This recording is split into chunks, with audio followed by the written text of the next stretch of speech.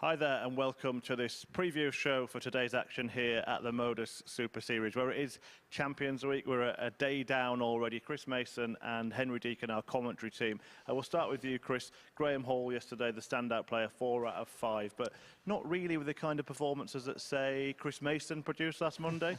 No, he was rather, well, more solid than spectacular. It would actually be, underplaying how solid he did play throughout the day. I think he was a little bit fortunate to end up with winning 4 out of 5 when you look at the field and what we expected from the field. And we usually say today is moving day, and I think we'll see some big movers today and some big performance of what we expect. This is a quality lineup, and I think they can play a lot better. And that's a compliment. That's nothing else but a compliment, because I rate them all so highly, and we've seen them play so well in previous weeks here, and not just in qualifying. And Henry, based on what you've seen from these players so far, what moves are you expecting to be made on the so-called moving day? I'm expecting Robert Owen. I think when you look and break down the stats from yesterday, he was probably the most consistent player over the course of the 5 games. Again, you look at some of the opponents he played, they played their best stuff against him.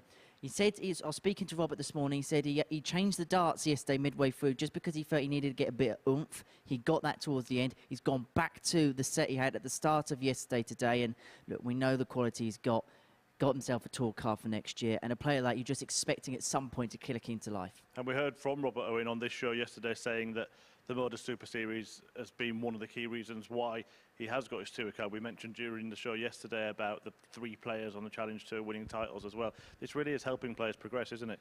Yeah, absolutely. It's the perfect environment. There's one thing, getting used to playing on the floor. We always say you sort of go through Super League and then get on the county stage, then maybe progress to Challenge Tour, Q School, and then eventually get a tour card. Well, eventually, when you've got a tour card, there's going to be a point when you qualify for a TV tournament and you're thrown in at the deep end. What this allows you to do is get used to playing in a high-pressure environment, under the lights, as they say. They say it about boxers all the time. They can be great sparring partners and great in the gym, but you put them under the lights and, they just don't produce. This is giving them an opportunity of, when they're getting involved in a tight match back on the floor, they've got way more confidence. And we heard Henry just mention there about Robert Owen changing his darts, changing his setup yesterday. We saw Graham Usher bring different darts for the first time in 35 years, even though they were the same.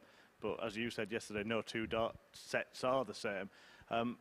What do you think about players making adjustments? Because it seemed to work for one but not the other. Yeah, I think it can be a bit of a big risk, but when you're playing over 3 days, you could pick them up, get on stage and throw like a dream with them, but more often than not, it takes some time to get used to. Listen, we see it with Peter Wright far too often. But I think the situation with Robert Owen is they're a dart he's familiar with, and sometimes you just change them and it'll sort of reset your throw. It's hard to explain, and that's exactly what happened yesterday. It just resetted his throw, felt more comfortable with him, started to pin those doubles. I mean, the tops and 10s have given him absolutely nightmares yesterday. Changes his darts up, starts to produce what we expect. Yeah, and Henry, you were mentioning you think Robert Owen will start to carry on where he left off last night. What are you thinking as who might get through this group at the end of tomorrow? Possibly, but I just think it's too tough to call. I mean, everyone, it felt, apart from Graham Hall, who got the 4 from 5, felt as if everyone was cancelling each other out yesterday. And I think if you look at the stats and things, that I get the sense that could be similar. Someone needs to make a move today if they want to give themselves that opportunity tomorrow to get through the group with a little bit of ease about the tungsten tension. Not sure he gave us a name there, but you try and give us a name.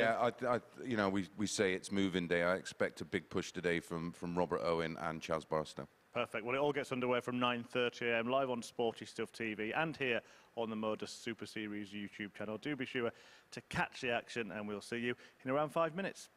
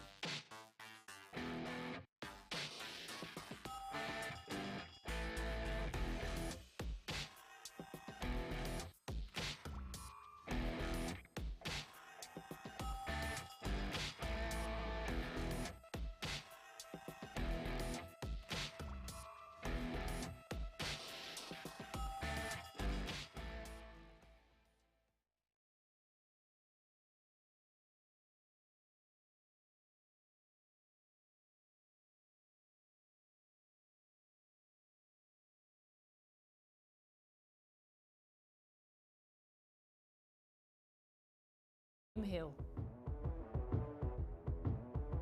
The MODUS Super Series, brought to you in association with Bet365, Betfair, Betfred, Coral, Ladbrokes, Paddy Power, Unibet and William Hill.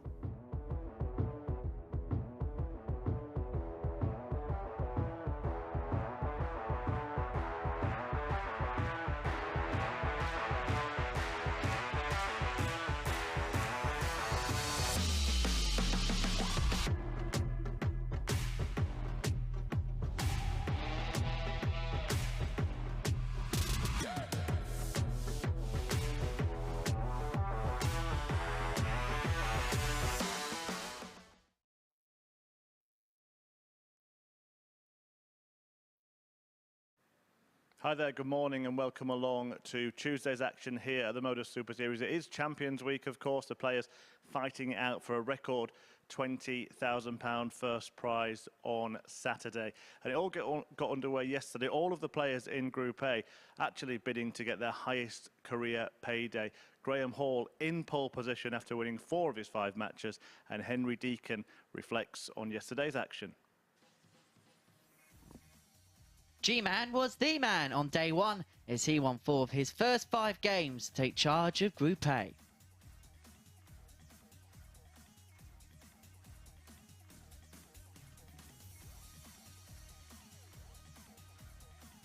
After a bright start, Lee Evans will feel he should have got more than 4 points out of yesterday, with this 138 being to save the match against Graham Usher.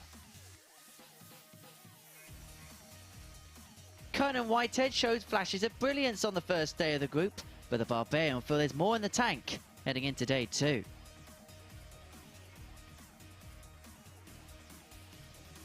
Robert Owen was finding things tough at times, changing his darts midway through the day. He managed to find the right play with this 135 out against Conan Whitehead. After a slow start out the blocks, Chaz Barstow went on to recover, claiming 4 points on the opening day.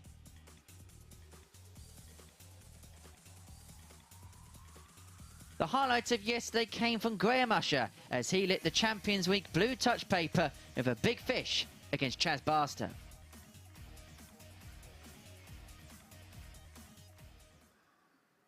Chris Mason, a participant here at the Champions Week. Looking forward to seeing him back on that stage on Thursday. But for now, he's going to do his punditry. I was going to say what he does best, but what we saw last week, maybe that's not quite right. Steady, steady. I'm back in my safe place, mate. We'll start at the end there, because that 170 from Graham Usher in that game was a really crucial shot, wasn't it? It was, because it ultimately saved the match, and he went on to win it and picked up a very important 2 points, which ultimately put him in second spot overnight. Yeah, and it was the other Graham that was the golden Graham, if you like. As Henry said, G-Man was the man, and he is top of the table.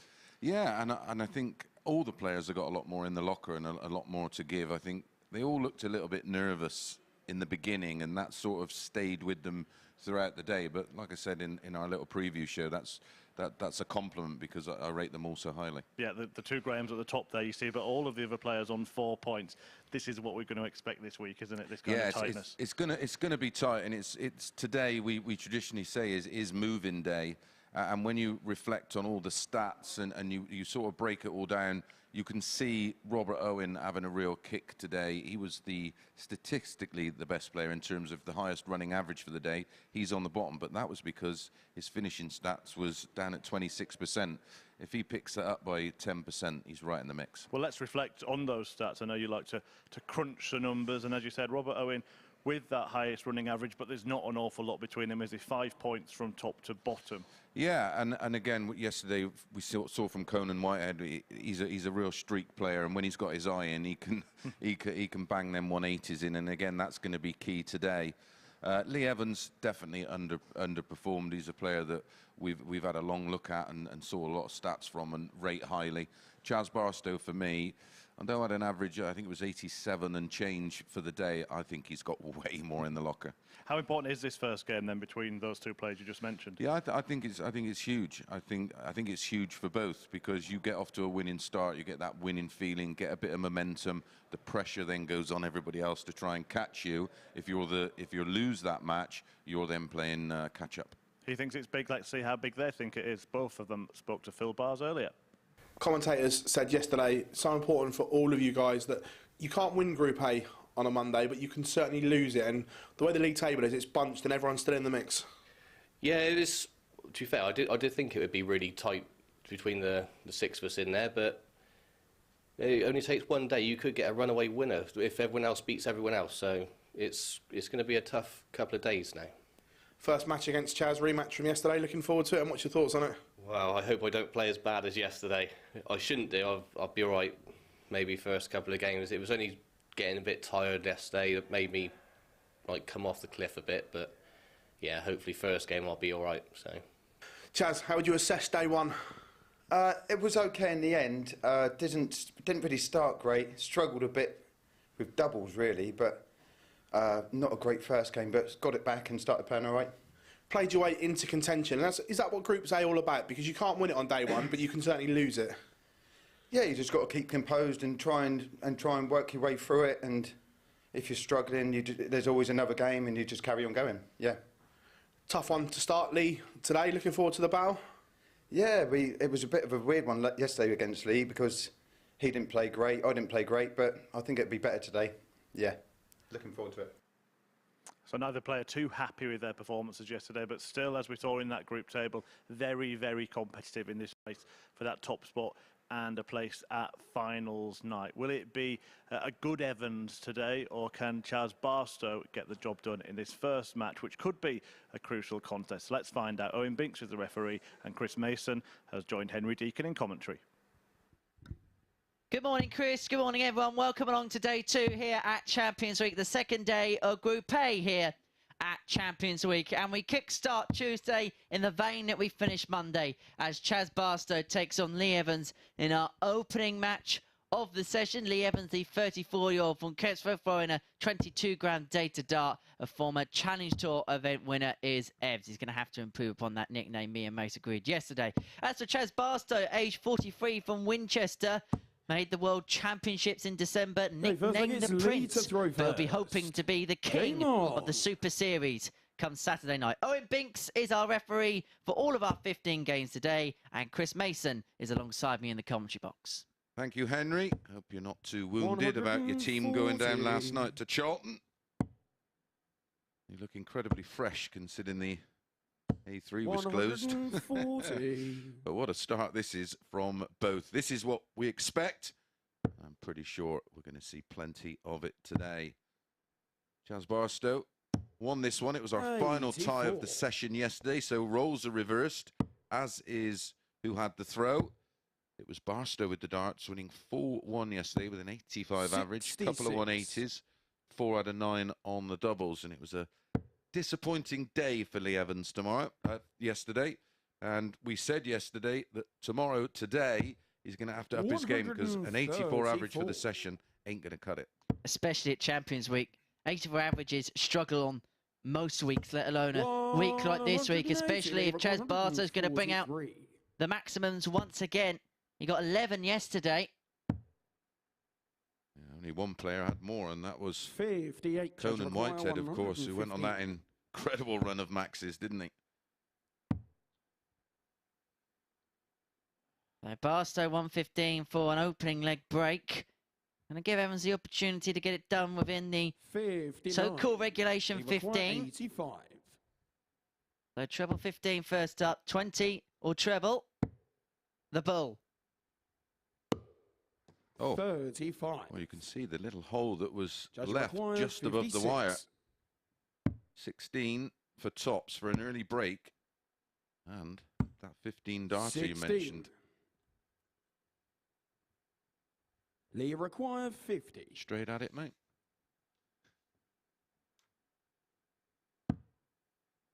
No, he's going to go the conventional route. Only rascals go that way. Yeah, Chaz Barstow's doubling for the day, down at 29%, some 18. 7% below Require 40. his sort of running average on finishing.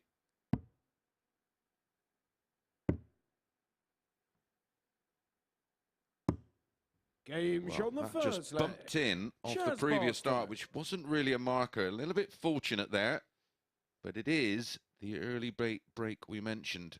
And Second despite against winning Chaz this to tie throw yesterday first. 4-1, it was Evans that was favourite to win the match. Quite bizarre. Interesting, and I know it's only a leg in, but they're kind of playing to the type of yesterday. And Chaz Barstow said in the interview it wasn't a great affair, but sometimes we see that with the last game of the session when it's 60. been a long day, 5th match. Yeah, fatigue and everything else. Of course, well, it's not that much of a travel 94. for Chaz Barstow, of course.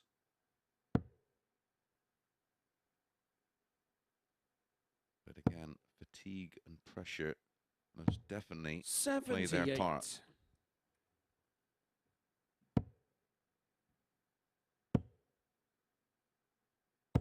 $140. Both players ended the day on 4 points yesterday, but I think both players will feel differently about the 4 points they got. Lee Evans will feel that he should have got more, and Chaz Barstow will feel as if he 96. recovered the situation well enough. Yeah, he had a bit of a torrid start, did Barstow, losing his opening match 4-1 with a 79-78, which we just don't expect from Barstow because, well, I rate him so highly. And Lee Evans sort of got away with one with an 86 average against Robert Owen. Charge of 108. It was certainly a day of two halves for Barstow. Well, he's going to have to, well, he doesn't have to stay on 18s, but 54 leaves 32. Could go ball. 42. Just at treble 20. 167. Goes with Evans back on 167. It's a risk you're prepared to take. Did see that wonderful 170 yesterday, didn't we?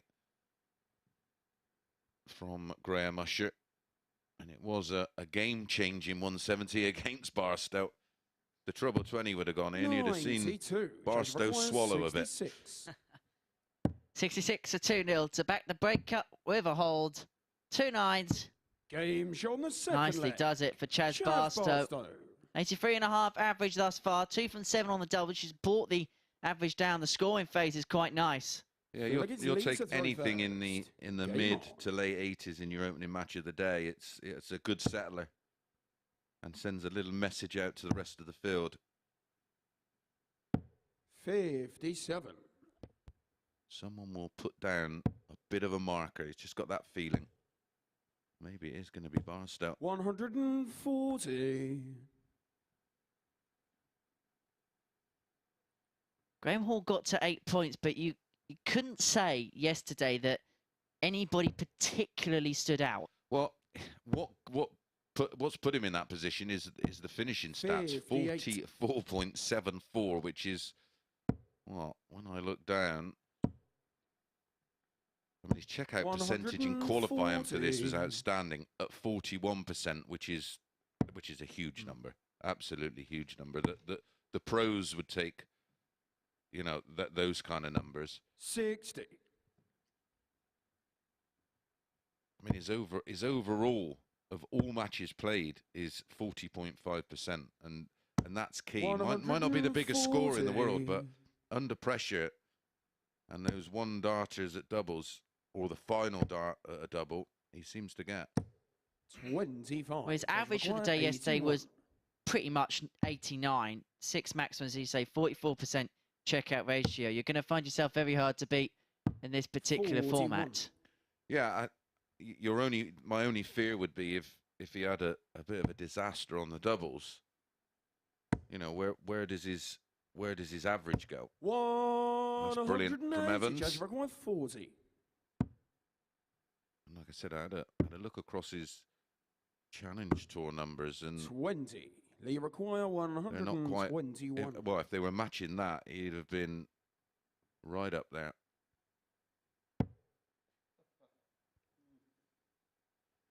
And when you think this is a much more higher pressure environment, isn't it, than the Challenge Tour? That's played in little cubicles, not under the lights. It's not 4 feet off the ground. Require 20. But you must have found it as a player that certain tournaments and certain formats play into your hands more than others. Yeah, absolutely. There's certain tournaments that all the players sort of prefer. We hear it from Gary Anderson, he likes certain tournaments, doesn't like other ones. Well, he was never a fan of Forfeit Blackpool chance until to he throw won it. first. Game on. That's the double break in for Barstow. Looking very, very comfortable. And looking at the numbers, Evans is 57. sort of continuing where he left off yesterday. So it must make here one of your favourite venues than you won here last week. Yeah, one of the few I've ever won at. 131. No, there is this certain.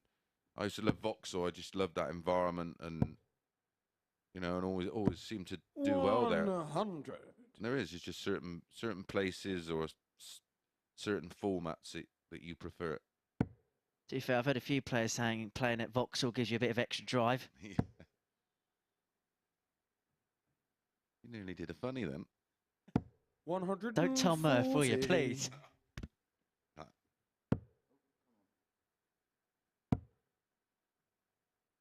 120. Now, we're seeing the side-on actions here.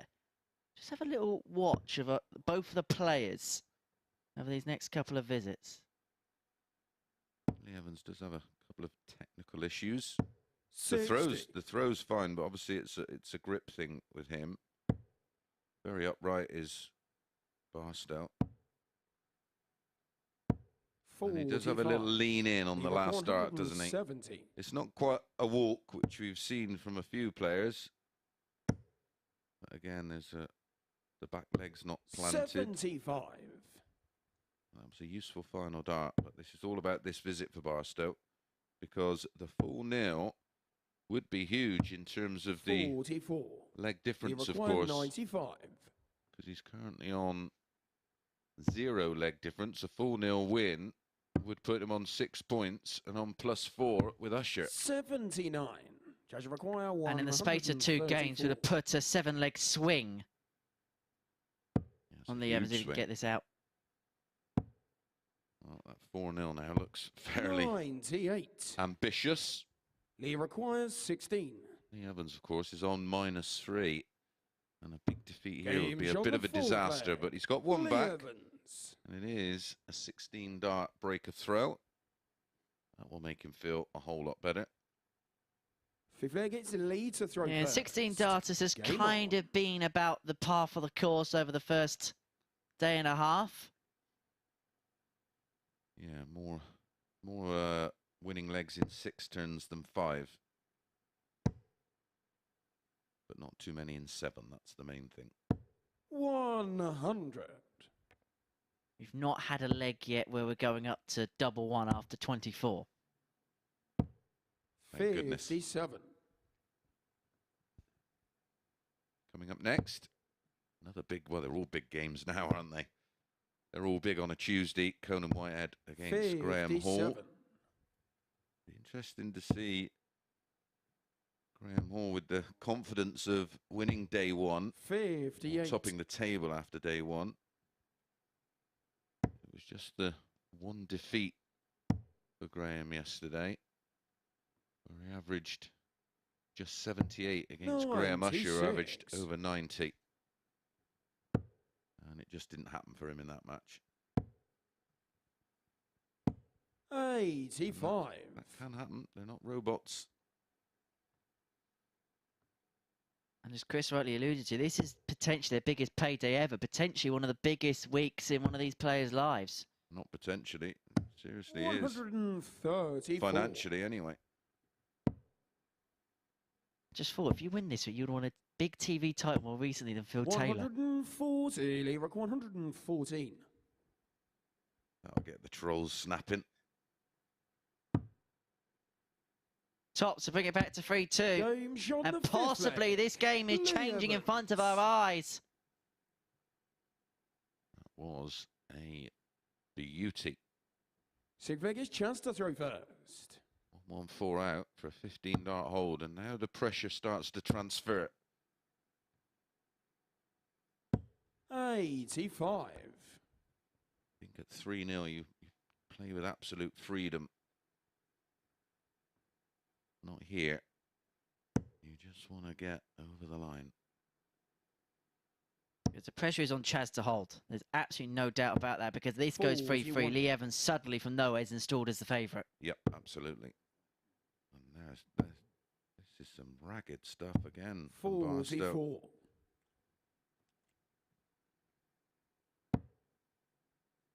Look at Barstow's all-time Super Series and Live League stats. 78. This is 206th match. Is it 300 180s? 91.33 across all of those 205 matches. It's absolutely staggering. Well, he's now at 301 180s, of course, because he won in the opening leg of this one. 100. Those numbers are incredible.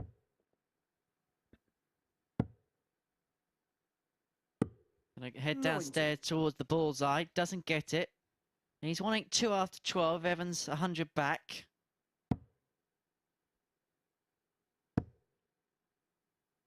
Needed ideally a 2-treble visit, so 6 at this for Barstow. That's not a bad dart if you're going to miss. It should be a 140. 100.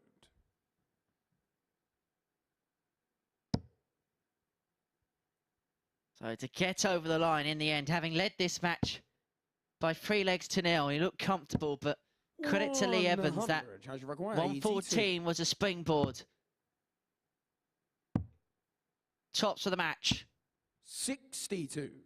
And so Evans returns to take us all the way.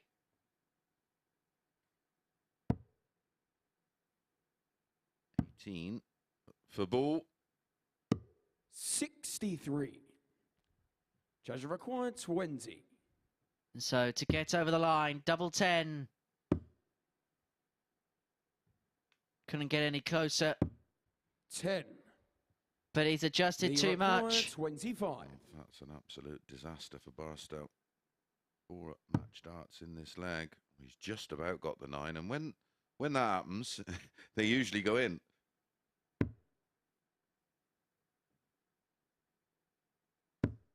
Nine. Judge required 10. Straight at it.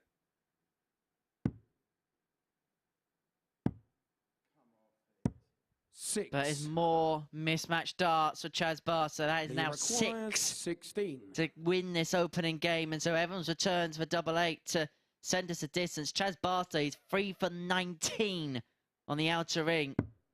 And he gets severely punished by Lee Evans. And the averages have turned around. It's now Lee Evans on 82.47. Game on. Chaz Barstow now down at 77.92, and he was in the mid-80s for the majority. That was a real stinker. Opening 3 legs going to Barstow. Next 3 in 16, 15 and 22. 85. To Lee Evans. There's nothing funny about this for Barstow. 100. Barstow does have to stand up and be counted. Certainly does. And 134. it's the mental effect of losing a game like this that potentially 96. sort of set him on his way for a big day to get somewhere near the top of the table. 135. Of course, nobody's out, but the winner of this Group A is straight through to Saturday night's final, getting Thursday and Friday off. Second and third go into Group B, which is a group of 5 where the top 3 go through, where 4, 5 and 6 are back for the Thursday and Friday morning red-eye, where only 2 from 6 go through. The qualifying from that is a serious task. Well, incredibly, Lee Evans is now on the brink from 3-0 down. He's got 3 at 32 for the match. He's faced 7 match darts. These are his first. He only needs the one. And Lee Evans punishes the missed doubles from Chaz Barstow. And he wins by 4 legs to 3 from 3-0 down with an average of 86.15. one maximum apiece in that match, but it's the 3 for 19 on the doubles that has come to cost Chaz in the end. Lee Evans 4 from 11. That 114 checkout was a real springboard for him, so he is on the board. We're going to take a short break. When we return, it's Conan Whitehead up against Graham Hall.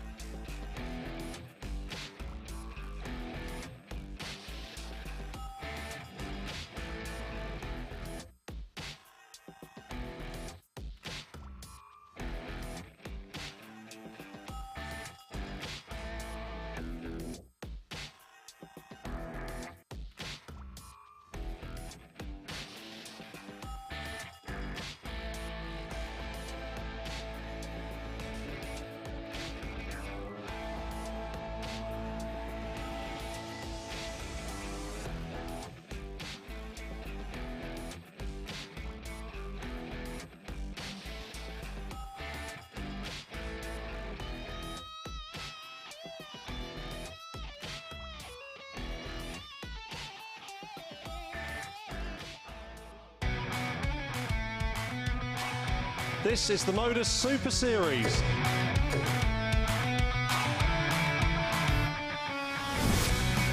$180.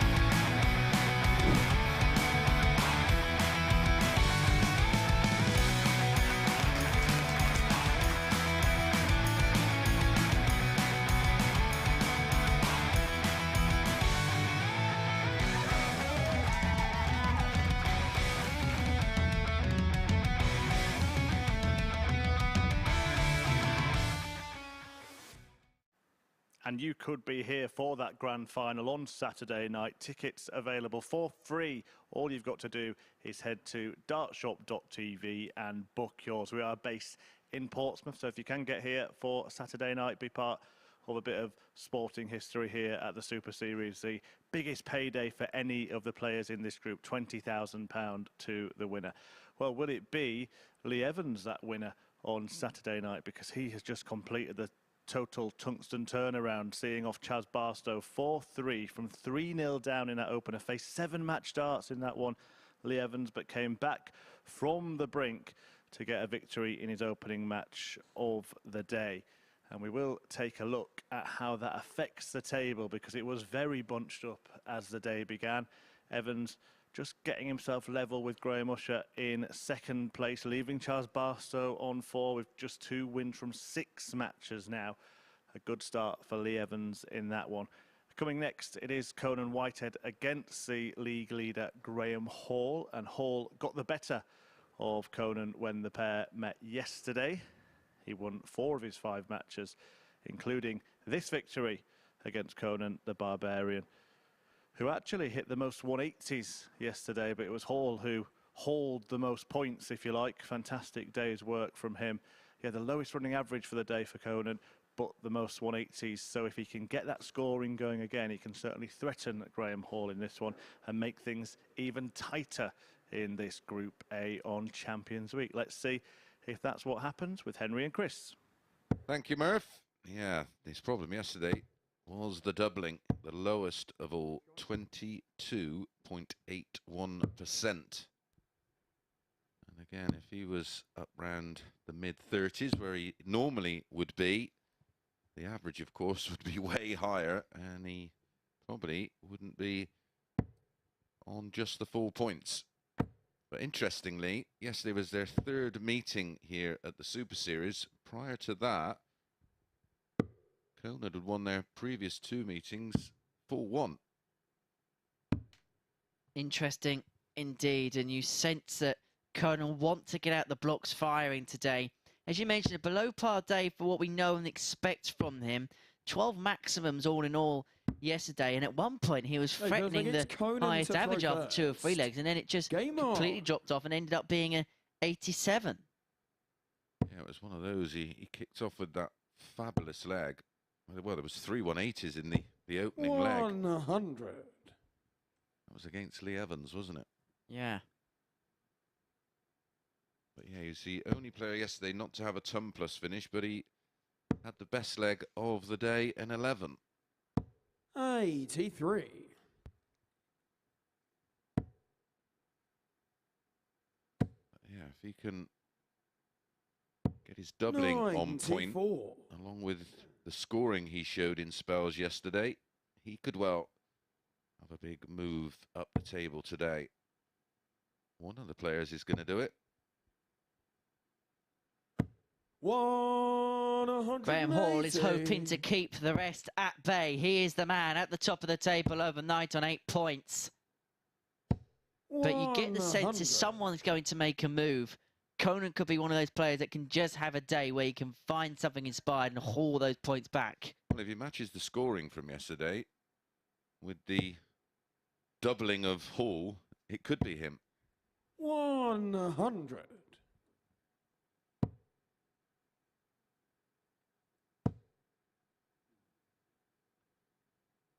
Certainly got the scoring game in his locker. Has to be careful here, though.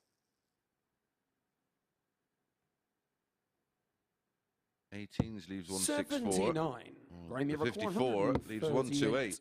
That was a bonus. Oh, we've seen this yesterday, of course, didn't we? From Charles Barstow and Lee Evans. Double 9.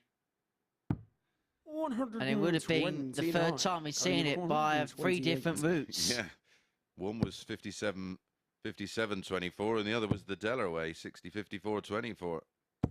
56.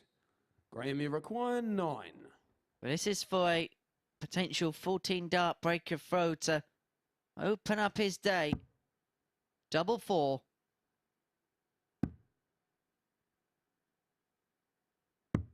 Game shot on the first. Gets there in 15. A break of throw for Graham Hall as he takes full advantage here against Conan Whitehead, leading by a leg to nil. It's Graham to throw first. Game on. Well, we've seen him, of course, down at our previous venue. Have an incredible couple of days in. I think it was Group C.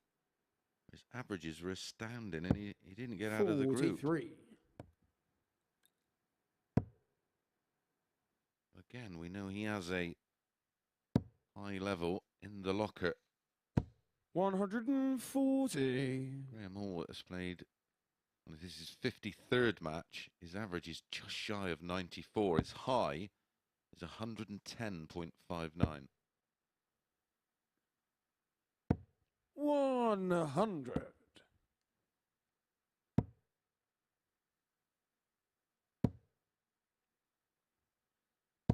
100.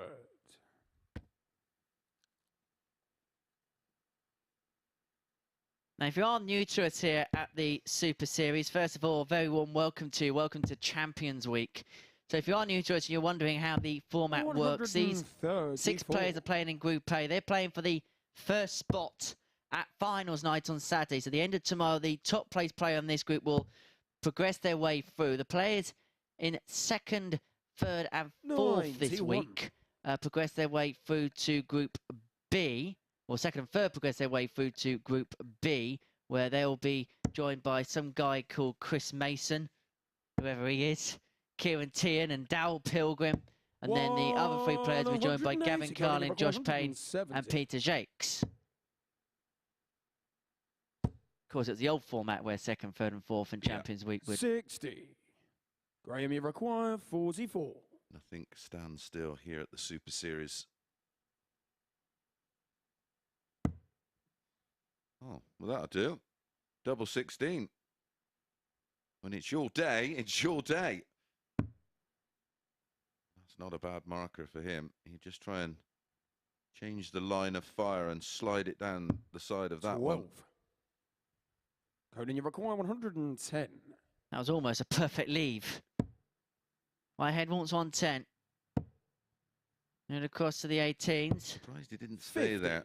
I know he loves double Graham, you 18, require but 32. there was a chance to leave a dart at double 15. It was a good guy. Game's on the second leg. Yeah, the lie was Graham set Hall. up perfectly for him, wasn't it? But Graham Hall takes full advantage and opens up a 2-0 lead. And another one of those 16 dart legs. Feel like it's Quality Conan to start throw here for Graham first. Hall, averaging shade under 97. Yeah, it is a solid start, and that's the confidence he has taken from 60. topping the group yesterday. And he would be probably the first to admit he was nowhere near his A game yesterday, but it was more than enough. I'd have thought coming to this, his mindset would be, well, if I can 29. find a B game today, I'm pretty much gonna secure my place at the top of the table overnight today. 45. Where every single player will know that no one's really got out the gap, got out the traps firing on day one, and they're still trying to wait for that blue touch paper to be lit. Yeah, that's what I was expecting from Barstow in that opening game. And 96. the way he started it looked like it was on the cards, but he's now on the back foot. Only thoughts in his mind right now are negative ones. 123. He's going to have to arrest that very quickly, otherwise he will get put adrift. Yeah, you'll get swallowed up by the rest of the group. Up next, our 43. final two players of this group of six. Robert Owen against second placed Graham Usher. 100. And I really do expect a push from Owen today as well. Intrigued to see how both of them perform today. 80.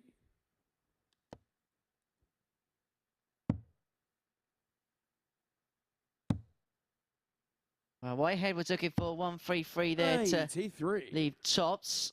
83 leaves himself 90 after 15, with Hall all the way back on 253. This is to bring one back and to put it in within to 2-1. 135. Conan, you require 90. Makes this 90 a little bit different. Got to stay there. Ball. 56. Graham, you require 118. So 118 for Graham Hall. This is for a 3-0 lead. 18 for tops. 98. Well, Conan, you will require Conan 34. go straight at it. Splits 2 for double 16. Game's on the third leg. Well, when Conan it goes in, Whitehead. it most definitely was the right way to go. And he has got one back, and he's now within one. Full leg, it's Graham Graham to Hall throw first. Having one Game dart on. at tops for 3 zip.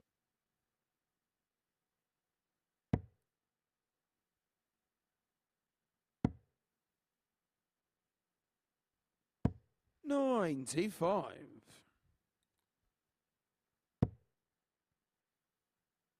And he is. Wonderful throw. One. And that's the result. 180. That's his first max of the match. Graham Hall picked up half as many maxes yesterday than Conan Whitehead on 6. 134. Was an incredible tally in the end from Conan, the 12. He could be doing more here. 140.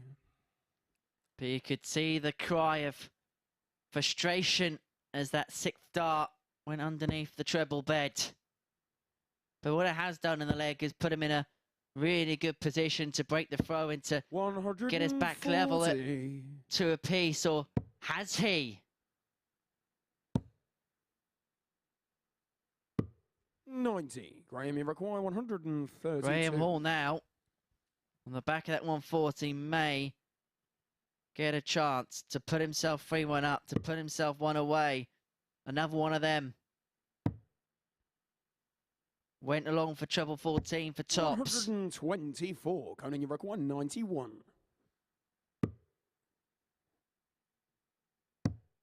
Ball. Has to move. Only an inch or so. 66. So lucky. Super effort. Graham, you require 8. A 3-1 lead.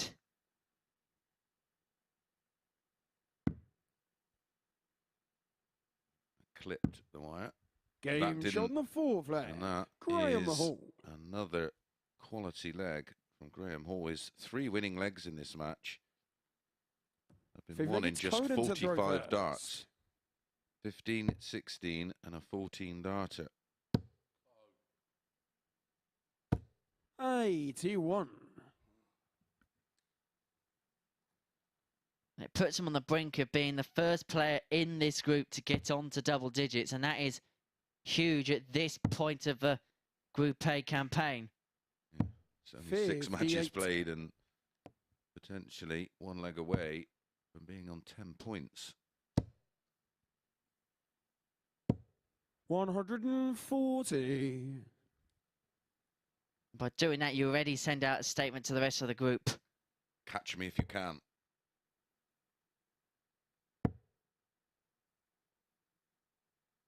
125. Because it opens up a 4-point buffer on Usher and Evans. Usher comes up next, and then a 6-point buffer on those in 4th, 5th and 6th place respectively. This week is the start of the penultimate series 92. of Players' Championship events for the elite group of tour card holders. Players' Championships 25, 26, 27 40. and 28. Starts on Thursday. We'll keep you up to speed of any significant results as they happen while we're on air.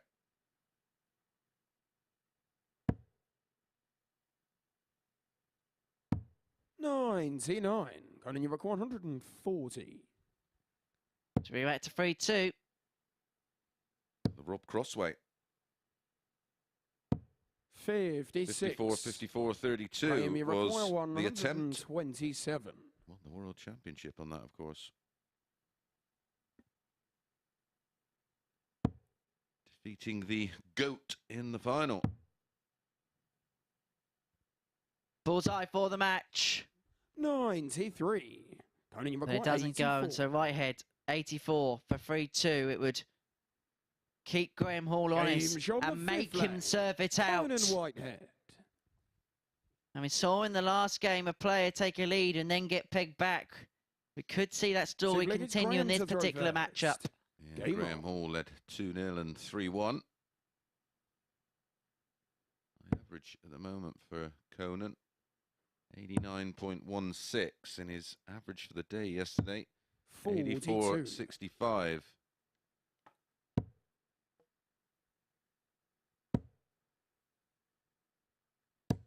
$95.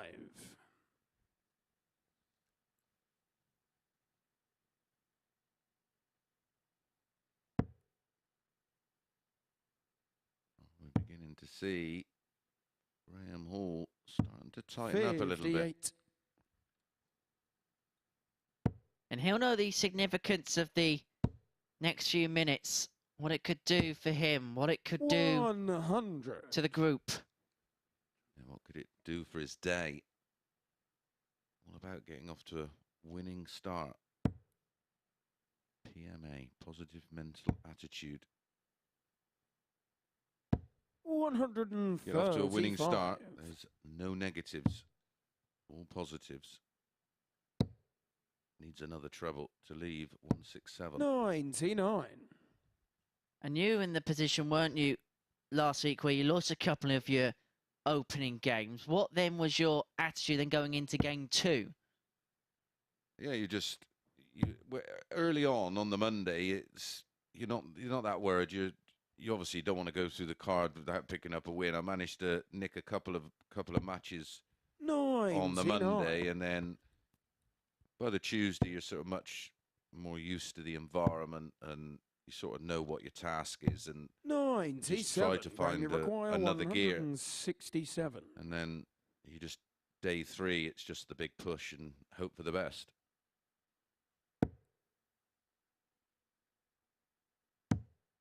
And that is the beauty of this format. It is 93. it's the only time you're going to be 110. out is on the Friday. The only time it really becomes knockout darts apart from finals night. 50. So 74 for the match this requires time. 74. 42-32.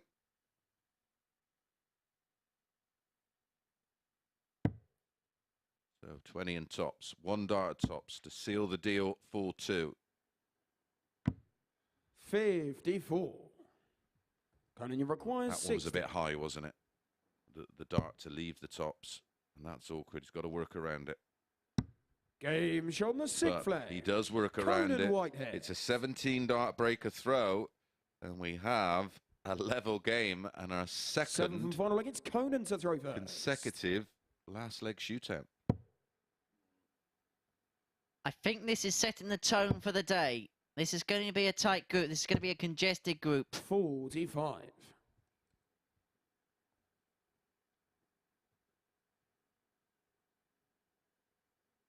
I think the over legs market might be one to look at today. If you're having a flutter, 18 plus, begambleaware.org. 140.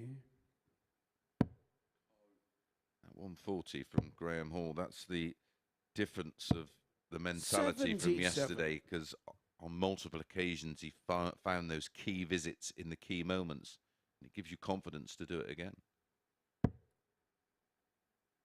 Where Conan is desperate for the win, Graham Hall's just thinking about throwing. 134. 140, followed by 134. Should be game over.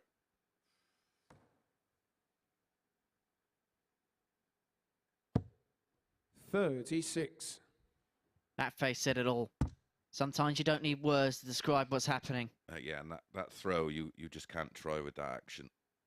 You need to be totally relaxed.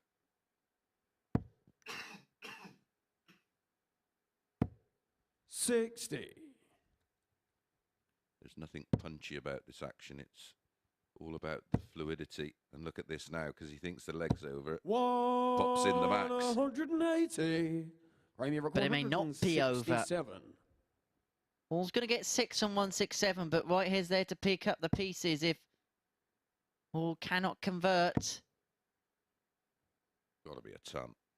100. What have you got here, Conan? Got to be treble 18. No, 86.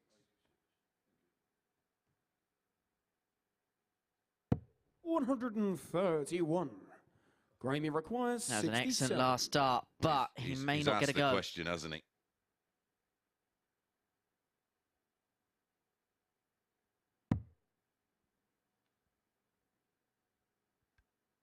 $14 ball. The ball for the win. 42. But it won't go, and Whitehead returns. Conan, you Couldn't have been any closer. 32. Game shot and And the roar of approval from Conan Whitehead. That Whitehead. maximum in the last leg proved to be oh so crucial as he gets over the line. 4-3 against Graham Hall. We are seeing a pattern here where the comeback charge has been on, and it's Conan Whitehead who's done it this time round. Graham Hall opened up a lead, opened up an advantage, but he couldn't see it home. 3 out of 12 on the doubles, the main reason for that. And so Conan Whitehead moves himself onto 6 points, and things get very, very interesting now in Group A. Graham Usher can make it onto 8. If Robert Owen wins, well, it gets very interesting.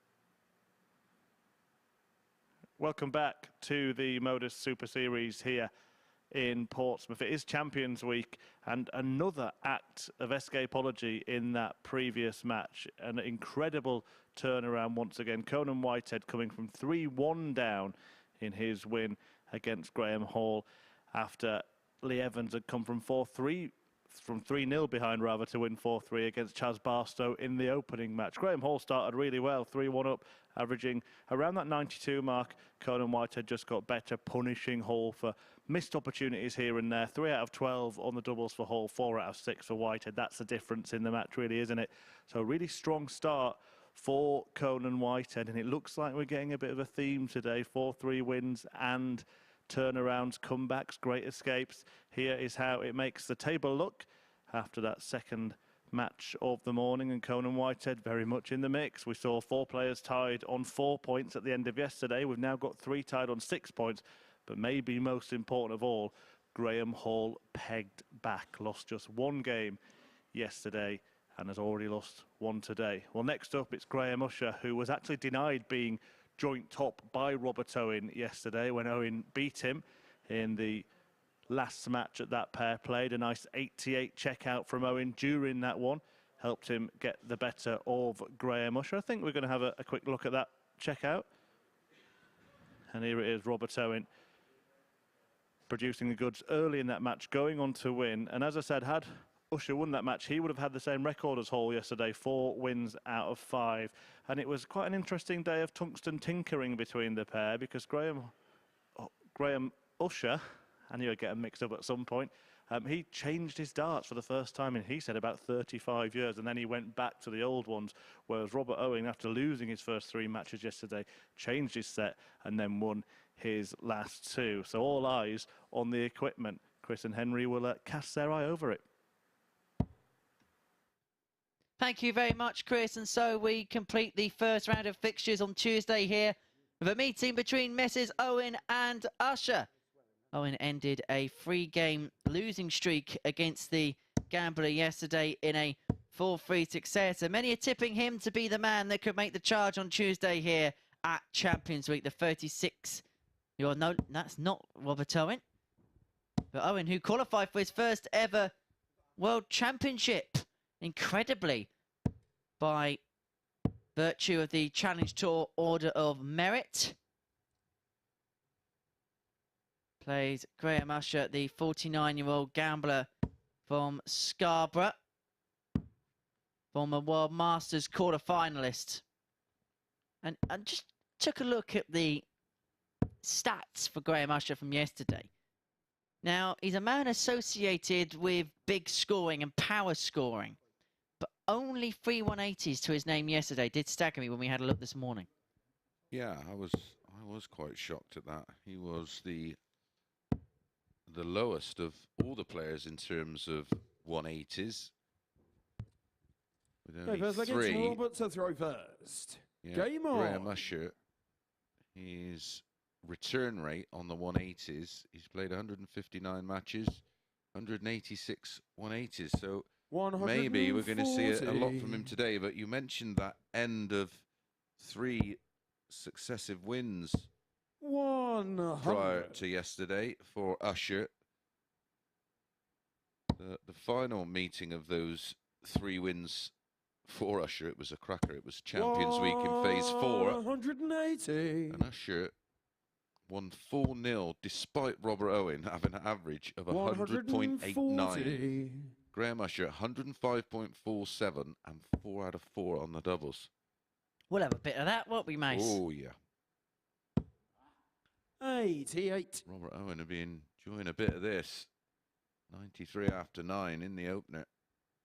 180. We called it. Robert, you require 93. To get his stats back on tally, he's got it quite a few today. 214, switch across the board. 65. Graham, you require 81.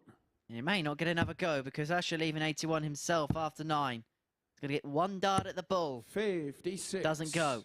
Robert, you require 28. Thickness of a wire away. Double 14 for Owen for a 13-dart holder Game throw in shot leg the 1. first No leg. mistake at Robert all. Owen. Well, what an opening leg that was. I don't mind 7 of those, pal. Second leg, it's Graham to This throw is the first. Champions Week standard we want. And these are 2 players, I think, 60. when we look at the stats yesterday, we think that they could go on and rise far above what they produced. Usher an 86.85 average for the day. In fairness to Owen, his daily average is 89.43, but it felt as if most players' best games 60. came against him yesterday. Yeah, Robert Owen, as you've just said, his running average across all of his matches 43. is a little bit lower than yesterday, but what will usually happen, of course, is, you know, you'll have 3 out of your 5 matches where you're in mid to late 90s, and then you might have a couple of iffy games, a couple of off games where you miss a few doubles and they're down in the late 70s, early 80s, and that sort of levels things up. But what we didn't see 100. from Robert Owen yesterday was them really big averages we know he's capable of. Robert Owen has a personal best at the Super 83. Series of 115.62, and that's the ceiling I am talking about. Not too shabby. 125. Put it this way, you wouldn't mind that at Super League, would you? You wouldn't mind it at county. I think you'd win the money. 110. That's not the highest average of all the players in terms of personal best, of course. Chaz Barstow has 117.88. 86. Instead of waiting the Jason Askew record to be broken, that's been there a while now. Yeah, I'll take some breaking. 47. Robert, you require 24. Oh, double 12 to maintain this serious high standard. No score. Graham, you require 110. So it gives Usher an opportunity on 110. Went the bullseye with 90 remaining. Don't like that. Smallest target on the board to leave a double. 90. Board management. Robert, you require 24. Lack of. Double 6. This is beginning to get a bit scrappy Game's for on the Robert Owen, second but round. not anymore. Robert Owen. That's the break. That's a 2-0 lead. The average has plummeted as a result of those missed doubles. Yeah, that was a Robert 20 to darter. first. He potentially Game was on on. a 16 darter, of course, which would have maintained the 100+ average had it gone in one dart, because it'd have been just 29 darts used to win 2 legs. 180. That'll bring it back up and then Yep. some. I sorted that out. 60. The scoring phase. Take a look at that. More maxes than 140s. There could be another max here. 100. That's a great ton. Deserved more. 100. Had some gap in the averages, and it's significant enough to mean that if they stay the same, Usher's going to be 140. left wanting on those ton-plus outs. And he got the one yesterday, but it was 100. the Require 81. biggest one of the lot. Yeah, if you're only going to get one, just get the 170. Treble 10. 49. Sensibly setting up.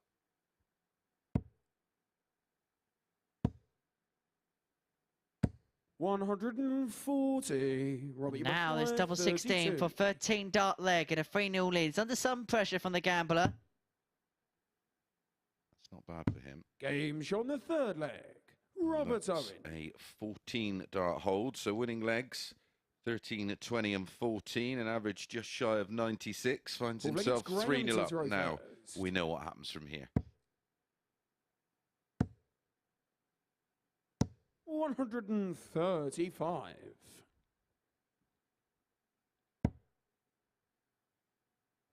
Well, we don't mind a 3-0. Well, the Charlton fans don't. 95. Giving you nightmares, that 3-0 scoreline, isn't it, Henry? It was not 100. worth the tiredness this morning. And the A3 as well being shut. That was ironic, A wasn't 3. It's sure it wasn't the 22. A30. it? That's somewhere else, the A30, isn't it? I've spent many 97. an hour on that one myself.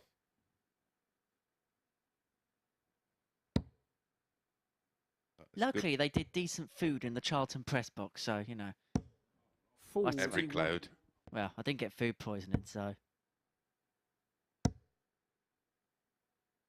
Although the seats in the press box are really weird. It's like being on premium economy on BA or something like that. So you sit in the seat and there's the desk lifts up and you bring it down. It's like you're a toddler sat in the high chair. Well, you are. Maybe they knew you were coming and got you a special seat. Graham Usher. Good response from Usher. A 15 dart hold. But now the hard work starts. As Robert Owen Robert to throw first. has the honour. Game on. Can he wrap it up full one? To be fair, a couple of our production staff could do with that as well. 99.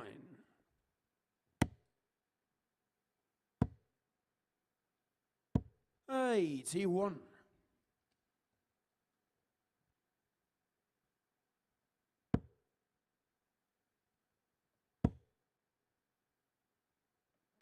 140. Great recovery. Finding 2 treble 20s to stretch the lead. 85. Now, key visit incoming.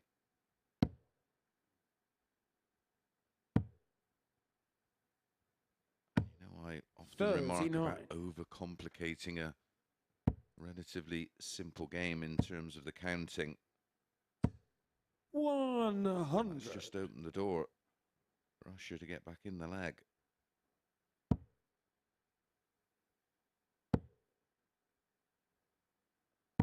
$97. Needed that. Because Usher is charging back. 108. Leg changer. 126. Game changer. Because suddenly, if this 1-2-6 doesn't go, which it doesn't, Graham Usher's threatening the break. When you require 55. To bring it back to 3-2. He's got 2 at tops. 50. But it doesn't go until Owen's back Robert, for the you require match. 80. That was very unlucky. Both darts touching the wire. Oh, it's got to go 25. Oh, isn't that always the way? 62. Graham, you require 40. He's left himself on double 9 should he return. He is No going to score. return. And Graham Usher looks around the room in bewilderment. Robert, you require 80. So does Robert Owen. I think he thought he had 15 left. Game shot on the In mark. fact, he had 25, Robert but it Owen. is Robert Owen who picks up a massive win, a real significant win against Graham Usher, and this table has seriously heated up. 87 the average for Robert Owen, 89.19 for Usher, but it is Owen that gets the 2 points. When we come back, it's Graham Hall against Lee Evans.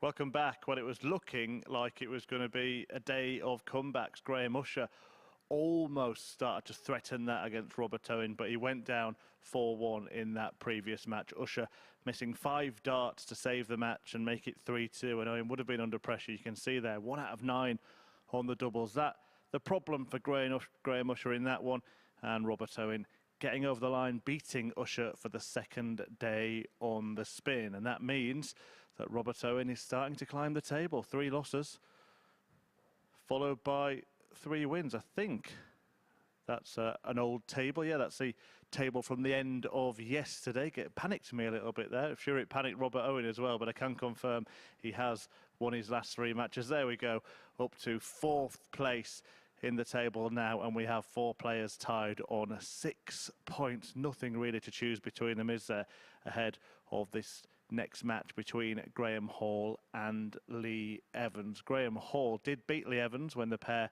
met yesterday, and he did it including this fabulous 92 checkout, as he had that great day yesterday, but not the start that he would have wanted today. In fact, both of these players were involved in tungsten turnarounds, comebacks on the opposite end of them in the first couple of matches. Evans coming back from 3-1 down against Chaz Barstow, sparked by this, in fact 3-0 down, wasn't it, that one?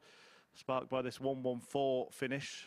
A great escape from Evans in that one. Well, it'd be interesting to see what happens if Hall goes in the lead in this one. We saw Graham Usher threaten it but miss out, and then we did see 2 big comebacks. Is it going to be that kind of day? Let's find out with Chris Mason and Henry Deacon.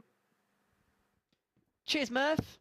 And what an interesting first 3 games we have had to the day here at the Super Series. The top 3 overnight losing to the bottom 3 following the first day's round of fixtures. And so what we're going to see in round 2, I wonder, Graham Hall and Lee Evans kicking things off. Graham Hall losing 4-3 to Conan Whitehead, while Lee Evans pulled off the Escapology Act against Chaz Barstow, winning 4-3 from 3-0 behind. So both players have been on one end or t'other of a comeback, but would it be plain sailing for one in match 4, I wonder?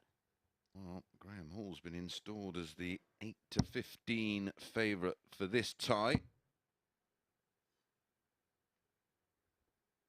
Interesting to see what his mindset is.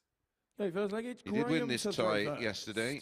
Game Graham on. Hall with his best performance of the day, 99.7, winning 4-1 to an 83.46 from Lee Evans. And that was against the darts. 100. Graham Hall has the honour today in this one. That was one of those breakathlon matches, wasn't it, yesterday? I remember 85. rightly. Yep.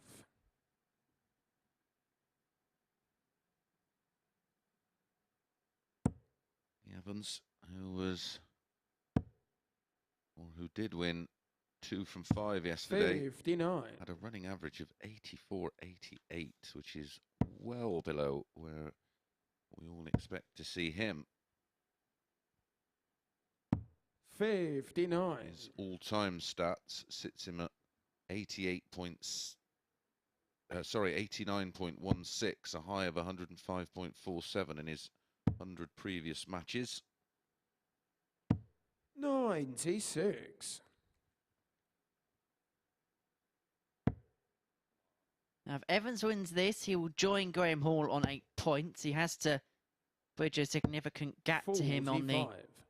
legs difference. But there is a conceivable scenario where if Evans wins, he's on 8, and then in the other rounds of fixtures, Chaz Barstow could bring himself on 6, and Robert Owen could bring himself on 6. And if that's the case, then we really are beginning to get to that territory where someone's going to have to make a move sooner or later. Well, yeah, for our next round of matches, we can end up with 100. Graham, you require say Evans on 8. 61. Chaz on 6, and Conan or Robert Owen on 8. End up with 3 players on 8 points. 137. That is a super setup from Graham Hall. Hitting a double after 15 means Evans would have had to have gone out in 15 or less to win the leg. Graham, you require 24. So double 12 for the opening leg for Graham Hall. 2 6s. Well, now this is getting a bit scrappy. Game shot on the first But no leg. longer. Graham Hall takes the first leg, and it's a rueful look towards the camera as he trudges his way back to the Second table. He against gets Lita the opening throw leg, but he's first. made it a little Game bit on. more messy than perhaps he would have liked it to.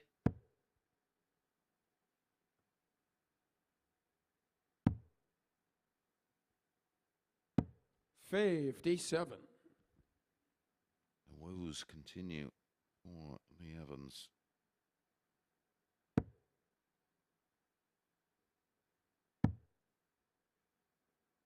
Best average yesterday was 93.17. Did start today with an 86.15, but most definitely a game that Barstow lost rather than Evans won. If you 100. get my stance on that one. 7 mismatched darts for Chaz Barstow in that opener, but by the same token, he's still got to be there to take 85. advantage of the opportunity. Yeah, when you're missing the odd 1 or 2, but 7, you shouldn't be coming back from 7 match darts. That's for sure. 56. Take advantage of the good fortune. He's putting his lottery numbers on tonight.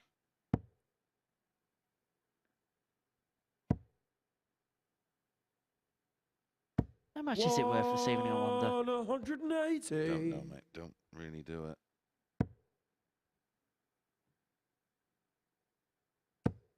Shall we commission it 50-50 between us? 58. You put it on, yeah.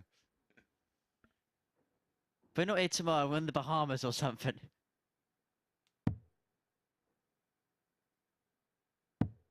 Going for a 171 here, Graham Hall, which would leave him on double 4. 100. Instead decides to go for the ball. And he was too good. I just don't. I don't get that at all. He's on 25 to leave tots, but that's always the risk when you do it, as you say, is you hit the ball and then you're spurning a dart You require 15. unnecessarily. Yes, you could argue, yes, he'll hit the single 19, but Still in the same situation where you have to find a single for a double. 11. I mean, how much can go wrong You going for the require ball? 130. exactly, because at least with single 19, you know the situation. I mean, if you go for the ball and you miss it outside, you could be anywhere and everywhere. Exactly. Or a bounce out. It's where the most metal is.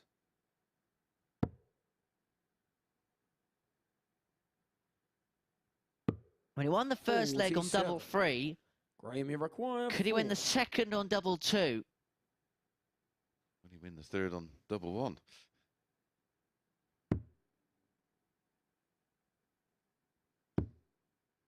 Remember, he's got his eye in on that treble 19. You know, you've started on the treble 19s for a reason on 179. 2. And they were sat up lovely. There was require an open bed. You just 83. had to get anywhere near the previous 2, and the dart would have been drawn in. As a consequence, Lee Evans, once again today, can pick up the pieces. 75. But he doesn't. And so Graham Hall is in the madhouse. Graham, you require 2.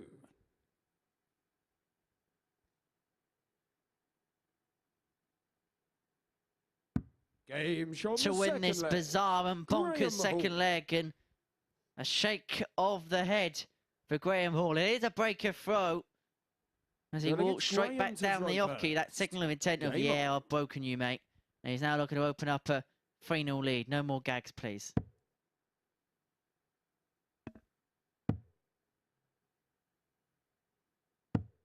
$46.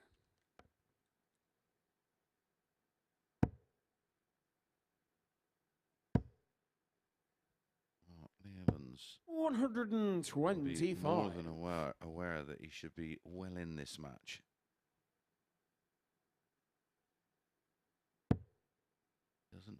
Doesn't have to find a massive improvement. 85. At the moment, Graham Hall's averaging 79. Evans on 77.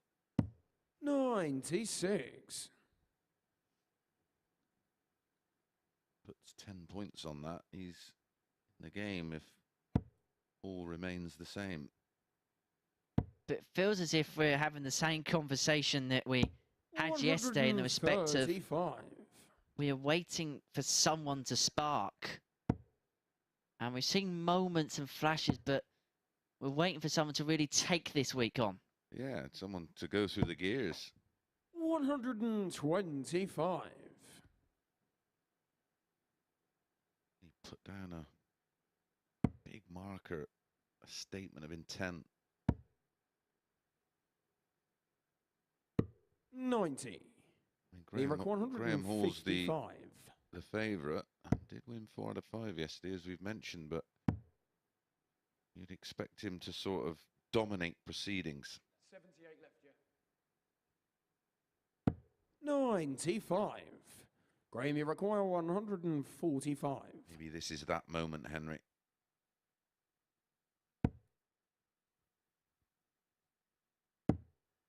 Treble 15 would have left him a dart at tops. 85. So Evans 60. to get the break back and to bring it back to within 1. Wants tops. Double 10.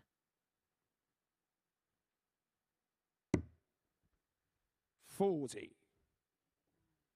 Graham, he requires 60. And so now Graham Hall for 3-0 lead. That's 4 missed darts at double in this game for Lee Evans. Tots for G-Man. 10s. 50.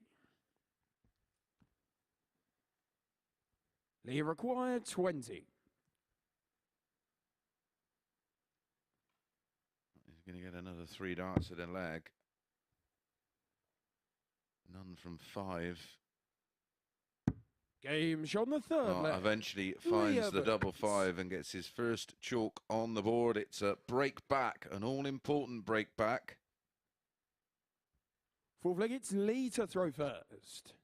Game on. These guys is going to grab this game by the scruff of the neck.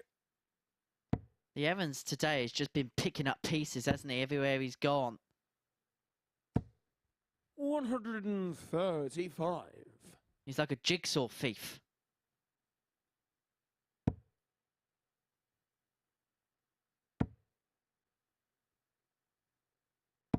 $100.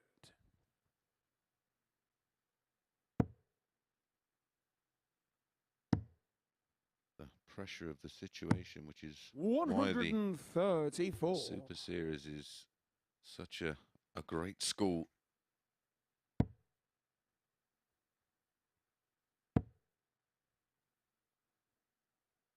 Now, I know Robert Owen has won his tour card for next year. We know Scott Williams will be a PDC player next year. We think Danny Van Tripe will join them too as the next best player on the Challenge to Order on merit, assuming Scott Williams gets in the top 64 at the end of the year. But looking ahead to Q School, I know we've got a busy end of the season still. Out of the players you've seen here this year, who do you think could be 1 or 2 that may be best suited to get himself a tour card? Nathan Gervin, I mean, the only people I think ahead of him on the Dev Tour have all got tour cards, which I don't agree with. I think if you've got a tour card, you're developed. If you don't feel you're developed, don't take your tour.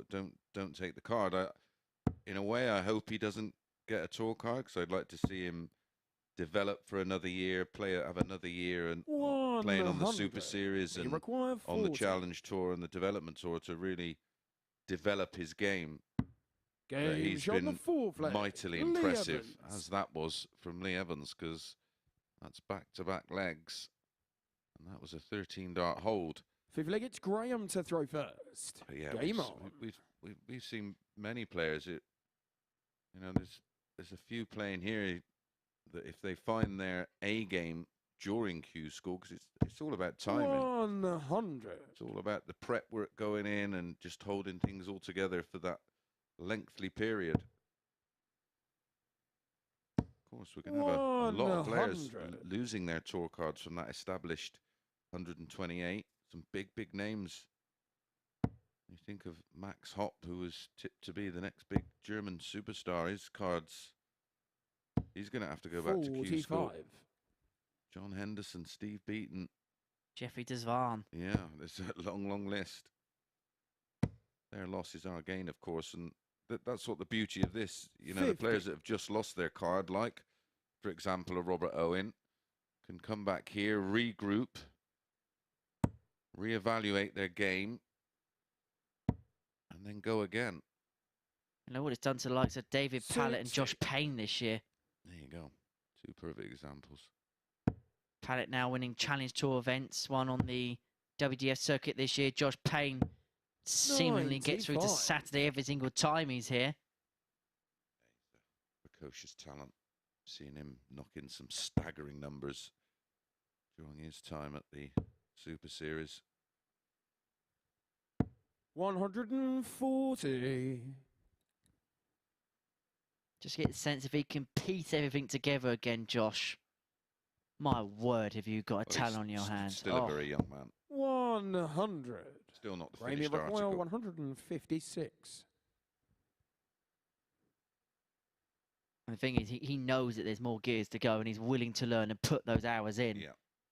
Well, we've seen those gears firsthand. 100. He require 156. You may see it on Saturday night. Yeah, it may do. Wouldn't be a shock. Oh, another one of those.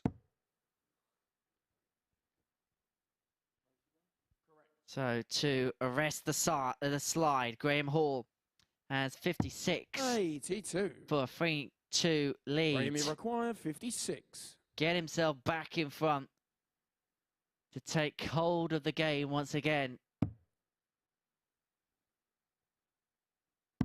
Game shot on the Fortunate to fifth lead leg. 2-0. Nothing Graham Hall. fortunate about that one, as he leads again. This time 3-2.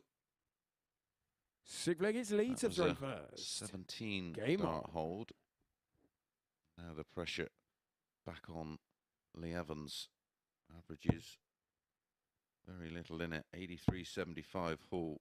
85.59 Evans. 95. A bizarre area of the scoring phase of this match. Not a 140 in sight for Lee Evans or a 180. 59. Both players with 10 scores of a ton or more. The significant ones for Graham Hall. 96.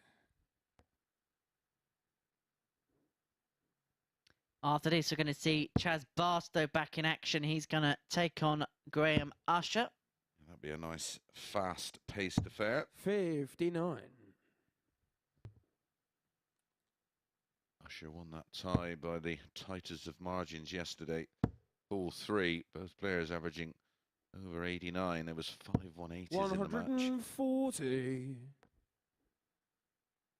I say probably between them two, Robert and Conan, they're the big maximum hitters. I say Chaz yesterday hitting 11 180s. Only Conan Whitehead bettered that figure, and Graham we know oh so well for his power scoring at times. This is what he got yesterday, Graham Usher, the big fish. Won't go for Evans on this occasion. Didn't need to go for it, even if he got the first two trebles with Graham Hall back on 283. So it looks as if we are heading all the way to a deciding leg once again. Yeah, for the third time in 4 matches.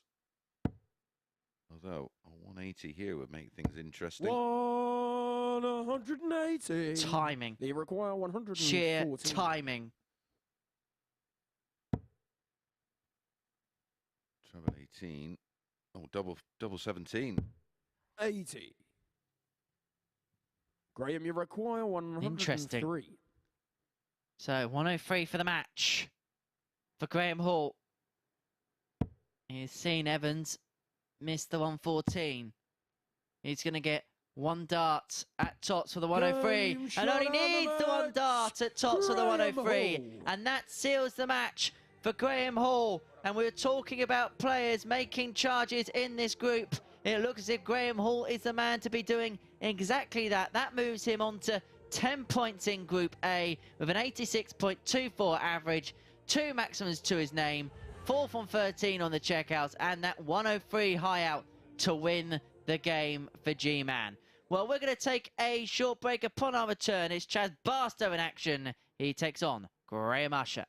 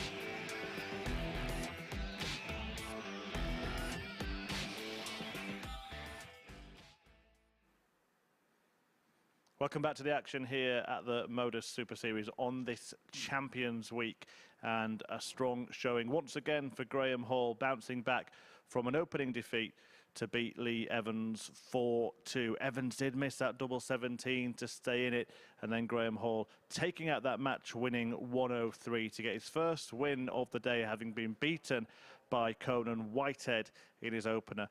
Lee Evans, the opposite fortunes, having come from behind to defeat Chaz Barstow in game 1, losing game 2. And how it affects the Group A table is like this. Graham Hall back on top, 4 points clear. Well, he was already on top, but he's pulling further away once again. And Lee Evans, well, in that pack in 2nd place or 5th place, whichever way you choose to look at it. Chaz Barstow, at the moment, the man at the bottom of the table, but he could join those players if he manages to get the better of Graham Usher. But it was Usher who beat him yesterday, a skin-saving 170 checkout in that match after Barstow had missed match darts, a couple of them in that leg, and Usher took full advantage, reeling in the big fish and then going on to win the match. Barstow himself today, well, he was ahead, as I mentioned, against Lee Evans and missed a dart at tops. That Graham Usher at 170, so good. We're showing it twice. Fantastic stuff from the gambler there. Yeah, Chaz Barstow missed match darts in his opening match today against Lee Evans. He was miles ahead in that one. He'd already missed a dart at tops before these darts as well. 6 in total in the match. And it was a kind of similar feeling for Graham Usher, even though he didn't have the healthy lead that Chaz Barstow had. We saw Graham Usher unable to do what he did against Chaz Barstow yesterday and missed opportunities to stay in his previous match, Graham Usher. Here we see darts at tops missed to stay in it against Robert Owen, who went on to get the better of Usher in that one. Look at Usher's face there. Could not believe it. So the pair of them looking to bounce back from those 2 defeats that we've just seen. Graham Usher, look, it's still really angry, wasn't it, at the end of that match? Couldn't believe he missed the opportunity to stay in it when he could pull out a finish like that 170 yesterday. Well, this one will be fast. It will be a pacey affair, and I'm looking forward to it. I'm sure you are as well, Henry and Chris. Yeah, thank you, Merv. It should be fast, it should be furious as Barstow takes on Usher here. And yesterday in the battle between the pair, it was the gambler who got the better of Barstow by 4 legs to 3. Barstow actually had 4 maximums in that particular match. 43-year-old from Winchester who will be looking to recover from that 4-3 defeat against Lee Evans in his opener. As for Usher, he lost 4-1 to Robert Owen. Probably the best game we've seen so far today, I'd say. Yeah, and that win for Usher yesterday was only his 2nd win over Barstow in the Super Series. So first leg, it's Chaz to throw first. Game on. It was their 5th meeting here this year. Barstow winning 4-1, 4-1 before a 4-2 win for Usher, and then last time out a 4-3 win for Barstow. And as you say, yesterday, 100. reversal of fortunes for Graham Usher, pinching it 4-3. Just almost feel we're 137. just waiting for Barstow to hit the afterburner. 140. This could be the 120. afterburner start. That's unlucky. Last start bouncing out the treble bed. Trixie on the floor. And Usher may punish into the hilt. 140. He's himself on 1-2-1 after 9. 81. Graham, you record 121. Can't finish now.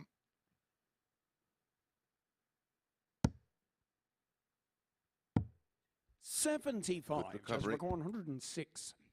Needed that. He needs this just to hold. Tops. 66. Graham, you require 46. For an opening leg break. Double 16. Now 8. 30. But it doesn't go. Chaz, you require So Barstow 40. will get his opportunity at tops. Game shot on the first And gets leg. tops and leads Chaz 1-0. Barstow. And this time he'll be looking to hold on to a lead. After dispersing one against Lee Evans early Second on leg, it's today. Graham to throw He was first. 3-0 up, lost 4-3. Well, it was a real 140. scratchy hold of throw in the end. 2 darts for Usher to break throw. 121. Just feel like Barstow's having to work for everything this week. 100. And when you've got that very natural, lethargic type action, it's very hard to 123. start forcing things. You've just got to let them go. 140.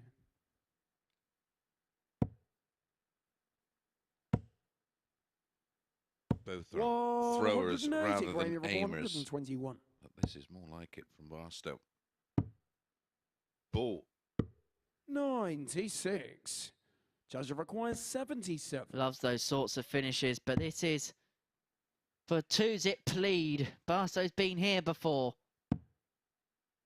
Tops. Game shot on the For second 2-0. leg. Chaz Barstow. And maybe Chaz Barstow is flicking a switch here. Well, that leg there was Barstow at his very best. A The leg is 12 dart Chaz break to of throw throw. first.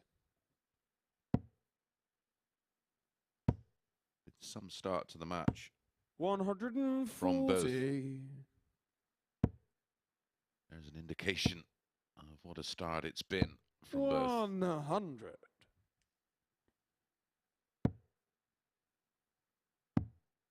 That 12 is Chaz Barstow's 44. best leg of the week thus far. Had a couple of 13 darters yesterday. 60.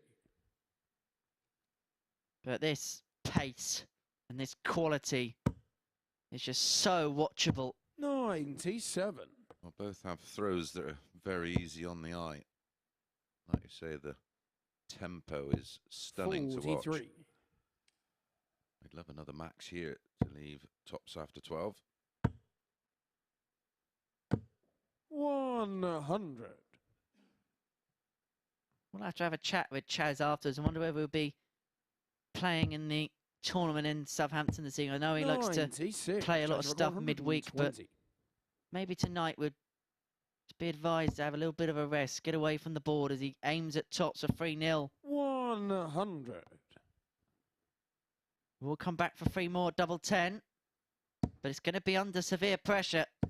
140. Ultra pressure. Judge record 20. This could be a test of metal here for Barstow. Game shown the third leg. Chaz Barstow. Not tidy enough from Barstow. 46 darts used to win the opening 3 legs, an average of Graham to throw 98.02. Graham exactly on 100. And he's yet to pick up a leg. 55.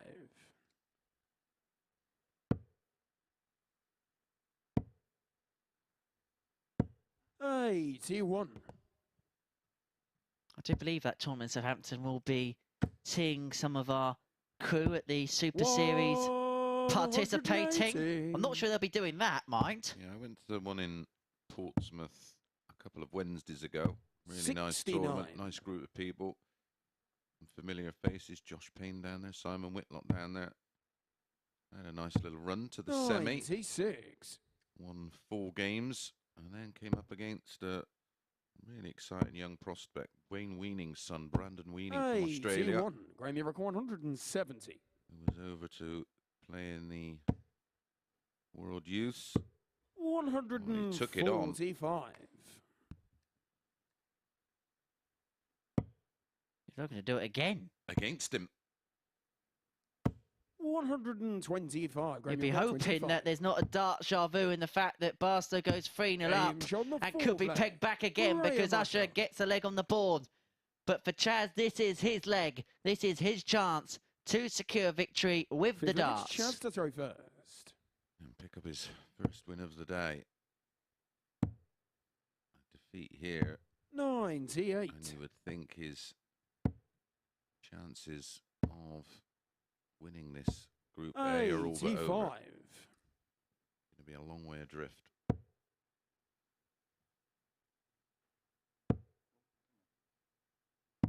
$44. This result is good news as things stand. If it stays this way, Chaz Barstow wins.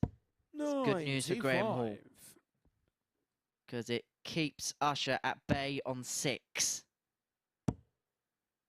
Yeah, the only 100. 2 players then that can go within 2 of Graham Hall will be playing next when we complete our 60. second cycle of matches. It's between Conan Whitehead and Robert Owen. 99.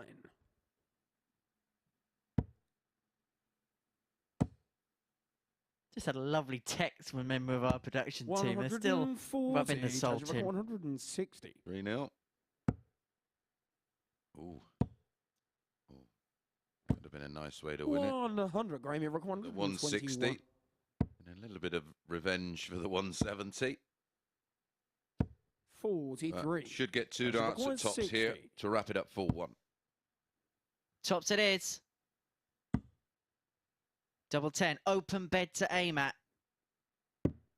40. Graham, So Usher is back 78. for 3-2. 2 12s. Game shot. And that is a break for Usher. Graham Usher. And now Chaz Barstow will begin to feel the blues again. Well, yet again, he's It's Graham to involved throw in a first. match Game where on. he's had multiple match darts. 180. The turning of the screw for the gambler.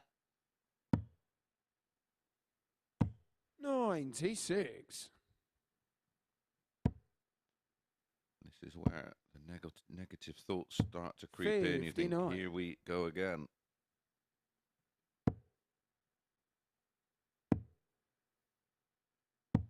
$48.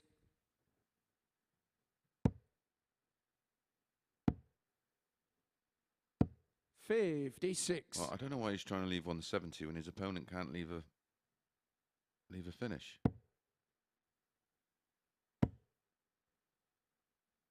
It's almost like they play pre-programmed nowadays.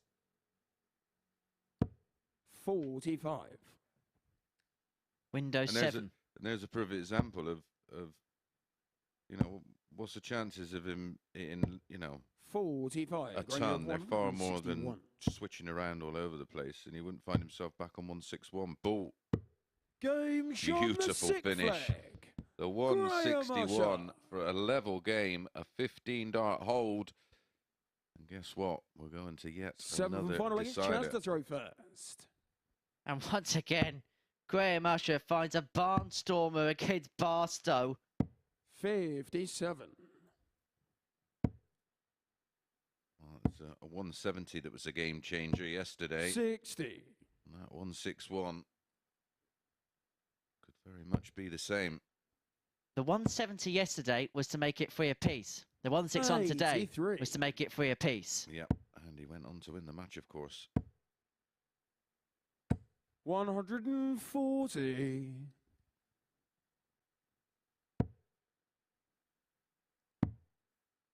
And if Barstow comes up dry here, 57. He's in big, big trouble. 60. and for the Prince, this is what it feels like when the darts go dry. Oh, brilliant, brilliant visit in the context of this match. And considering the darting woes he's had already today. 124. 124. Barstow to wrap it up.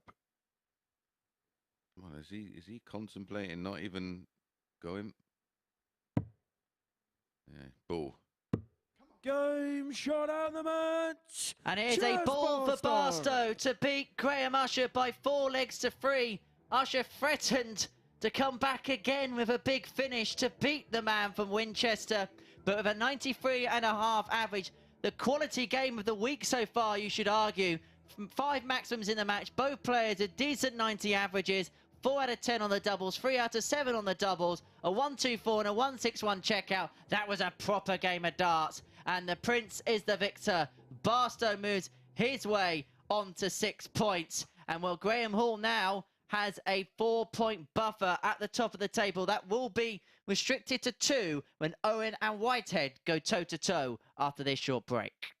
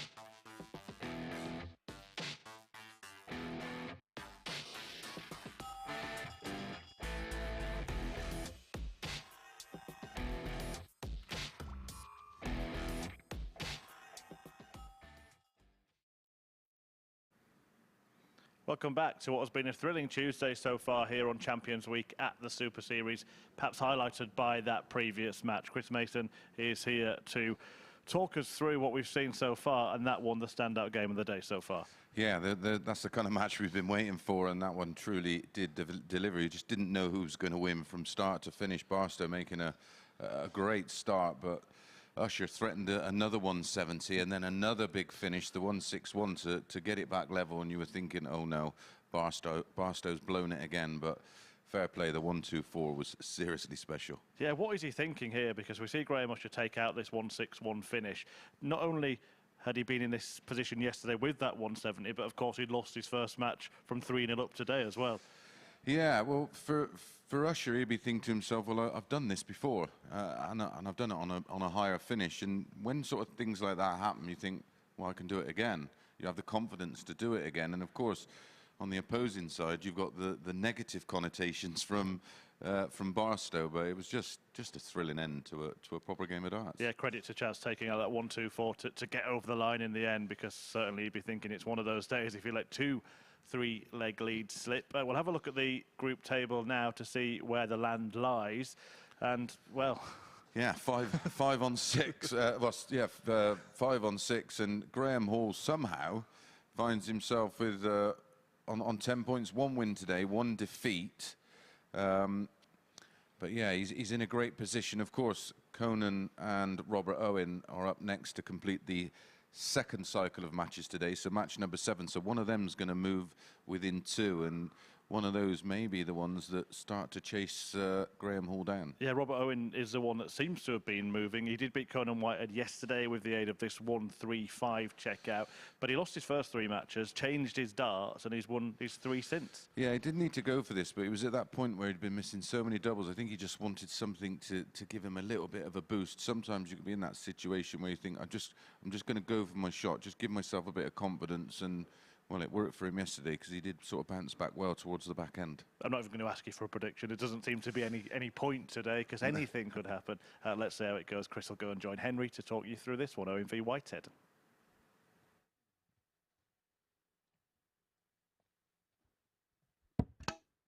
Cheers, Murph.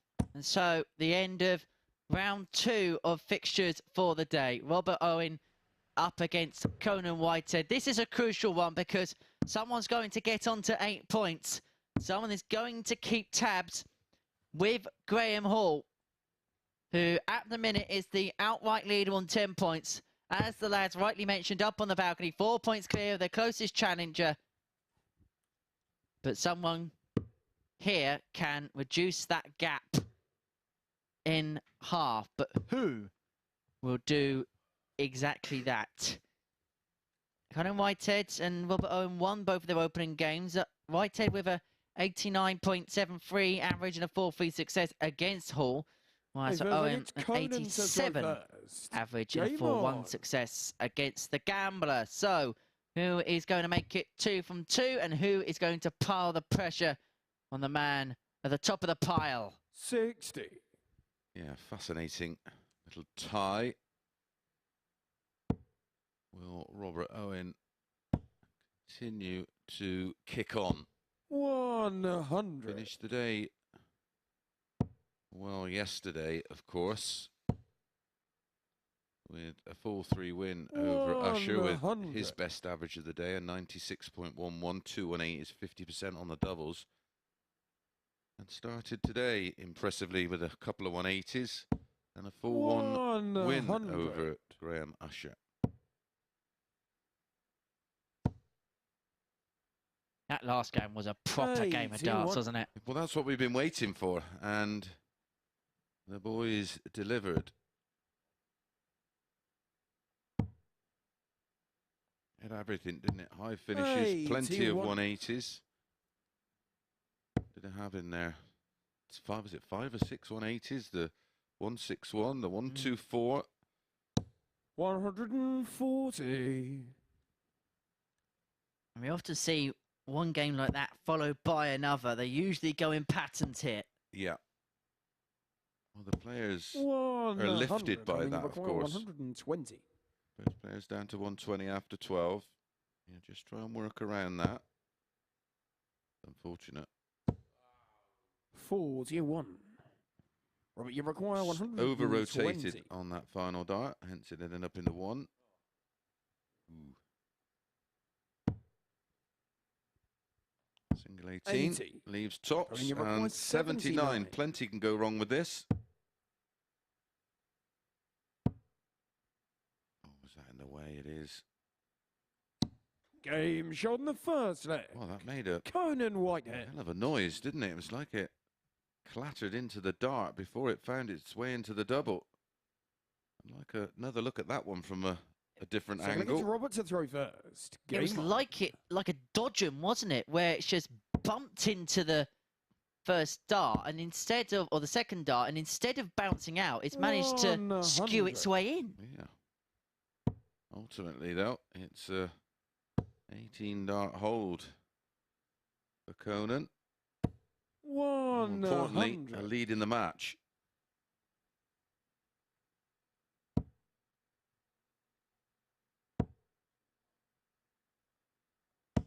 As you mentioned, players tend to follow the pattern of each other, because here you've got multiple matches in one session, and players tend to look at that TV screen in the practice room a bit more because they're sizing out the opposition, whereas perhaps in a TV event in the PDC or elsewhere where you're playing only one game a day or one game a session, you're not looking elsewhere, you're just focusing on your own game, which sometimes always sees some brilliance followed by a game which ain't always the greatest. Yeah, well, like you say, the players are out in the practice and they've got a big screen up, so they're watching that while they're prepping for the next match, and they see a match like that and think, all right, he's set a marker out, and they all want to beat it.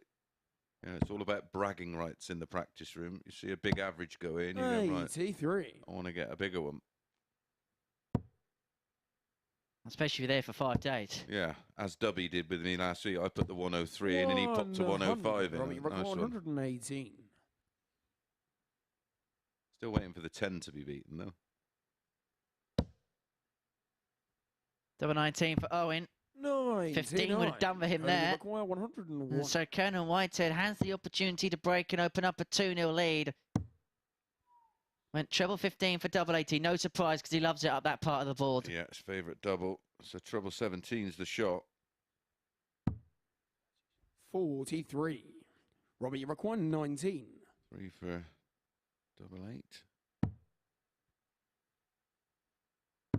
Game shot in the second leg. That was a very, very important leg in the context of this match. So look, it's Conan to throw first. Barbarian was threatening a break. Well, yeah, and then that 2-0 can soon become 3-0 with a holder throw. And then you're in big, well, not today, you're not in big trouble. 3-0, no problem.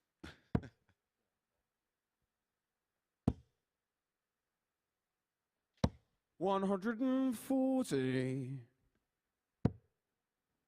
Unlike Pompey, the players have been coming back from 3-0 down. 58. In fairness, he played our best when we were 3-0 down.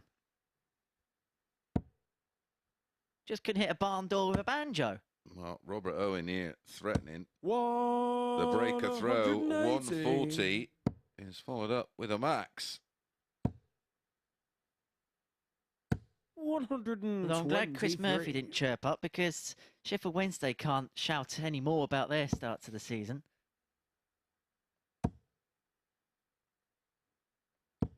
$41. Well, Owen here, 140 points away from a breaker throw. 92. And you Robbie, you require 140. sense that these two, and we spoke in the preview show earlier on this morning, that these two could be the pair that make the move on moving day, and for the winner of this, 54. you feel as if they are the one to do that. Yeah, winner of this is right in the mix. And of course, the winner of this. 99. Robbie, you require 86.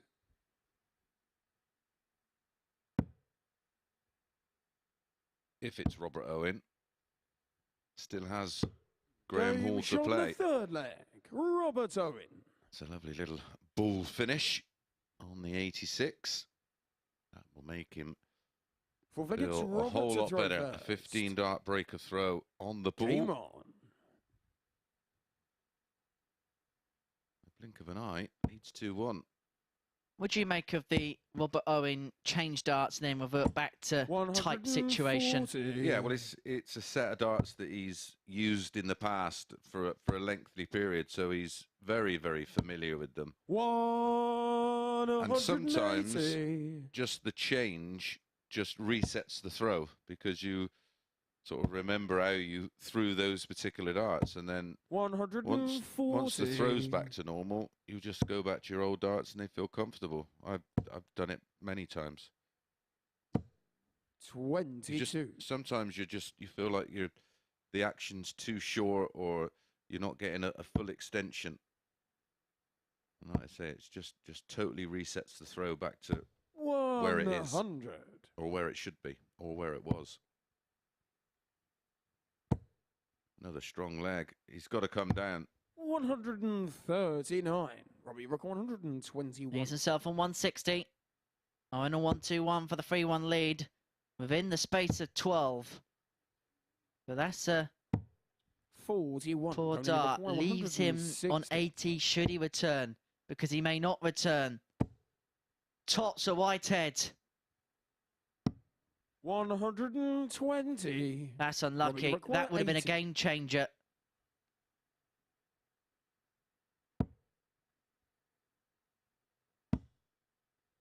Tops, and the way his darts lie, Game shot this the is a fourth sort leg. of finish he loves, Robert Owen. because the first dart will go low. It will make the treble bed smaller, so the risk of a bust gets smaller, and then the We've let second Conan one to throw creates a first. bigger lie for the tops bed.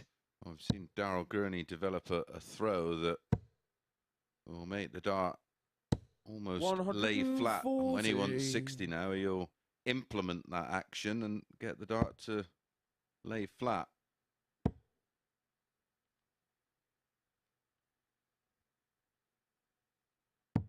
$54.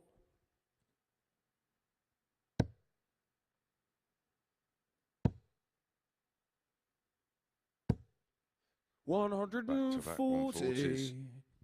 It's the 7th 140 we've had in the match. 4-3 in that table in favour of Owen, but in scores between a ton and 59. 139, it's 8-5 in favour of Whitehead. Anything that's level is the 180s. 77. Averages make good reading just by magic. 7. Conan, you record 144. The Len Goodman shot. Double 18 for the 144 Game shot shot. on the fifth And that is leg. absolutely incredible Conan from Conan Whitehead. Whitehead. Yeah, that was stunning, wasn't it? See if it's Robert to throw first. 12 darter. Game Hold on. of throw. He has been mustered on the doubles so far, 2 out of 3, including the 144. 180. But this man mustered on the maxes. Think someone's found a spark? Do you think the players have found their spark 100. now? Well, we said that last game would have been inspiring for the rest of the players. They'll see that and say, come on, yeah, we want to do the same. And they're providing the same and producing. 140. Said about inspiring. There would have been anything more inspirational than a 9. Well, so what is inspirational? 60. Check out those finishing stats. That's outstanding. 66.67% for Whitehead, 75% for Owen. 100. How on the button are the graphics today, by the way, mate?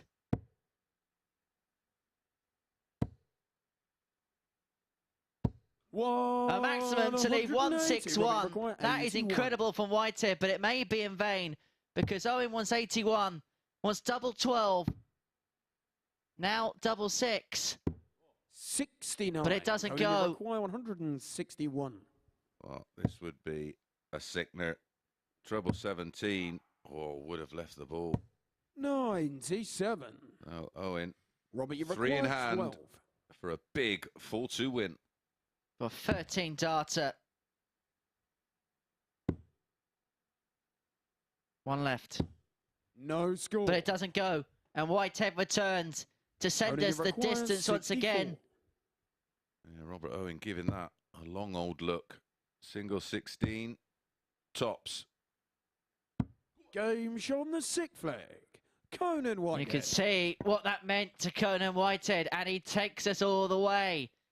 It is the Barbarian Seventh and who has final the leg, it's darts Conan to throw locked first. into another battle that goes Game to a on. 7th and deciding leg. 4 match darts at a double have come and gone for Robert Owen just when we mentioned the 60. incredible finishing stats from both. Robert Owen steps in and fluffs his lines. 140. I'm going to see another comeback, are we? 84. And in fairness to Whitehead, he has carved this out for himself. Yeah, he's been grafting from start to finish, hasn't he? 125. Won the opener and then watched Robert Owen reel off 3 legs in 17, 15 and 15. 87. Before that wonderful response, the 12 dart 144 checkout. And if the game swings in his direction, we will be looking back at that moment of inspiration. 60. And the moment Robert Owen missed multiple match darts. Plenty of talking points up on the balcony with Chris after this game. 95.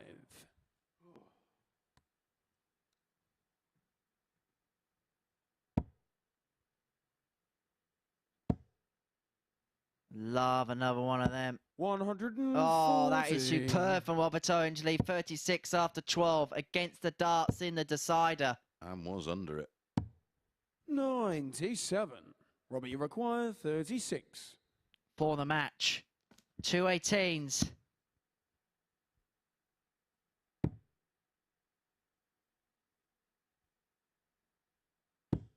18. 6 missed for the match, and Whitehead returns.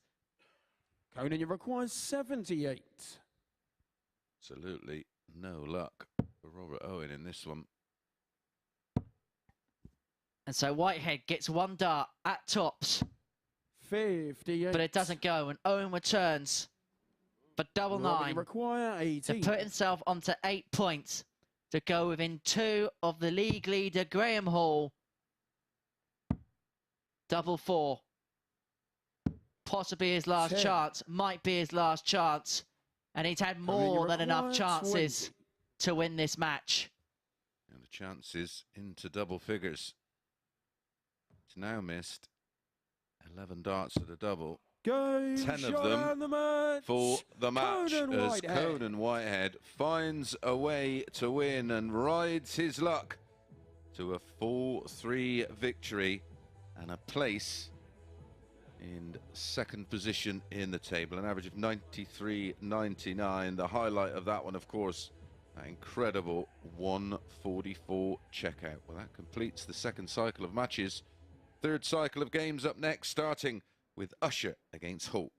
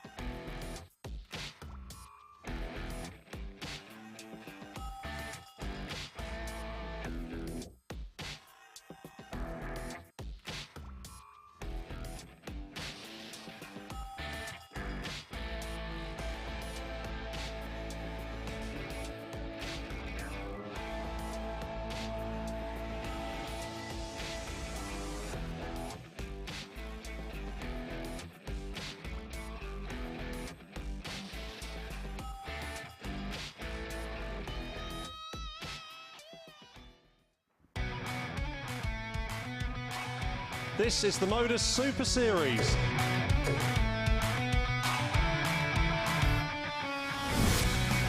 $180.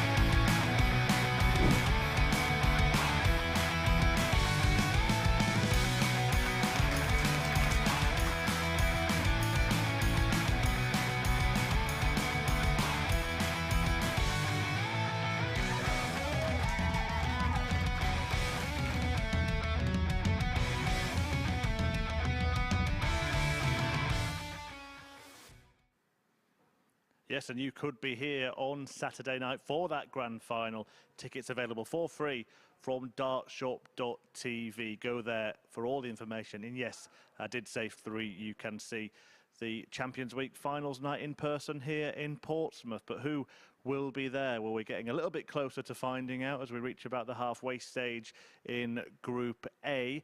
And that previous match, well, that was dramatic, wasn't it? We've seen plenty of 4-3s already today, but Robert Owen in that one, missing 10 match darts against Conan Whitehead. 4 in the penultimate leg, then a further 6 in the last leg. Whitehead doing the job. A 1-4-4 in there as well to keep himself in it at 3-2.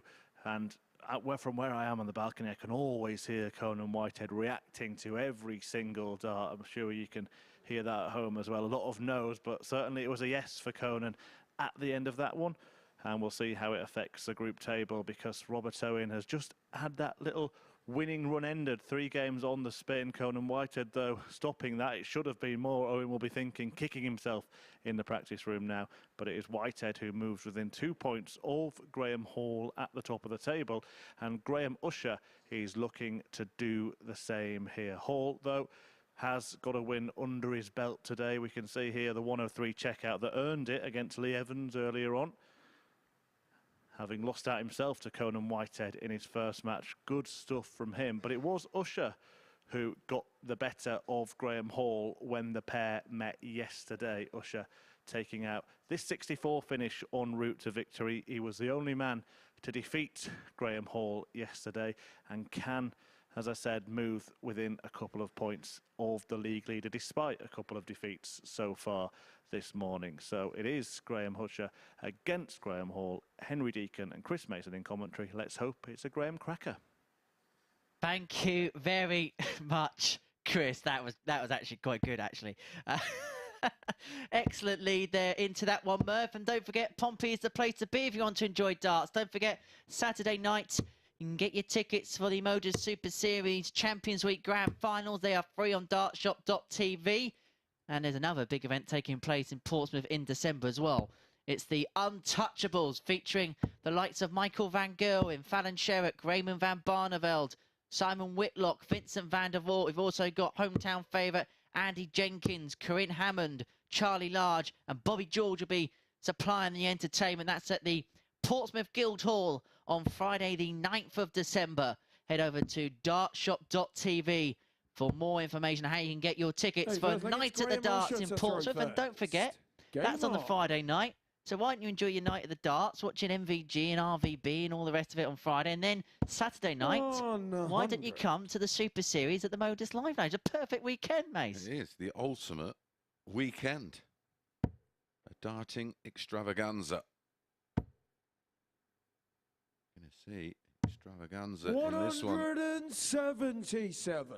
Yesterday was their first meeting between these two in the Super Series. They've met a couple of times. Well, actually, they've only met the once away from here.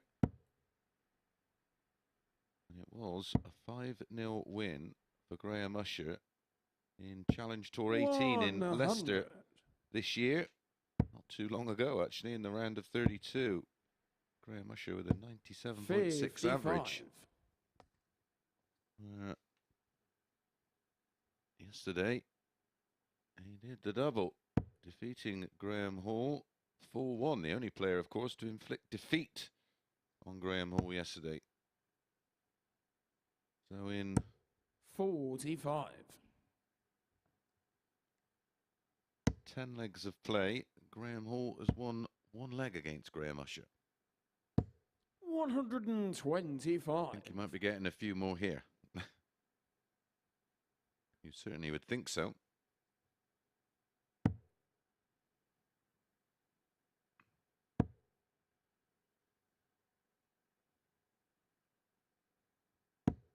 Despite that comprehensive record, it's Graham Hall 4-5, Usher 10-11. Bullseye for Usher. And that's interesting based on the way that Graham Usher's started off the day. I know he lost that game to Barstow, but 97 average in that 4-3 defeat. That was on the back of an 89.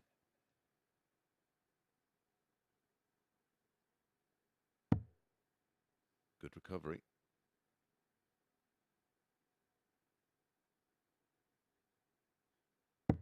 $88. Graham, you require 25. So 25 for Usher to win the opening leg. Double 80 wants, double 80 gets. Graham Usher. And Graham Usher is on the board against Graham Hall. The battle of the Grahams, and it's Usher who draws first blood. Hall to throw first. Game on.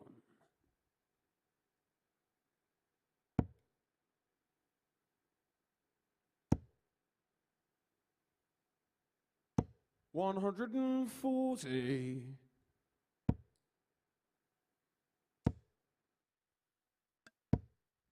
$180. The maximum man is in the bed for the first time in this game. Interestingly, we mentioned in the first match he only got 3 maximums throughout the duration of the day yesterday. He's already equalled that tally, and we're only into the second leg of his second game.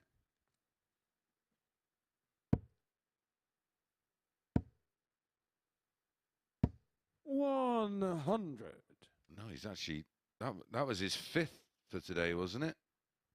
Oh, yeah, of course. Yeah, he's played this. Yes. Yeah, so he's on 5. We did say that there's a good chance he'll hit a few today. 92. Because he was due a few. Yes. You're going to get another. Apologies about that. I was not reading properly. 180. Mate, that's 6. Twice as many as yesterday. One of those mornings, mate. If it's another one in the next leg, it'll be 3 in the match. 80. I just hate number 3 in a minute. Anyway, 41 for Usher for an 11 dart leg and a 2-zip advantage. 2 8s. 33. And to be fair, they were wide of the double. Not that wide.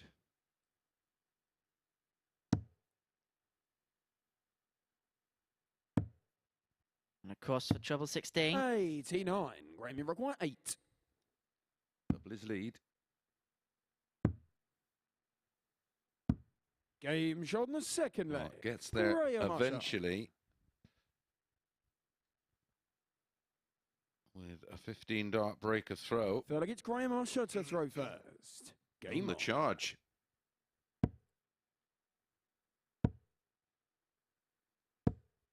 $41. And this would be a good result for the rest of the group because Graham Hall will then not charge away. If he wins this game, Graham Hall, he'd open up a 4-point lead on Conan Whitehead and a 6-point lead on the rest of the field.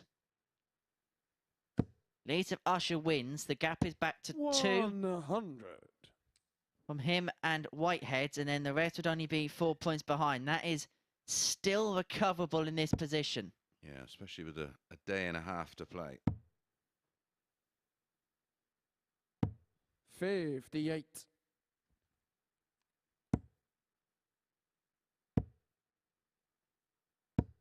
$85. Well, a chance for the break back should be on 19. 7 of them leave 170, so you can have all 3 darts at the same target. 96. Oh, should have stayed there because there was no reason to switch.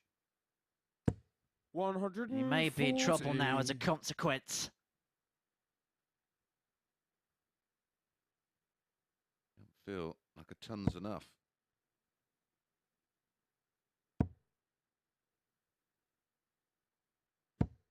$95. Graham, you require 135. 135 for Usher. Level 20 leaves a dart at the ball.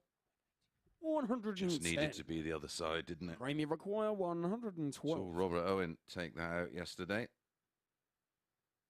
On the bull as well.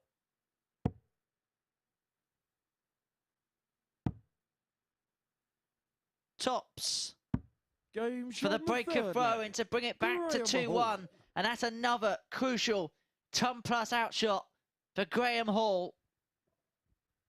And Usher just walked straight back to the table. And he had 1 ton-plus out yesterday. Graham Hall, he's had 1 already today, make that 2 with the 112. Had a 103 in that 4-2 win against Lee Evans. 180. When that second dart goes in, he throws that third dart a little bit quicker, but it's just as accurate. So good to watch. 140. So good to watch. It was almost a perfect watch.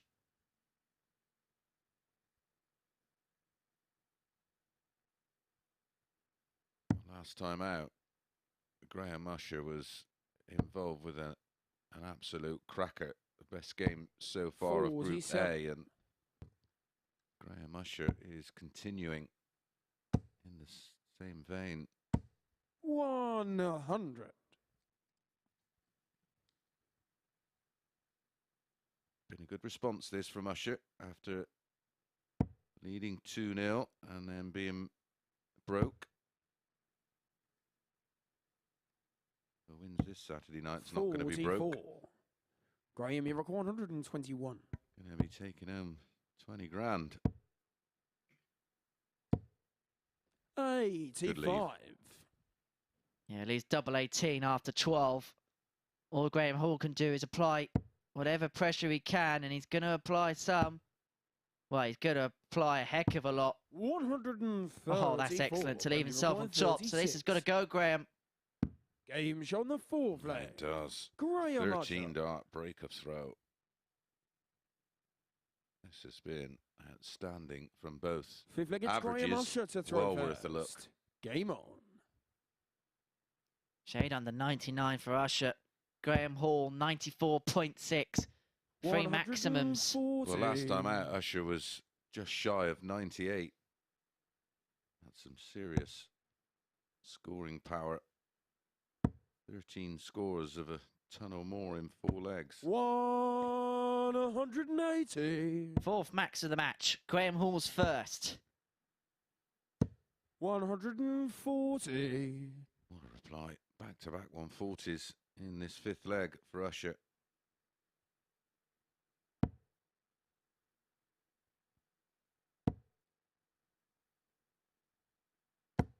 Okay, Graham. 180. Is this the moment that lights Champions Week 100. Graham, you require 141. into life? Graham Hall, 141 points away. 60, 57, 24.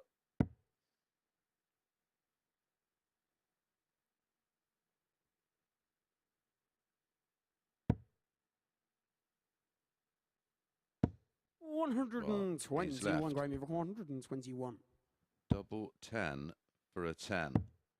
May not even get a go. That would have been the most incredible thing. He may have lost the match and he would have been on a double after 9. What a match this is.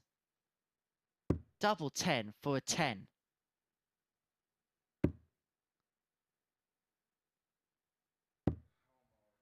How many times do we see it, the leg lost when a player is on a 9? Graham, you require 64. Well, this could be match lost because Usher here is on the hill. 43 remaining, so you'll have a look at his options. It'll most likely be 11 for double 16 for the 48. match, but it doesn't go. Graham Hall gets a reprieve. Graham, you require 10. No, a match start for Usher to win it 4-1.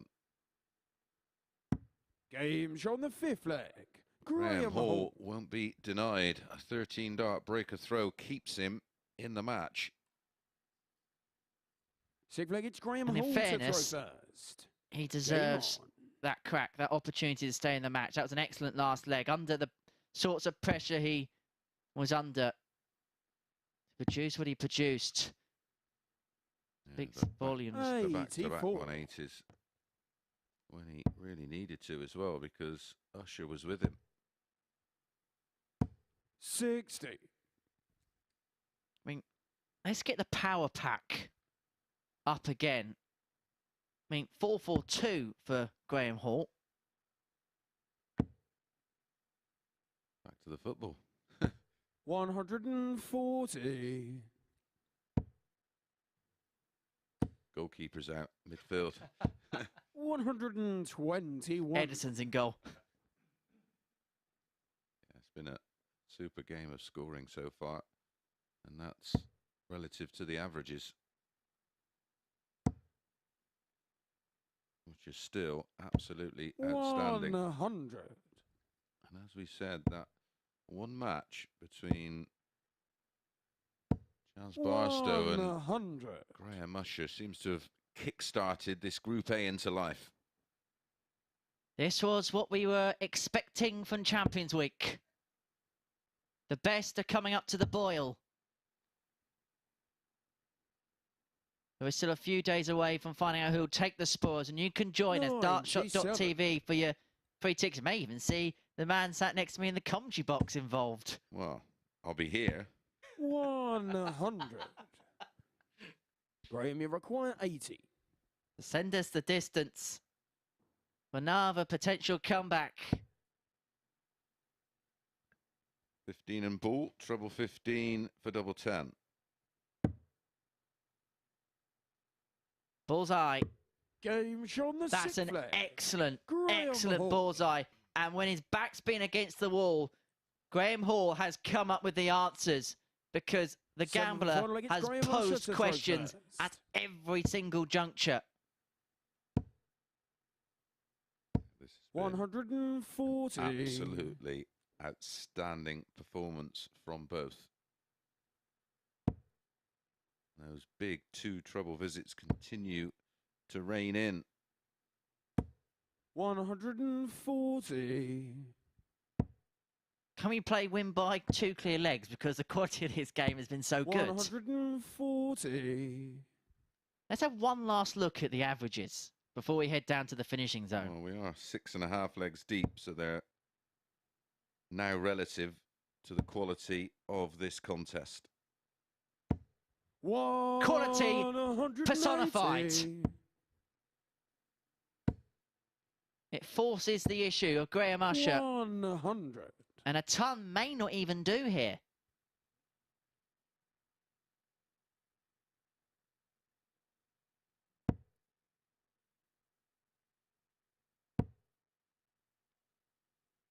Should go ball, really. 25.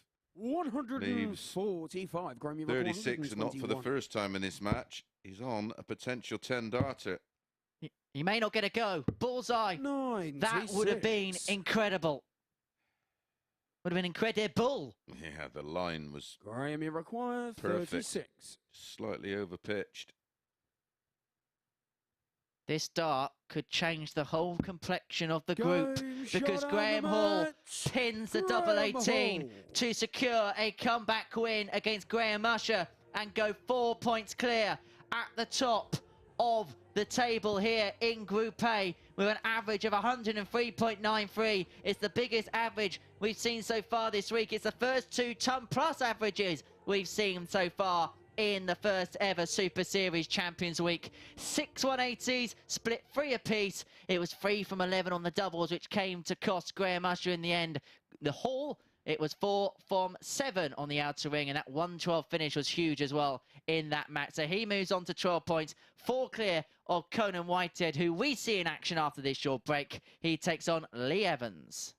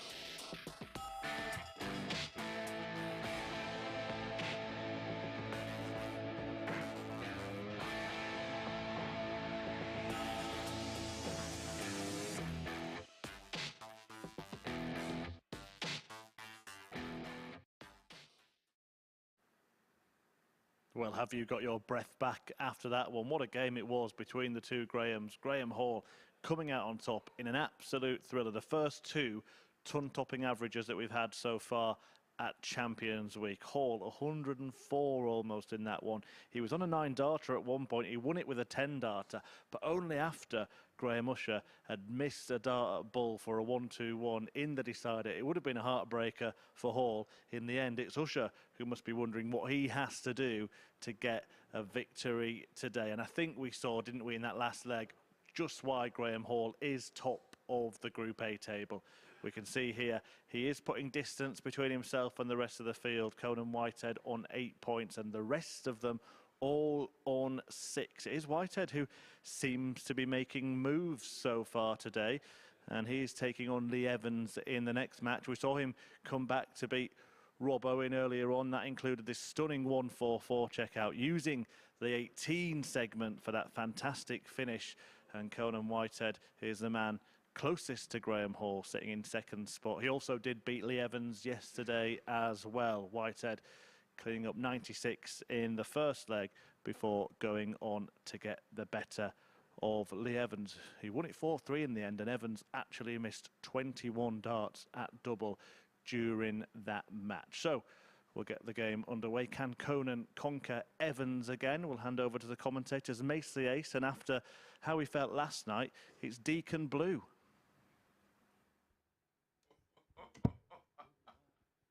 Oh, brilliant. Will Gone Kid.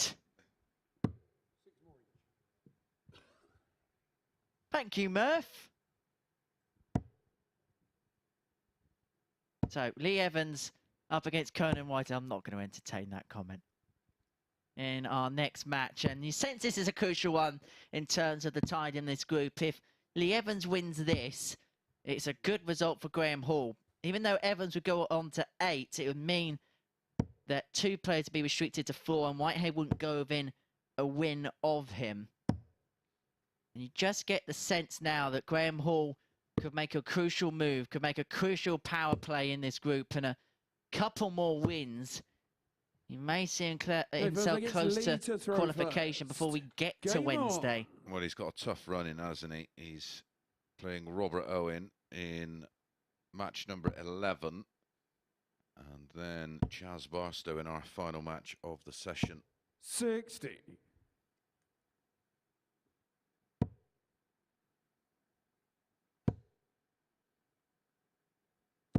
60.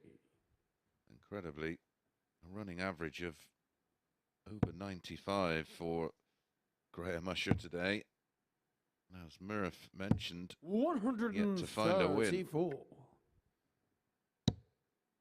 knew it was coming, and that match number 5 between Usher and Barstow is just 140. Well, lit the place up, hasn't it? It certainly woke the players up. 44.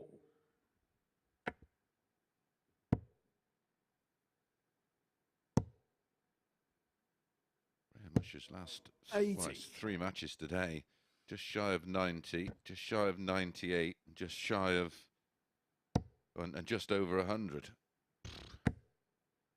Nil point for the 140. Tough score. day.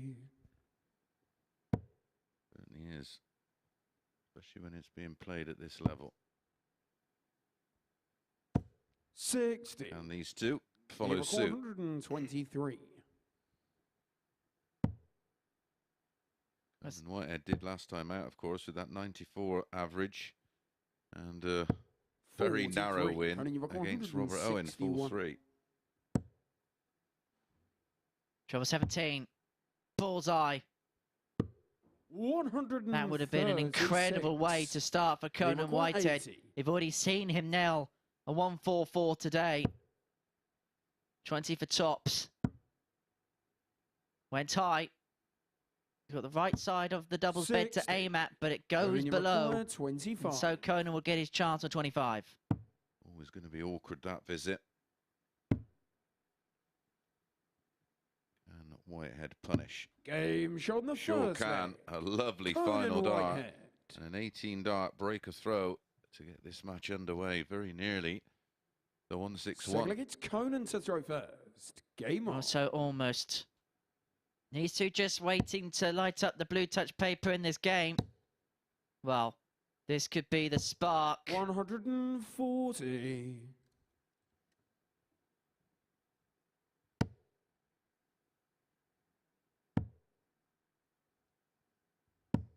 134.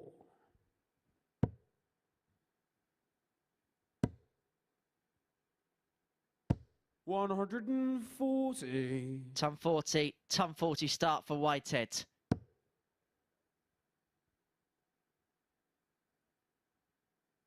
Oh, there's a bit of elbow trouble there. It's just a 39. reaction to a poorly thrown dart. Remember, there's very light grip. 60. Dart can just fall out of your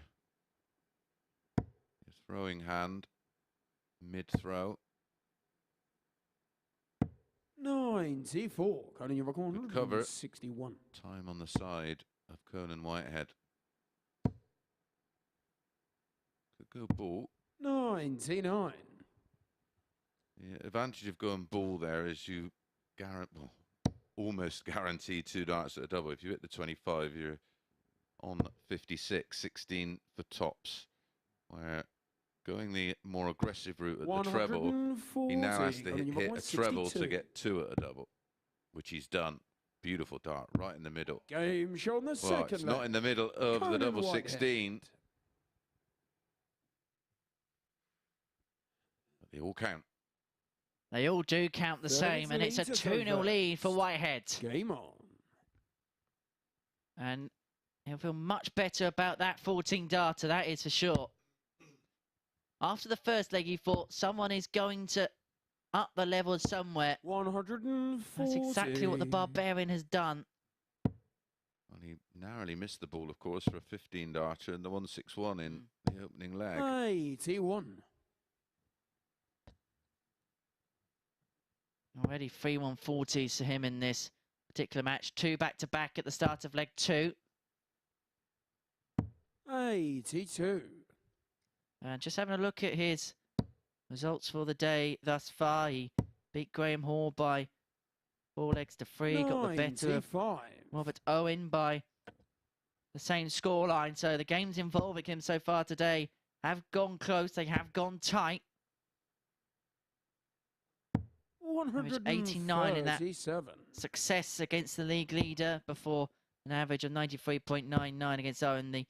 One of the games that we think really has kick-started the Tuesday session here at the Super Series.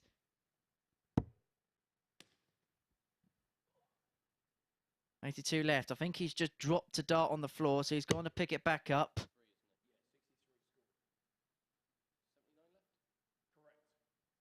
Triple 13. Well, he could go aggressive because he's so far in front.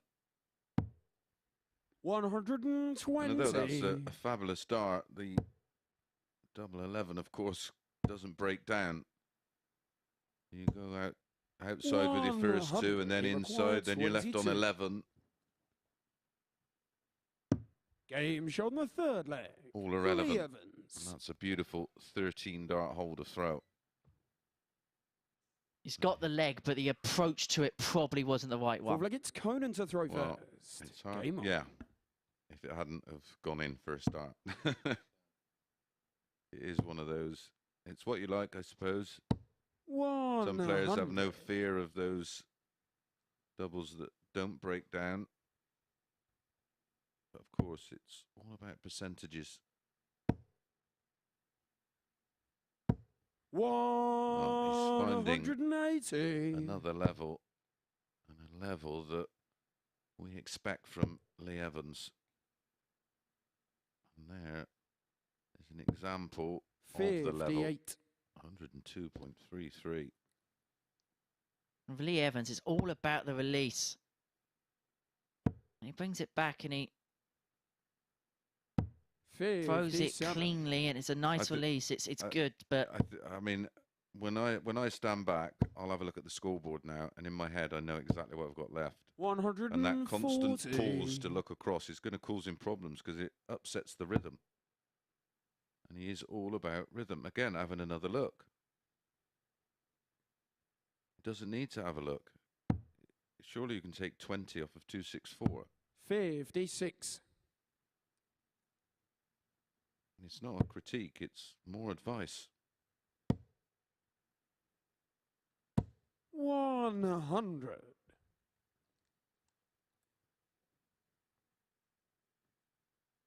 I say, we'll always be constructive here in the commentary box, but we'll also be honest with our constructive thoughts. 60. Can you require 103?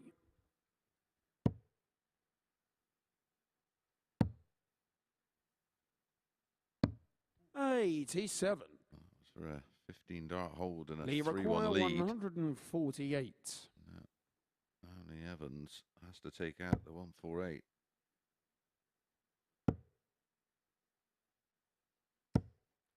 43. Only requires 16. For a 3-1 lead. 2 4s. Well, this is beginning to get a bit 40. scrappy. And suddenly Evans could be back in this leg. Require 105. 105. To break back, to make it 2 apiece, with Whitehead back in the madhouse.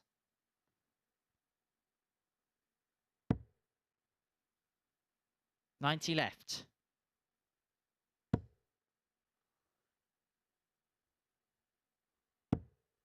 $53. Only you require 2. That first dart is quite nice for Conan. Surely he can't miss now. No score. He does miss. He require 52. And so Evans does have the break chance. It's another lifeline. Double 16 for a level game.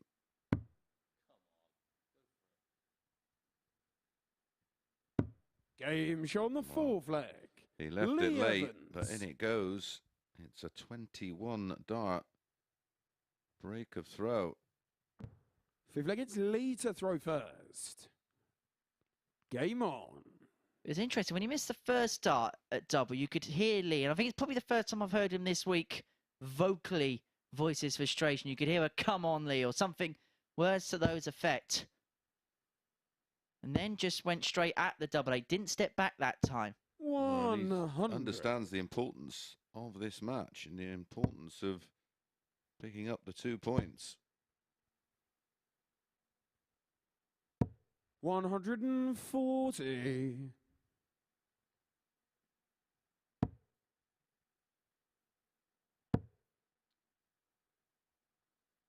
85.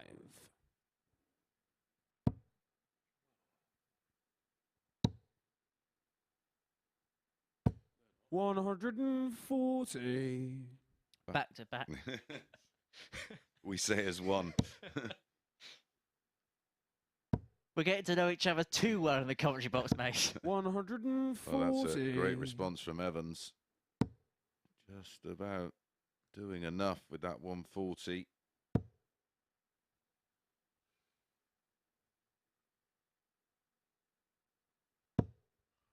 41.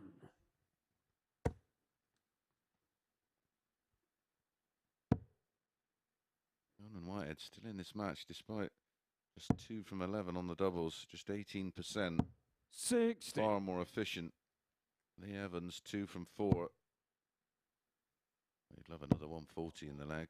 Oh dear. 43. Lee require 116. Almost see the frustration boiling over with Conan because he knows he should be in control of the match. 96. Conan, He's going to find himself 137. 3-2 adrift if he doesn't take this out, and he's not going to. How many times has he had to find an inspired finish to get himself in matches today? I know he's won 94. his matches, but he's had He to do required something 20. special at some point. 2 10s, 3-2 for Evans. Double 5. Game A shown. shake of the head from Whitehead because he knows the significance of that dart. Well, that's 3 on the spin. Or Sigve gets Conan to throw first. He knows how important that dart is. He knows how important that leg is. And Whitehead now, with the darts, has to win this leg to stay in the match. 58. Graham Hall will be watching this intently, knowing that he could have a 4-point buffer at the top of the table, no matter what happens at the end of round 8. 96. remember, Whitehead led this match 2-0. 140. And then had multiple darts for 3-0, of course. It's been the day of the comeback so far here at the Super Series. And it started with Evans against Barstow. 180. And now he's on the charge. And now you sense he's favourite for the match. 57.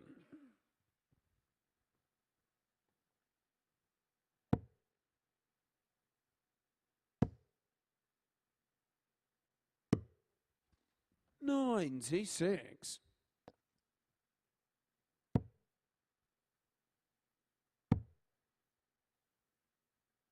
134. Lerock 129. Good visit from Whitehead. Is it all a little bit too late? Treble 20 on ball. 64. Conan Lerock 112. Well, this is to stay alive. He is going to get a dart. Well, he should get a dart. Well, he doesn't like that dart because he's going to go 16 double. It sat up, so the risk was 76. not necessarily going for the 20. Well, if he'd gone for the 12 for tops, He the flight was in 65. the line of double tops.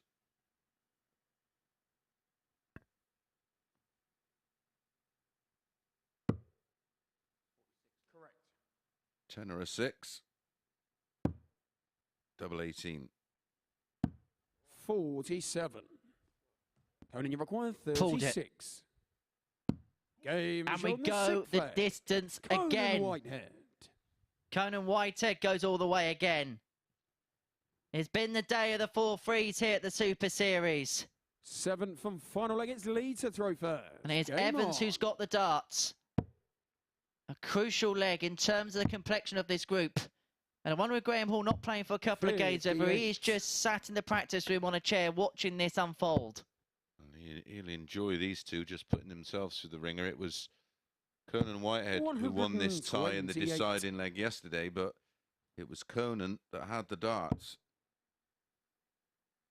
And what's that 100. feeling of disappointment when you have a dart to win the match and then you've got to go again? Will that disappointment play havoc 58. with the mind of Lee Evans?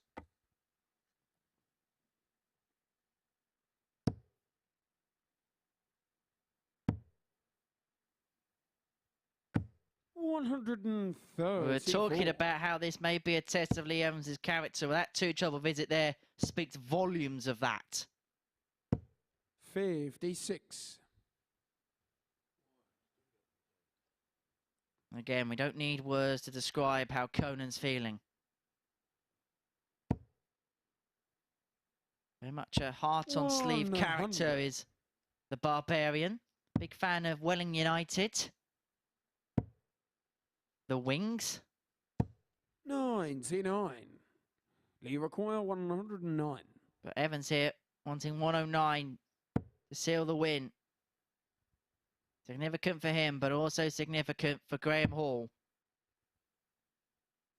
Conan will be back at 57. 160. Conan, you He's record already missed this 160. on the double today. He's not going to get a go. You can hear him say, "Co." Another one of those leaves 32. 128. Lee require Good 52. recovery. Evans should get 2 for the match here. Double 16, but that was only just in the 20. 20. They looked like 3 nervous darts. Yeah, they were edgy. Conan, you require All 32. due to the pressure of that beautiful 128. And once again, Conan Whitehead wins a 7-leg thriller here at the Super Series.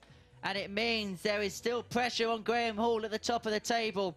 Whitehead goes within 2 points of the league leader with an 87.8 average. Evans, who got the 2 maximums in the match. 3 from 10 on the doubles. Whitehead 4 from 14, a high out of 62 in that particular matchup. It is a huge win for Conan Whitehead. He gets the better of Lee Evans by 4 legs to 3. We're going to take a short break. Upon our return, it's going to be Robert Owen up against Chaz Barstow.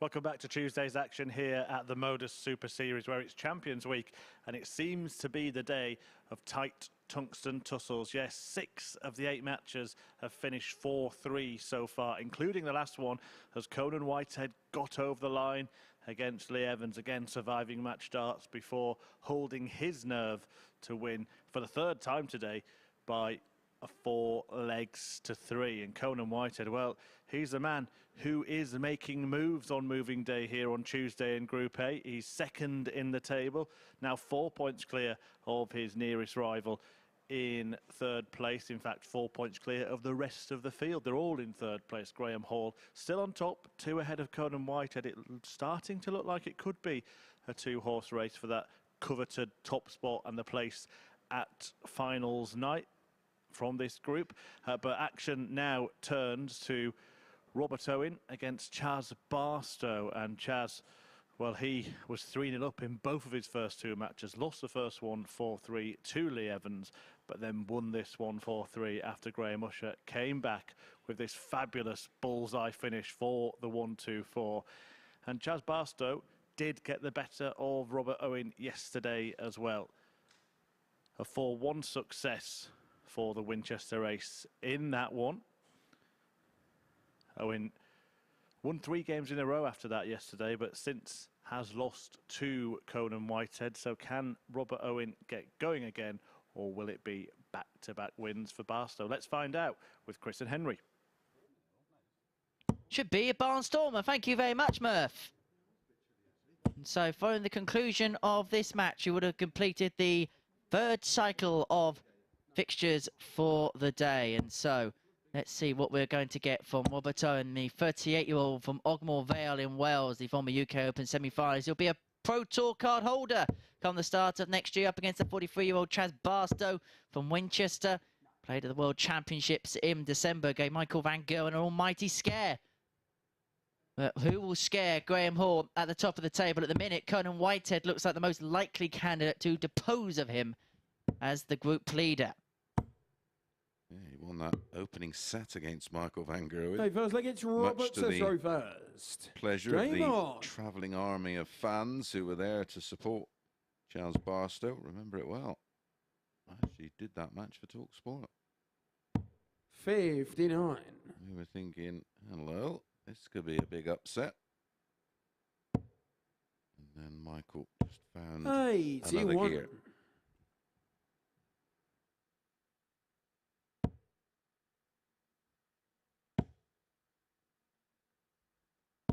100. Well, for which of these two, Mace, will the darts do the talking for? 134. Well, they are seriously focused. They know the importance 100. of producing their best darts to get a very, very important 43. 2 points on the table and just stay within striking distance. The players, of course, have to face 180. Graham Hall today.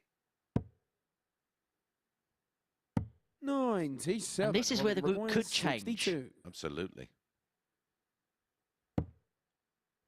If the winner of this then goes on to beat Graham Hall and the loser defeats Graham Hall, the table could look a whole lot different.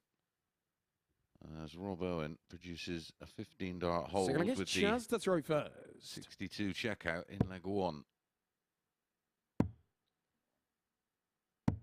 48. We said it at the start of the day. We'll say it again now. You look at Owen's numbers and you find it staggering he is fifth in the group. 60. Yeah. I know he feels that sort of how I felt last week. He was thought was producing the, well, I was statistically producing the best darts, but not getting the wins, and that's the nature of this sport, unfortunately.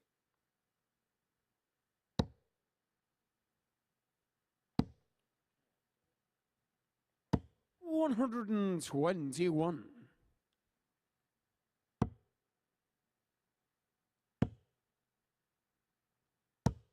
100.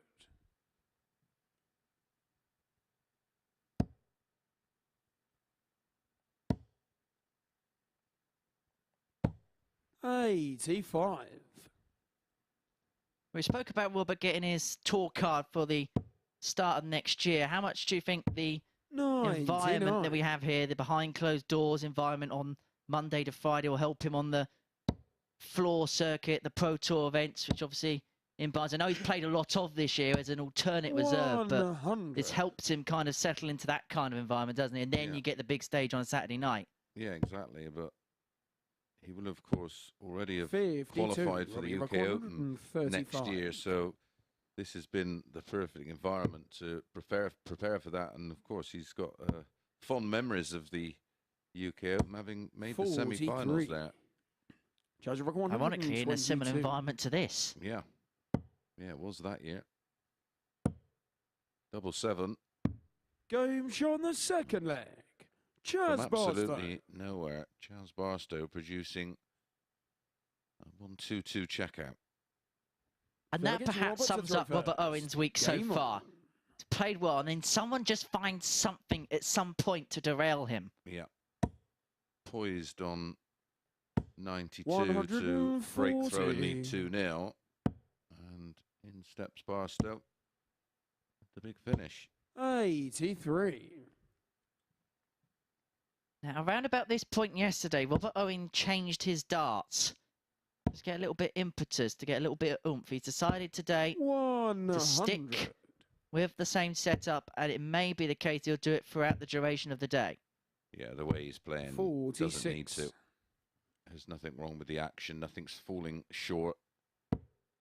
Yesterday there was a lot of darts that just weren't finding 41. the right kind of length, especially on tops.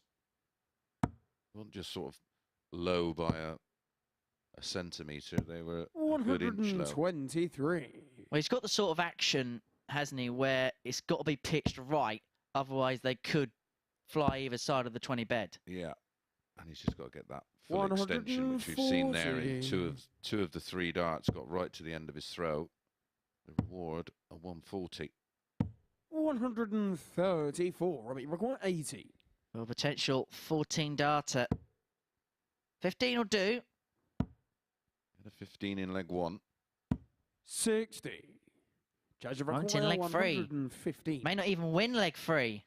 Oh, he took out 1-2-2 last leg. That's not a bit of a happy accident finding that 95. treble 5, but couldn't find the 20. treble 20. So Owen back for 2-1.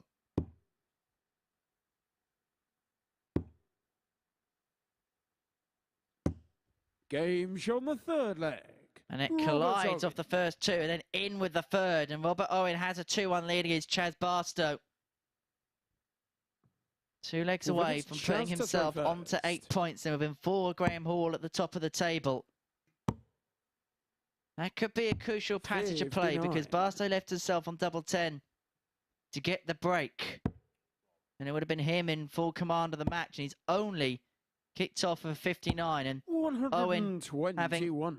pounded 2 trebles into the bed. Has put himself 134. in a strong position, but back comes Barstow. Not a good dart for him, but he makes the adjustment. That's a super dart. 140. Darts 2 and 3 were incredible. I'm not even sure how much of the treble he could see. And that's the other side of stacking, isn't it? It's really 96. nice low when it's underneath, but when it goes above, it makes the target a little bit smaller. Yep, that's near on the perfect dart for him. 140. Back-to-back 140s. He's piling the pressure on this always pivotal leg 4. 140. Robbie, you require 100. And this ton may have to go. Tops. 60. Judge requires 72. 72 for 2-2 in this seesaw tungsten battle. Tops Barstow wants. Game show Tops fourth Barstow leg. gets. Chaz Barstow. And we are level at 2 apiece. And this is a crucial couple of legs for the pair of them. Only one can get Fifth leg, onto it's 8 Robert to throw points. first. And they Game feel on. they've still got a chance of catching Graham Hall. 6 points adrift, even at this stage, is a lot of ground to make up. Well, Robert Owen will be feeling, how on 41. earth am I getting embroiled in this tussle? 99. He's got 11 scores of a ton or more to 7 from Barstow. But the finishing from Barstow, 2 from 2. 125. 122 check out and the 72 check out in leg 4. 59.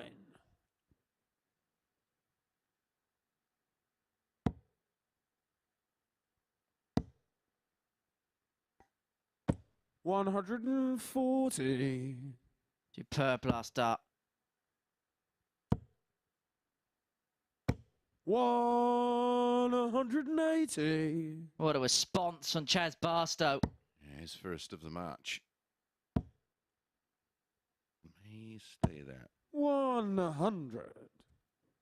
What a match this is turning into. Owen on 95 after 12. What pressure will be applied by the Prince from Winchester? Is there a Prince of Winchester? 61. I don't think there is there? 195. Not that I know of. 20 and ball. Double 5. Game shot in the Massive. fifth leg. Absolutely Robert Owen. massive in this match. That 95 check out from Owen is a holder throw. Six Vegas chance to throw first. Barstow was ready to pounce. Now, this is a quality affair. The averages suggest that. 94 and 93, the averages respectively. The ton plus column split more in Robert Owen's favour, but 6 ton pluses for Barstow, a maximum apiece. Yeah, that 140 column has been telling. 100. And then perfect on the outer ring is Barstow. 3 from 6 from Owen. 58. Not too shabby at all. Yeah. You'll be more than happy with that, but still got work to do. 81. Looking like Barstow is going to extend this match to yet another 7-leg thriller. 59. No other option there than to go downstairs. He would have seen nothing of that bed. Right, so that first start was the perfect lie for Barstow. 84 after 12 to send us the distance, but under what pressure? 83. Judge require 84. None. Treble 16. 16 for tops. 44. 3 in hand when he returns. No one would be disappointed after that first start. He hasn't left to finish. But I tell you what, there is oodles of pressure on this tops now. 10s. Goes inside, double 5.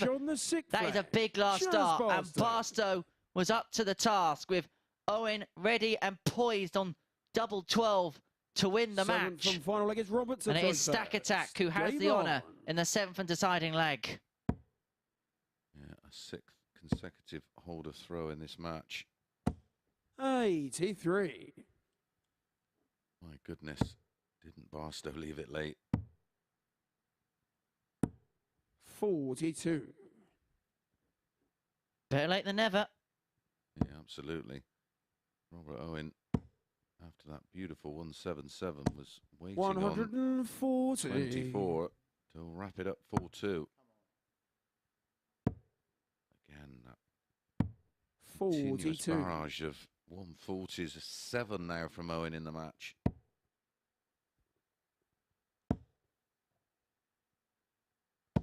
$100.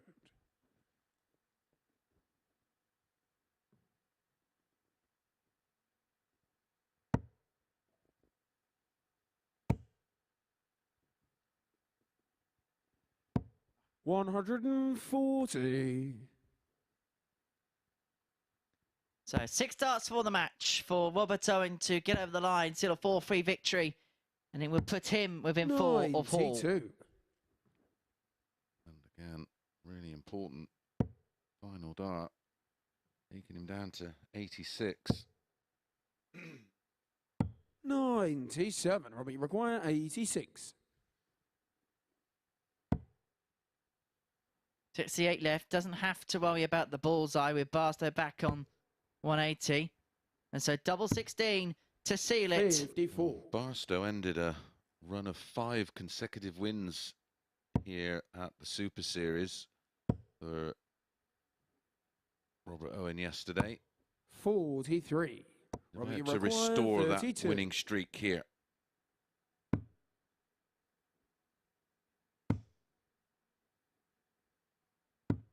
Game shot And Stack Attack is still in the hunt to defy Graham Hall of a place in finals night from Group A, courtesy of a 4-3 victory against Chaz Barstow with an average of 93.08, 1 maximum apiece, 4 from 10 on the doubles for Stack Attack. A high out for him at 95, a 1-2-2 for Chaz Barstow. And so Owen is a victor by 4 legs to 3. That completes the 8th round of fixtures here in Group A of Champions Week. We'll get the next round underway after this short break. It's Lee Evans up against Graham Usher.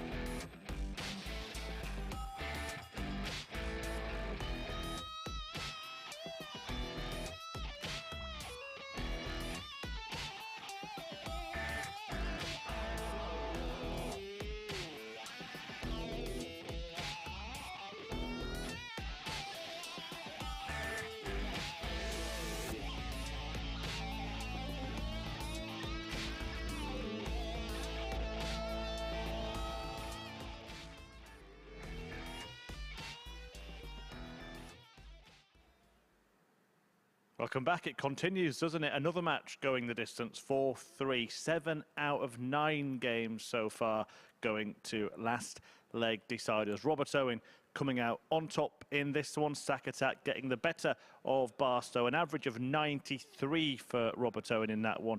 A 95 checkout for him. A 1-2-2 for Barstow, but not enough to get over the line. And Robert Owen takes the points in that one, so moves up the Group A table now into 3rd position, 2 behind Conan Whitehead and 4 behind the league leader Graham Hall, who seemingly led the way from start to finish, but it's still tightly bunched up below them. 3 players on 6 points, and Lee Evans and Graham Usher are about to do battle now, so that will change for one of them, and we could be getting to that point where it means one of them will be in contention for top spot, maybe the other one won't. So a very important spell of play coming up here, starting with this match. And Lee Evans might have been in an even better position had he not missed these 2 darts at double in his match against Conan Whitehead last time out. Whitehead stepping forward to land the double and to win 4-3 for the 3rd time today. Whitehead himself has faced match darts in every single game he's played so far. Evans, though, did get the better of Graham Usher yesterday, took out this 1-3-8 checkout during that win. Fantastic finish with Usher waiting on double 18 for the match.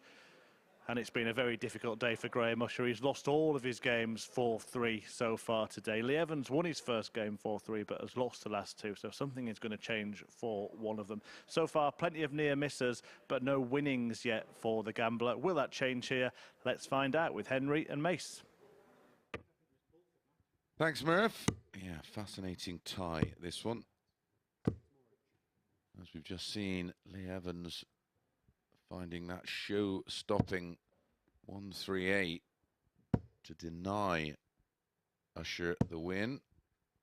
Usher today has been a different gravy, averaging over 95 for the day so far, and incredibly yet to pick up a win. Well, he's even money to win this one, and if I was allowed a punt, my 50 pence would be going that way, because if they play to type and to numbers, there should be only one winner. And we found out yesterday, Mace knows what he's talking about on the tipping side of things. Absolutely. Game on. Well, just for an example, opening match for the 2 on the day, 86 average for Evans, 89 for Usher. 140. Second match of the day, 86 for Evans, 98 for Usher. Third match of the day, 87 for Evans, 100.64 for Usher. What a start for Evans here. Ton 40, ton 80. And Usher maybe, even at this early stage, thinking, here we go again. Well, yeah, when you're having them type of days, these things can happen, of course, but I said he plays to the level he's been maintaining. Evans is going to have to find a big jump in his performances so far today. 85. He's doing that so far in leg 1. Oh, tops are an 11 darter. Double 15. 55.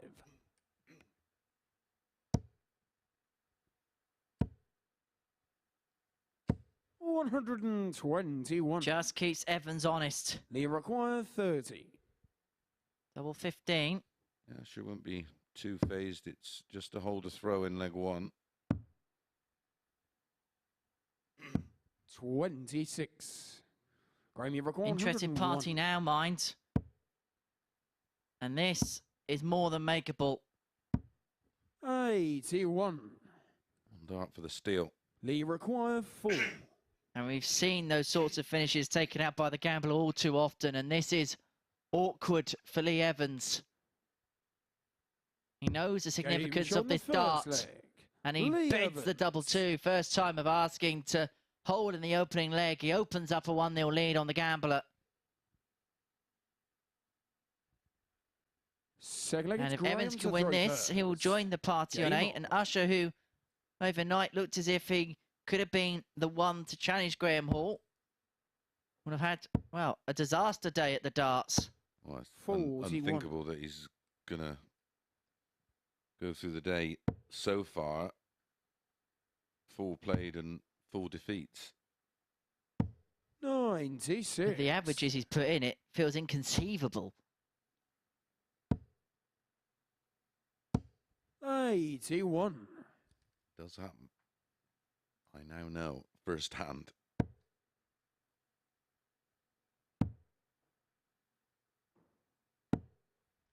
$28.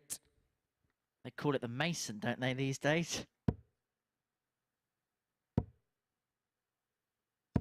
100.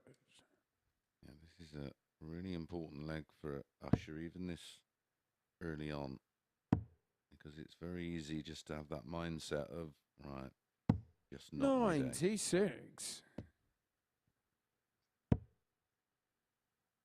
I do get the vibe off of Graham. He's one of those players that doesn't let 99.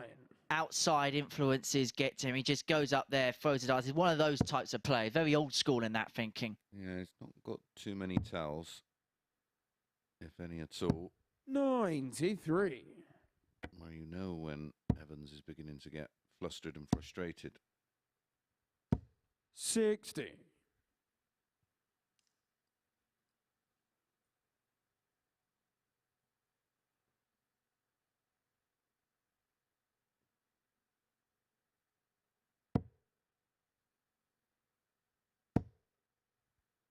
Well, if he fills it, leaves double 180. four. Graham, you record 180 120. in leg 1, backs it up with a max in leg 2. But one more dart, a double. Game shot in the This second time, leg. Graham Usher finds the double. I mean, Lee Evans thought he's going to get the opportunity on the back of a Felix Lee max. to throw first. Graham Usher Game on. slams the door shut with the Shanghai finish. But this is what Graham Usher does oh so well, is 100. around that mid-range finishing when an opponent's on a double, you know, slam the door shut. It must be a lefty thing. It must be. 60. Wade, the original OG.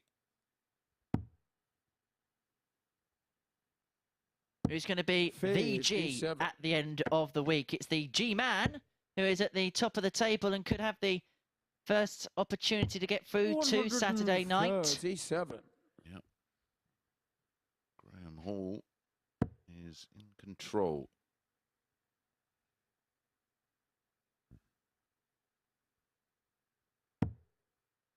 I should remind you that you can be here on 77. Saturday night for the finals. Please do come down. Dartshot.tv, the place to be. The Modus Live Lounge is based in Portsmouth on the sunny south coast of England, down in Hampshire. Yeah, it's a £5 deposit to secure your ticket, which is redeemable upon arrival. In fact, it's now free. 60. Oh, what, you don't have to pay a deposit to secure your ticket? All free, yes, apparently, yeah. Well, it is still free because Yeah, you get the £5 back. Yeah. 137. Oh, well. It works out. Let's hope we don't get another situation we had a few weeks ago where everybody reserved the tickets and didn't turn up. There's also another big event taking place in Portsmouth in December. It's a 59. night at the darts at the Require Untouchables. 82. And it's the likes of MVG and RVB on show. But on show here is Graham Usher wanting 82 for a break of throw. 50. They require 148. Well, he's basically saying to Lee Evans that I don't think you can take out 148. Risky business. Very risky business. Almost came to cost the gambler. He gambled, but gambled right. Maybe that's why they 82. call him the gambler. Ready require 32.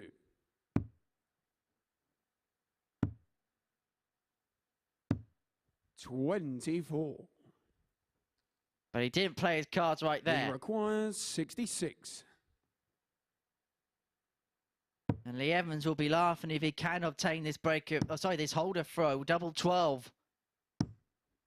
54. Goes inside. Usher back for double four. 8. Scrappy leg here, but a Game crucial shot leg the third nonetheless. leg.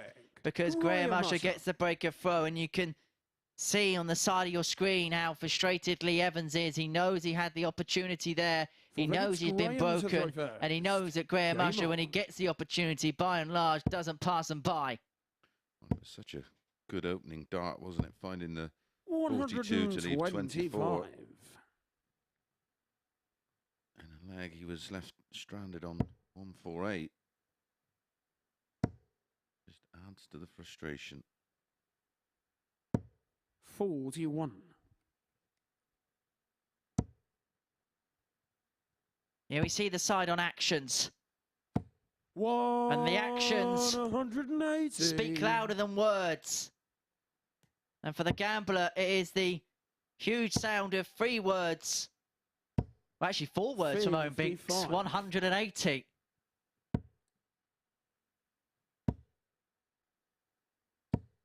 $81.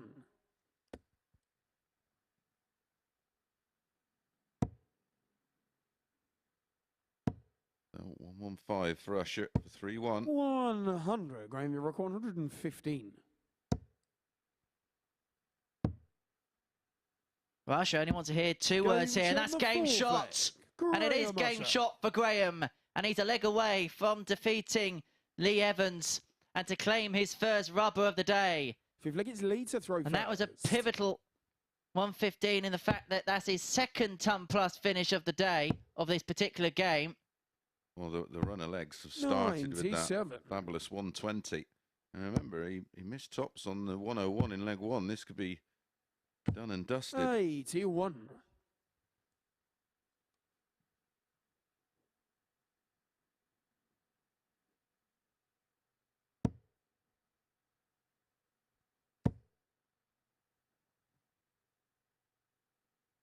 $140. Big 140 for Lee Evans. Yeah, huge visit.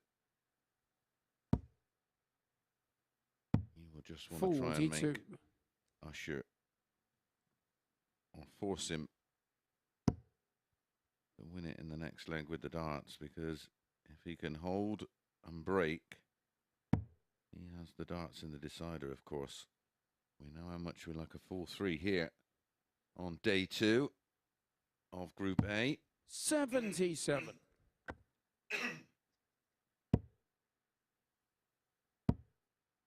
Our last 5 have gone the distance. 100. Called the Super Series. Will it be the Super 6? It's Tiebreak Tuesday. 60.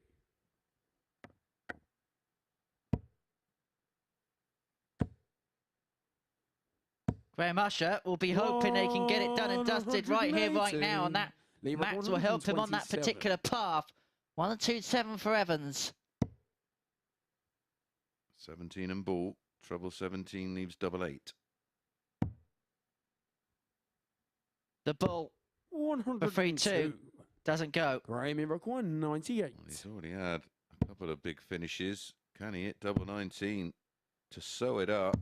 Game shot of the 4-1, and Graham Usher Graham walks Usher. away to win his opening match of the day. A 120 finish, a 115 finish, and a 98 finish. An average of 94.37, 4 out of 9 on the doubles, 2 180s, not a single 140. Well, when we come back, it will be Graham Hall against Robert Owen.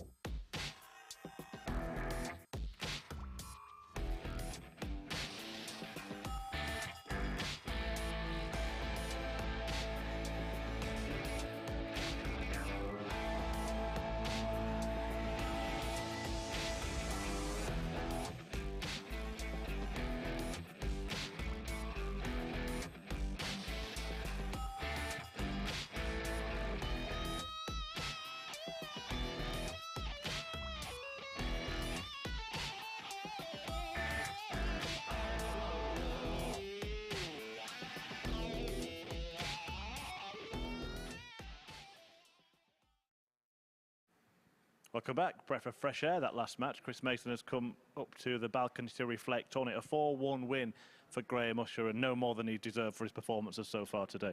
Yeah, he's been outstanding. I mean, that 94.37 is not far off his average for the day. In fact, it's a little bit higher than 94.37. To think he was going to, you know, continue to go through the day without picking up a win, it was well deserved, and that's what I mean. I fancied him at even money. You'd compared the running averages for the two players, and it looked like there was going to only be one winner. Yeah, well, let's see how it affects the Group A table. Graham Hall still at the top of it, seems to have been there from, well, even before this group started. But Graham Usher and Robert Owen now starting to make moves after those couple of wins. Are they defeats for Barstow and Evans that maybe ruled them out of that top spot? Yeah, the only thing with Hall is he's got Owen and Barstow still to play. If he doesn't win either of those matches, then the chasing pack may be able to just close the gap a little bit. Still all to play for. You know how bizarre this can be, especially the Group A. It can be topsy-turvy. He has produced some excellent stuff today, Graham Hall. We saw him in his match against Graham Usher earlier, finish a game with this fantastic 10-darter, and he was on another one in the same match as well. Yeah, he went 180 early on in the leg. Fluffed his lines on the 9, left double 10 for a 10, lost the leg, and then ended up winning the match with this absolute beauty. Yeah, fantastic stuff from Graham Hall, who is just seeming to be doing enough to keep himself at the top of the table. Other players, Graham Usher himself, will be kicking himself. I mean, Usher, his legs today, he's played 26, he's won 13, lost 13, but just one win from 4. Yeah, it's bizarre. He's just not getting any. You need a bit of rub in this game. You need someone to miss at the right time, and you've to produce that perfect shot on another occasion, and that's just not been how it's gone for Graham Usher all day. And on the other side, Conan Whitehead, 16 match darts he's faced. He's won all of his matches. Yeah, and that's it. That's that little bit of rub you need. And, you know, when we sum up tomorrow afternoon and we see where the land lies, we can reflect on that, because it could be telling. Just quickly on this one then, Graham Hall against Robert Owen. Do you think this match is carrying Robert Owen's hopes of finishing top on it, and maybe everyone else does apart from Conan Whitehead? Yeah, I think a victory here for Graham Hall, and I just think he'll have had too much of a lead and he can almost cruise through, where a win for Owen really opens things up, not just for himself, but for everybody else. But I think if Owen's beaten here, I don't think he's got much of a chance of topping the table. Well, we'll let you get downstairs and talk us through it. Here's the table topping Graham Hall against Robert Owen, and Chris is going to join Henry Deacon to talk you through it. Cheers, Murph. It is your quintessential Super Series 4-pointer between Graham Hall and Robert Owen. A win for the G-Man, the 33-year-old from Alcester, the 2022 UK Open participant. It put him on to 14 points and put him in a powerful position in Group A. Meanwhile, if Robert Owen can claim the spoils, he goes within 2 points of Hall at the top of the table in Group A. And it also gives Conan Whitehead the opportunity to go level on points with the table topper against Chaz Barstow next time out. So this is a game that carries huge weight, carries huge significance, and can carry the hopes of not just Owen, but the rest of the contenders and pretenders in Group A here at Champions Week. Chris Mason has made that sprint down from the balcony to the commentary box just in time to see the first darts get thrown. Yeah, the only bit of exercise I'm getting lately, unfortunately. There you go. Yeah, fascinating tie. Like you say, this 43 could hold the hopes for the chasing pack, and Robert Owen is one of those. We're not surprised to see Robert Owen in this position where he can claw his way back into the group. We said yesterday he was unlucky to only get 4 points. He played well, a bit like Graham Usher to a certain extent today. Yeah, and, you know, ironically yesterday, 58. Conan Whitehead didn't have much rub of the green, as to say, or as to speak, where today it's been the opposite. 55. This is a big game, and I just feel like you can sense a bit of anticipation, a bit of pressure. But Graham Hall has to be 100. absolutely buoyed from his performance last time out. That beautiful 103.93 average. 100. 100. Yeah, against Graham Usher. That feels like a long time ago now, doesn't it? Yeah. Yeah, of course, it was another game that Usher was more than in for 45. long spells of the match. Owen here, threatening a break of throw. 78. Graham Hall won this tie yesterday convincingly, 4-1 with a 93-53, 50% on the doubles.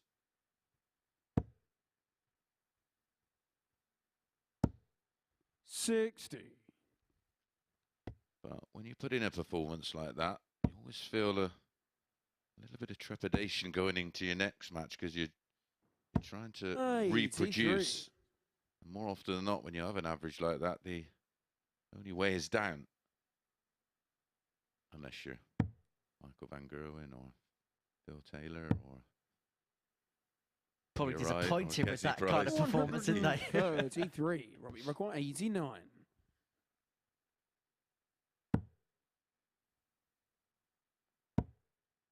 Bullseye. And that would have been 58. for 1-0 and a break of Graham, you throw. And so require Graham Hall then 62. to hold throw. Kind of been out the leg, really, hasn't he? Up until that 1-3-3. he's made a bit of a habit of stepping in and punishing. Game shot in the first And leg. guess what? Graham Hall. He does it again. A 21 dart hold, in fairness, shouldn't be anywhere near the leg. Second against Robert to throw first. One Game start at the ball for 1-0 and a breaker throw for Owen. And now he's on the back foot. 100. Graham Hall was the 4-7 favourite. 5-4 about Robert Owen. Hope you followed my advice on the last one. Another 59. even money punt landing. So another one of Mace's aces. 3 out of 3 so far. 180. That was 3 out of 3 on the treble 20 for Robert Owen.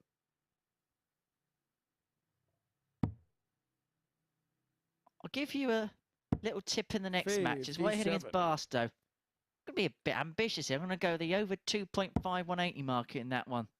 Well, you're putting yourself out there, aren't you? 81.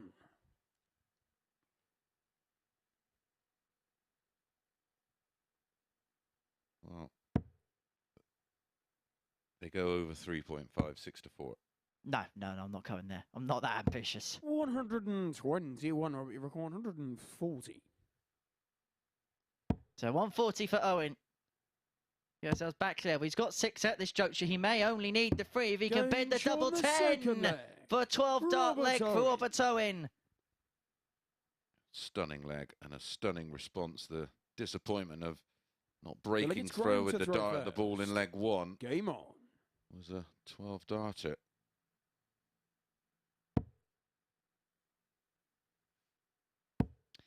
Interestingly, following game 10, 140. the overall average for the day is up 3.5 points on yesterday. The overall average of all the players so far is 90.48. 43. 90.48 for the day. Like you say, is a significant rise from yesterday. Not to give you nightmares about Thursday. 140. I did that all on my own last week. Over 2 days. 100. Couple more days and then Mace will be swapping the mic for the darts again. Aye, can't wait.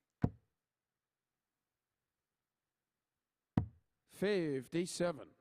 Got some That's guests with me in the booth for those 2 days. Yes, All you will be have. revealed in due course. 100. Graham, you require 164. Well, I know the 2 mornings you're going to be in the box with well, a proper legend. He knew, 58. he knew how to win a world title or two. You tease. 45. Graham, you require 106. So Graham Hall, 106 for a 2-1 lead here. And you can kind of sense that this is a tense game, a huge game. Just a few nerves jangling, but Game not shot there. The third leg. And Graham Hall leads by 2 legs to 1 against Robert Owen.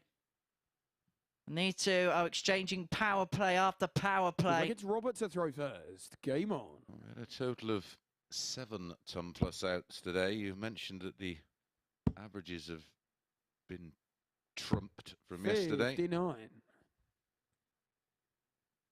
And some of the ton plus outs, that's for sure. But we expected that. We expected the players to find another level on day 2 and 60. day 3.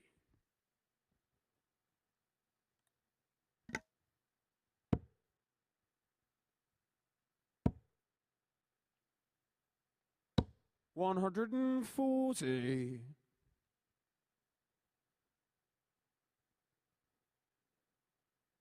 lag for the match, and Robert Owen's ambitions of topping the table.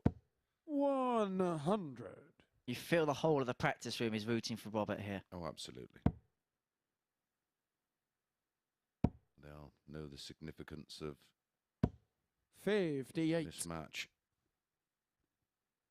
for all of their hopes of trying to chase this man down.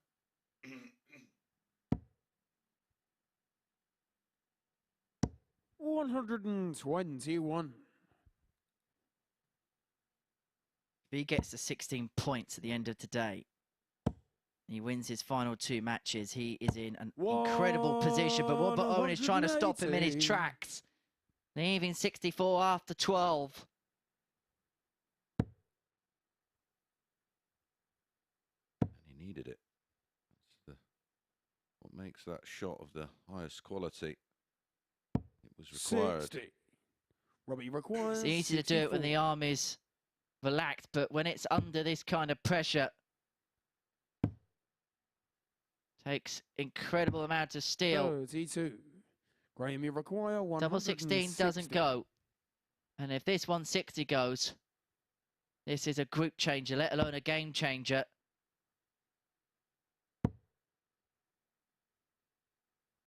$100. Robbie, you require 32. Game shot on the 4th leg. Pins it Robert Owen. almost in the middle. And that is our 4th consecutive holder throw in the match. This one feels like It's Graham to throw first. yet another that's going to go all the way. Well, that last game broke the chain of consecutive 4-3s. We had 5 in a row. I'd love the fact if he went 7 4-3s in a row. Could you get the irony of that?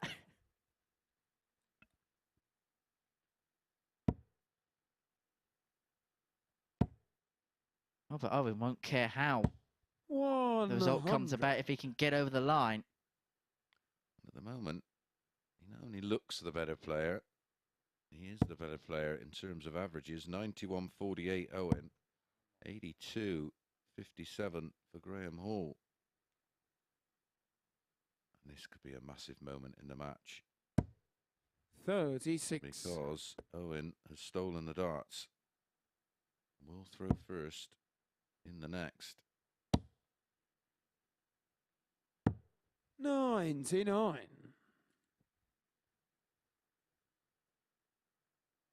And 99 means he does have the darts. He has stolen it from Graham's grasp. 100.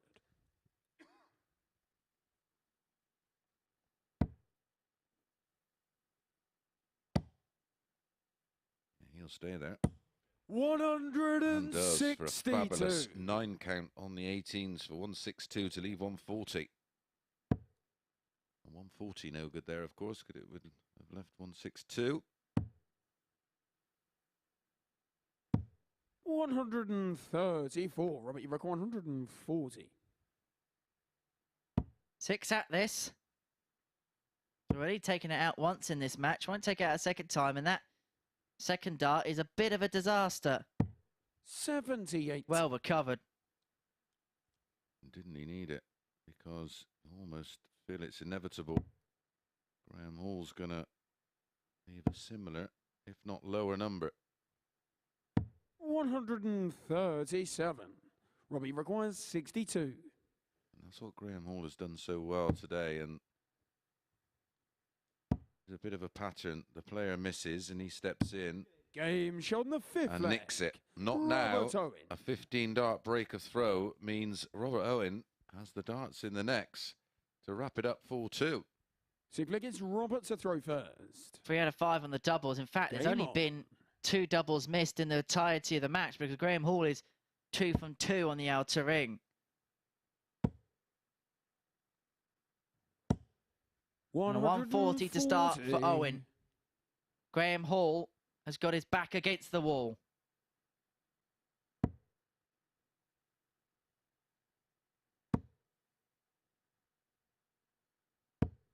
Well, now he's got a chance to put some real breathing space between himself and Graham Hall. Will allow him to play with a bit of freedom, but a 140 here, and Hall will be interested.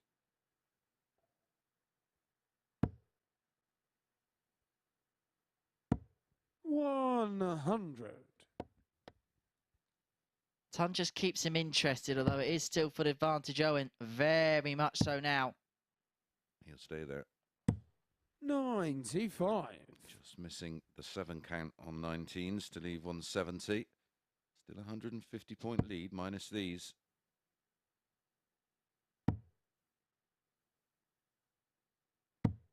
$134.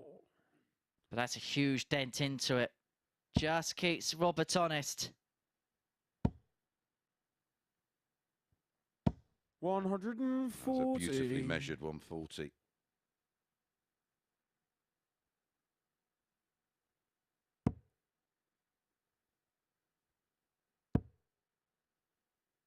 Cranking another one here. Will make things very interesting. So Robert Owen returns for 68 for the match. 2 at double 4. And Robert Owen halts the charge of Graham Hall at the top of Group A.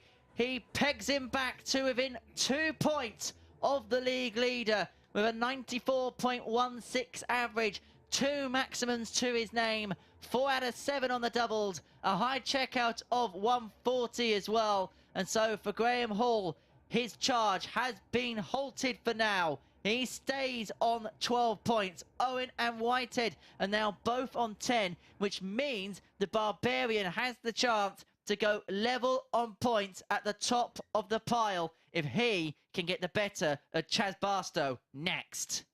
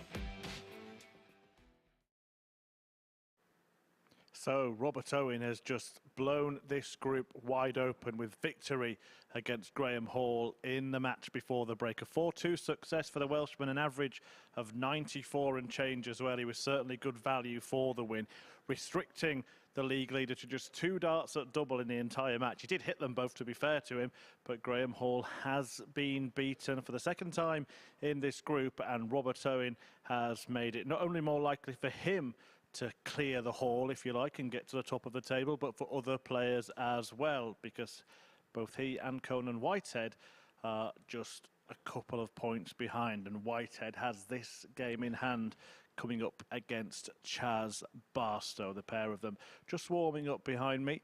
And Chaz Barstow has produced some decent stuff today. This 1-2-2 checkout was actually in defeat to Robert Owen, but it showed the clinical side to Chaz Barstow's game. He's actually had fewer darts at double in his last 2 matches combined to the amount that he missed in his first match when he lost from 3-0 up against Lee Evans. As for Conan Whitehead, well, he's won all of his matches 4-3.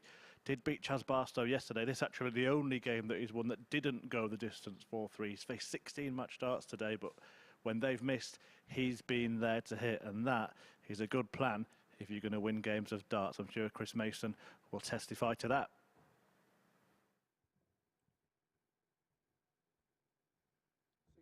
Thank you very much, Murph, and yeah, absolutely. Again, this one, potentially another massive match. I'm looking at it. In the break, we were perusing through the table thinking we could end up here with 3 players on 12 points. Indeed, we could. And that would lead to some prospect going into the final day. Something probably we didn't think we'd be saying midway through the day, when it looked as if Graham Hall was threatening to race clear with the group. It feels like it's Conan to throw first. But game on. This is the thing with the Super Series, and you think one thing's going to happen. Well, scratch that. There's usually another scenario that comes into the equation. Oh, I'm waiting for 100. Barstow to give us one of his absolute bangers. And may well 140. be incoming. They went 4-5, 10-11. It is a bit of a pick'em game. We know Barstow has that unbelievable 60. game in the locker somewhere. Just got a bit of a feeling we might see it here. 30. Sometimes with Barstow, the best stuff can sometimes come out the blue, can sometimes come with a little bit frustrated. 134.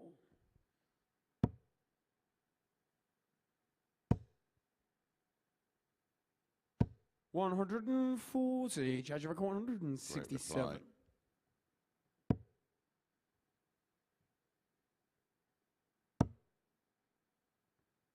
Come out now. 49. Going you require 131. 131.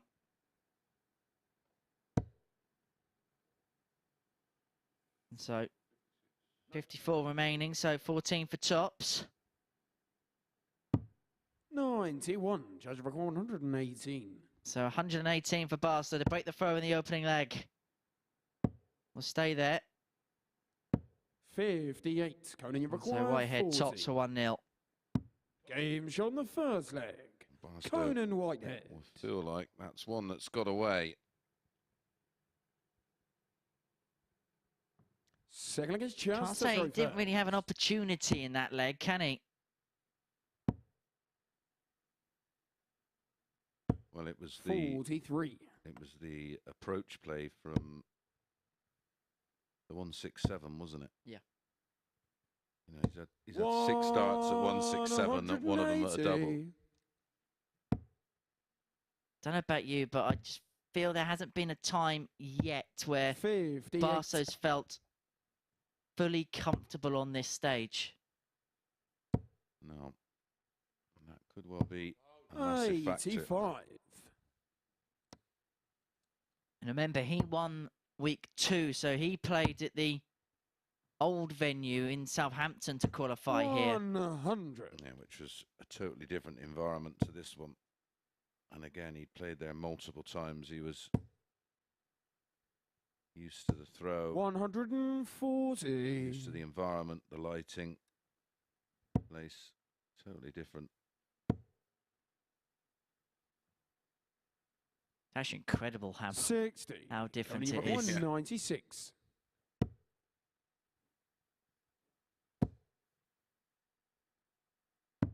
$56. You can experience it for yourself on Saturday night. Dartshot.tv for your tickets. Yeah, it's the most intimate venue you'll ever come to. You're literally can touch the 45. stage You from, require 40. especially those seats at the Games front. on the second leg. And that's a beautiful Conan leg. Whitehead. 13 darter from Conan.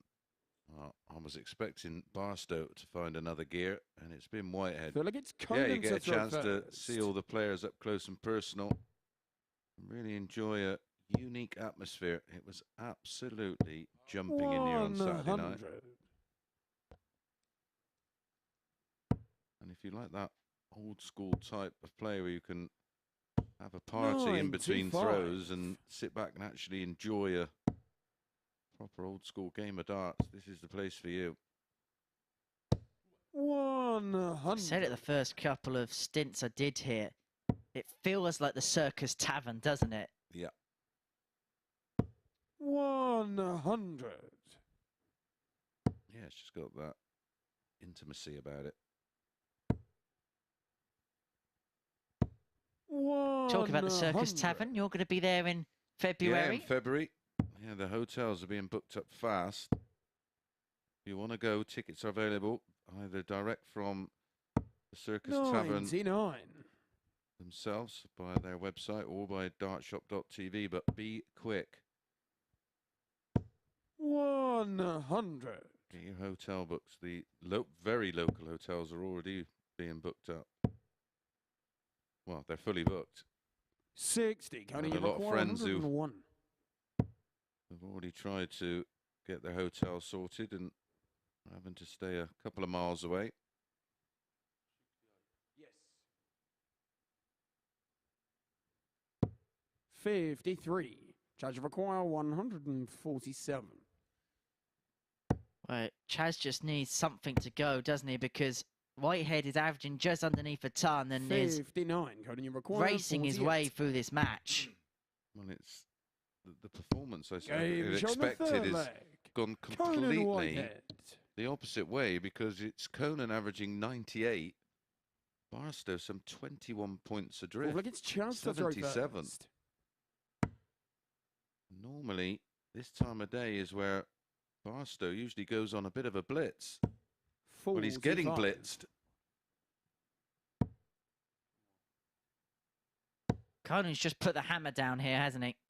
100. Well, there was nothing noticeable in the averages between the two, really. The overall running averages. It's just when you look at the timings 58. of historically when Barstow tends to play his best darts when he has played in the Group A, he's 55. usually in his penultimate and last matches of the sessions.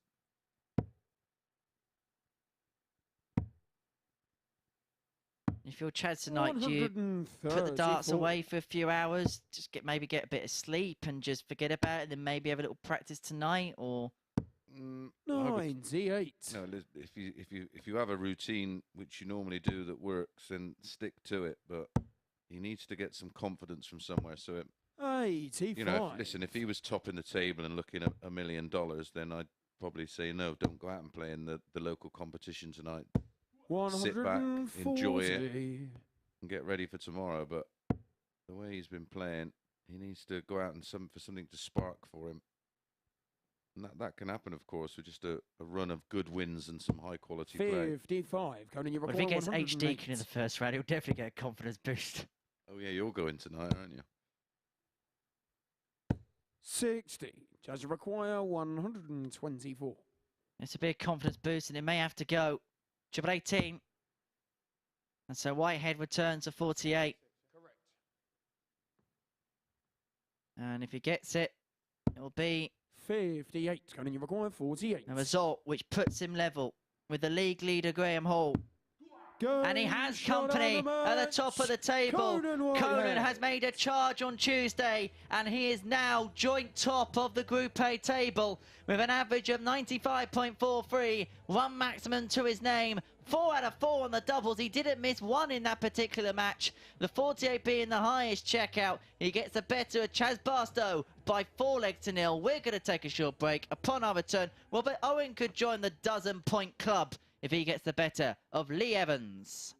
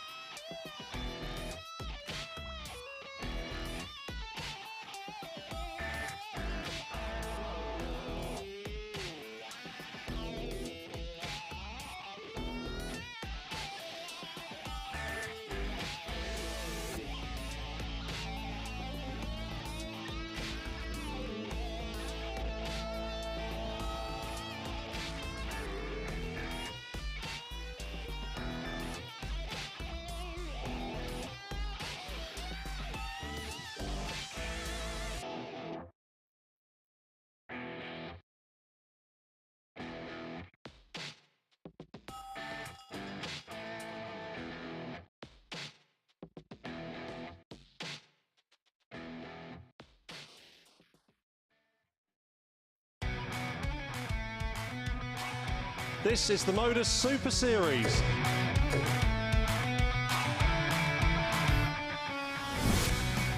$180.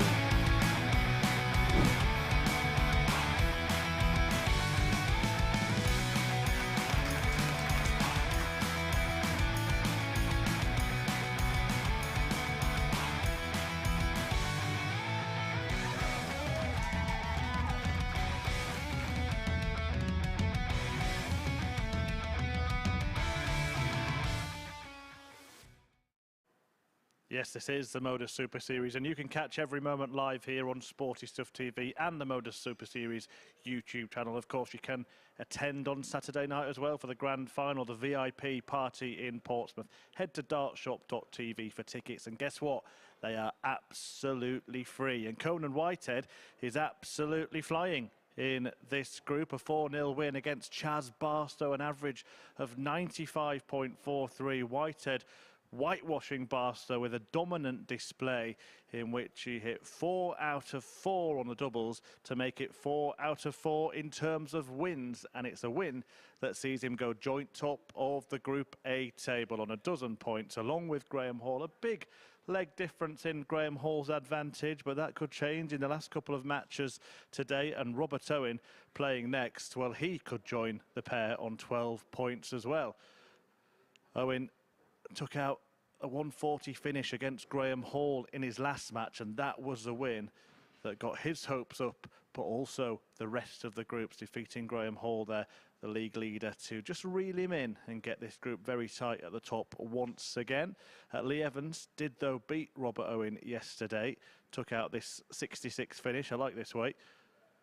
Ending it on double 12, and he'll be looking to do the double because he is the man at the foot of the table at the moment. So without further ado, it is Owen against Evans, and Owen looking to go to the top. Evans, as I said, looking to come off the foot of the Group A table. Chris Mason and Henry Deacon will guide you through every dart. Thank you very much, Murph. And so the final round of fixtures for day 2 here at the Super Series is about to get underway, and there is a conceivable scenario where we have 3 players at the top of the group on 12 points. Owen can get to that mark if he gets the better of Evans in this particular matchup. There's also a scenario where Usher could get on to 10. We could have 3 players on 12 and a player on 10. This could be set up for a grandstand finish tomorrow, depending on results in our last 3 games of the afternoon session here. Stick with us for every single dart here at the MODUS Super Series. If you're joining us on Sporty Stuff TV in the UK, very good afternoon to you, wherever you're tuning into us from. And of course, you can tune into all the live coverage, plus bonus content and behind the scenes action at the MODUS Super Series YouTube channel. Do give us a subscribe. You can watch Game of the Day, you get exclusive interviews with the players and things like that. So all sorts of content is available there.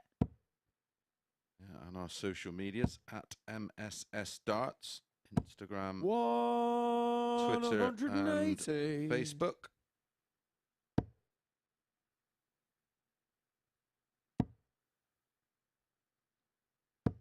And don't forget the details of how to win that board from week 12 finals night. I'll be signing that up this afternoon. 100.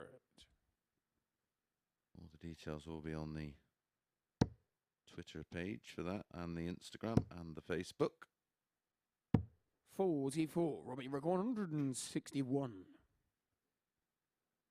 Well, Owen will be hoping to sign off the day with victory. Well, both players will be looking to sign off the day with victory, but it is the Welshman who's made the better start of the pair. Yeah, the 4-7 favourite to win this match. 40. Robbie Rick Before the off, it was 72. 8-11 and even money about Evans. It's now 4-7, 5-4 tops. 52. Evans won the tie yesterday. It was match 3 of the session, and he won it 4-1.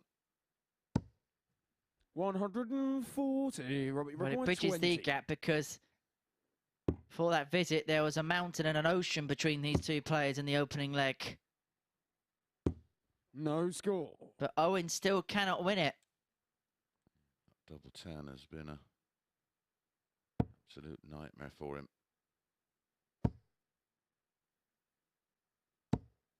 60. Robbie required 20. Double 10.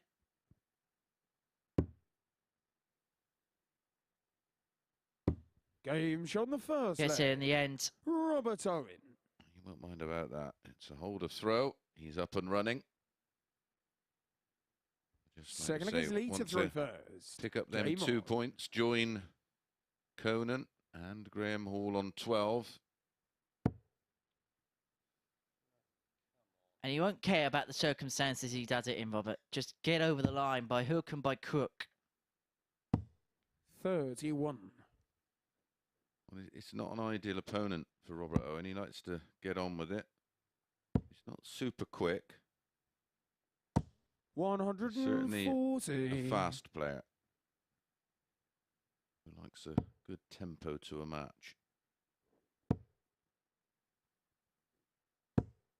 100.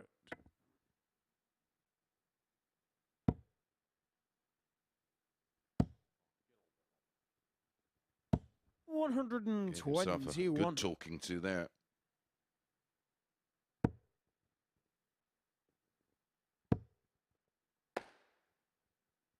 Well, Evans visibly frustrated with himself there. Hasn't really got going thus far. 45.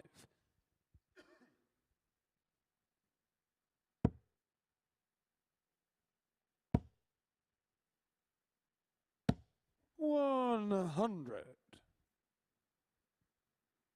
Robert going along very nicely and liking leg one, giving himself a big cushion. 42. Having You require gone through this 140. multiple times last week, I feel Evans's pain.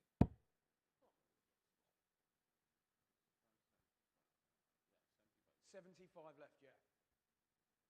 One of the most enjoyable games you can play when you feel like you're hitting everything. When you're doing this, you just want the stage to swallow you up. 81. Robert, you It's require easy to 24. sit on the sofa and give a critique. Double 12. Game shot in the second leg. Robert Owen. Well, Robert Owen breaks the Froley Evans and opens up a 2-0 lead of a 14-dart leg. So it gets Robert to throw first. Game on.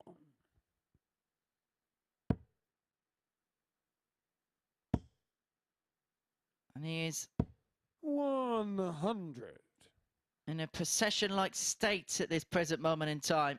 Oh, it's very much like the Conan Whitehead Barstow game so far, isn't it? And that's I think you found a lovely stat, didn't you, regarding the Chaz Barstow match against Conan Whitehead? That was the first time in the history of the Live Leagues or Super Series that Chaz Barstow hasn't had a dart at double in a match. And he's played a staggering amount of matches, hasn't he? Around 55. 209 matches. That's incredible.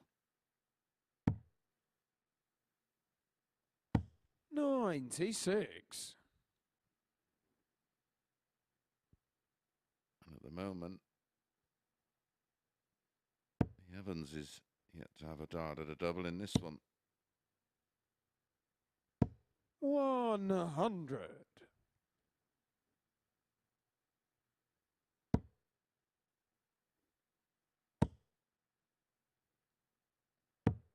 $139. 66 after 12.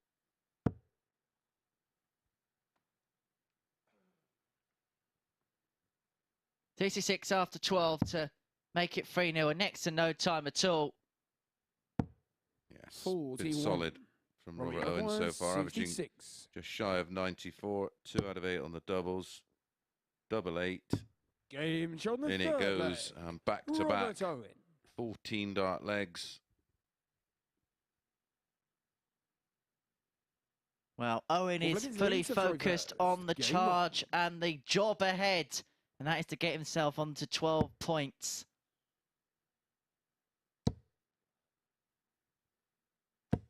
$140. And I know Hall and Whitehead will be paying full attention to the table and the consequences of this win for Owen. 100. Well, especially in terms of the leg difference as well. It's going to play a huge part. 93.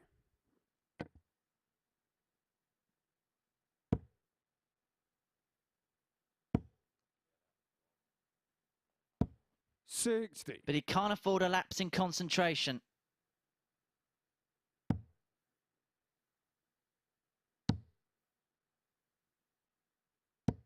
$134. Half's his score. Suddenly he may get his first leg on the board, but here comes Owen on the charge. 140. Lee Rock 134. Should at least get a dart at a double. Oh, this would be remarkable. Double 16. 102. That would sum up this bizarre sport. Only his first dart at double in the match. It would have been for a 12-darter and a 1-3-4 out. 139. Leave required 32. Even he would have thought, how ironic.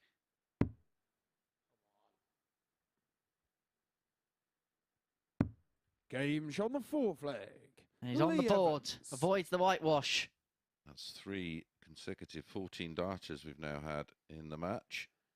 It was a 20-dart opener from Robert Owen, and then back-to-back 14s, and then a 14-dart hold from Lee Evans to get his first chalk on the board.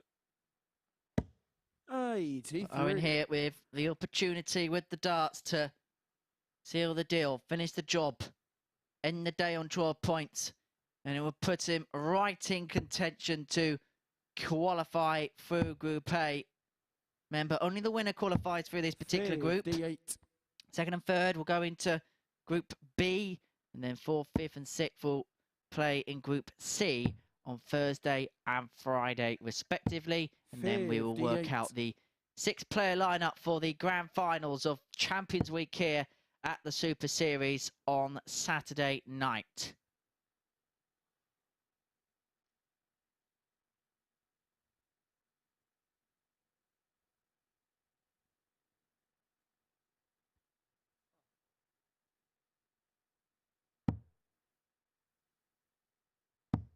$58.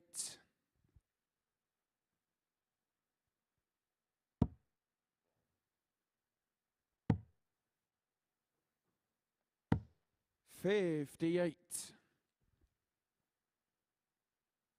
Just feel this game's just hit a bit of a stumbling block. Well, again, it's just about the tempo. 95.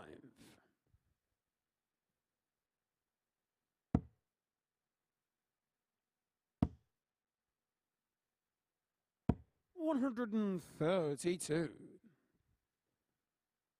That's up the 170. Some way to end his day.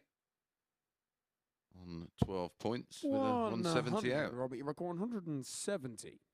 Well, you've seen Graham Usher do it this week. He doesn't have to go for it, but he'd like to. And listen, he's a bit of a showman. 105. He would have gone for it. Absolutely no doubt about that.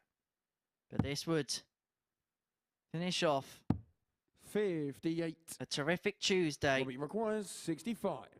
And to put him on 12 points. Tops. Double 10. And there is a three-way tie at the top of Group A, because Robert Owen joins Graham Hall and Conan Whitehead on 12 points, courtesy of a 4-1 victory against Lee Evans with an average of 93.96. He hit the solitary maximum in the match, 4 from 11 on the doubles, a 66 high out. And so Tuesday was moving day for Robert Owen. He's on to 12 points in the group. And after the break, we are going to see Graham Usher in action. He takes on Conan Whitehead.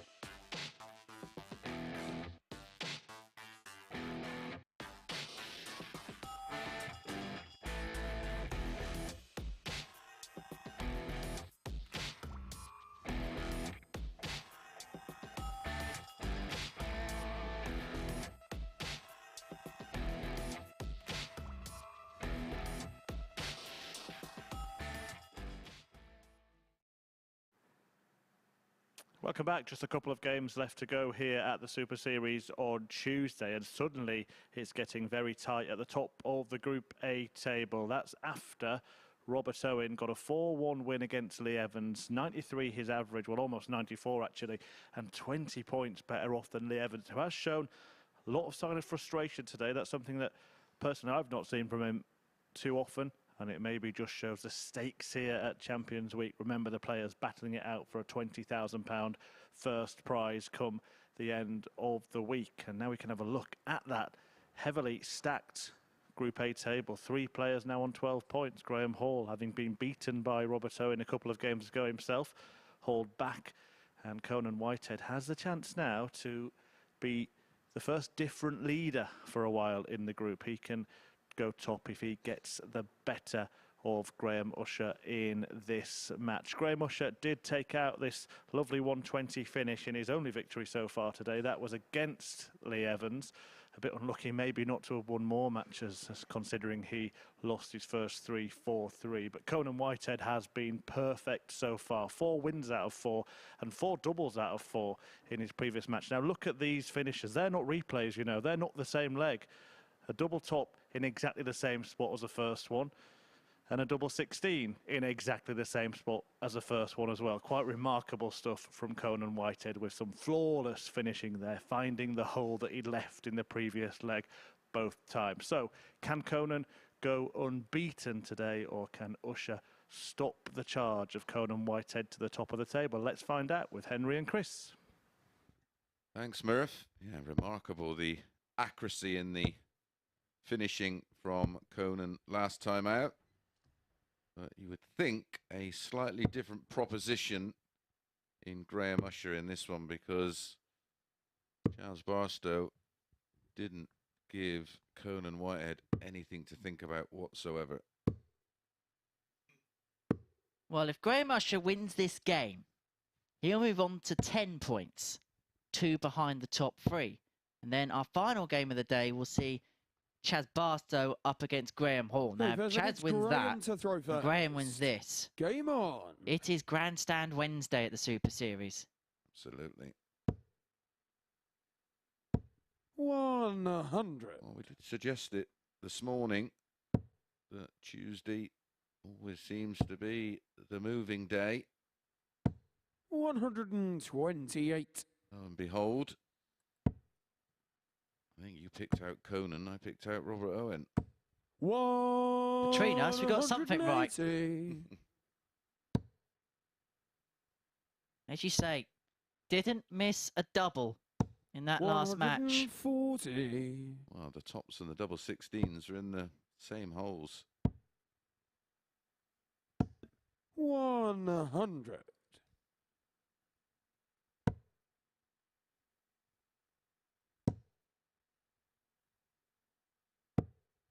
43. Graham, you've got 121. 1-2-1 for Usher after 9. Doesn't have to go for this, and so it goes double 18. 85. Just on the wire. That was for a 12 dart opening leg hold. 60. Graham, you require 36.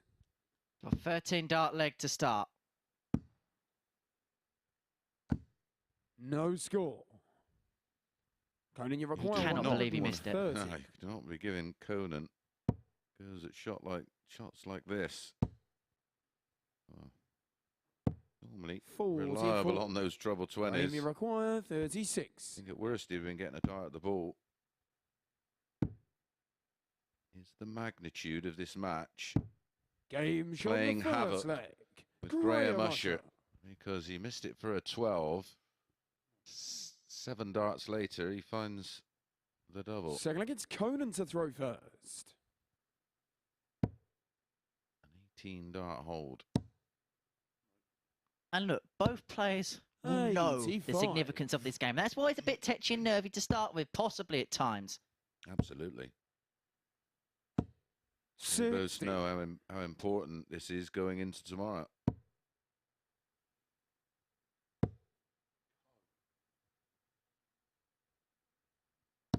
60.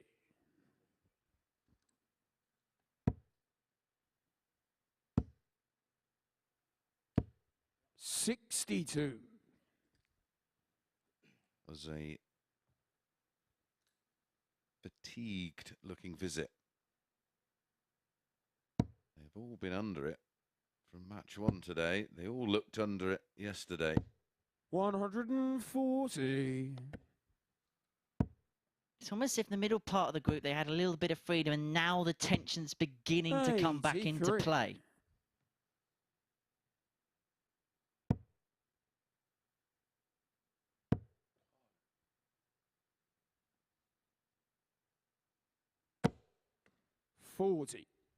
Well, he's down to 176, so 140 here from Usher. Will take him down to a finish.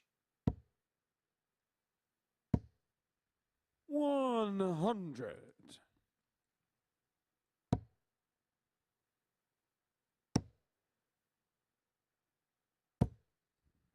$85. Again, it's just the type of visit that Graham Usher will be thinking again. 140. A 140 this time. He 91. nails it to leave a 2-darter. How many times has he come up with a visit like that today? Yep. 37. Graham, you require 56. It may have forced the error of Conan Whitehead. Tops for 2-0. 16. Conan, you He's having require a 54. disaster on the doubling. 1 from 9 now, and that's only just in the 14. It was so close to the wire, had to get Owen Binks to check. 34.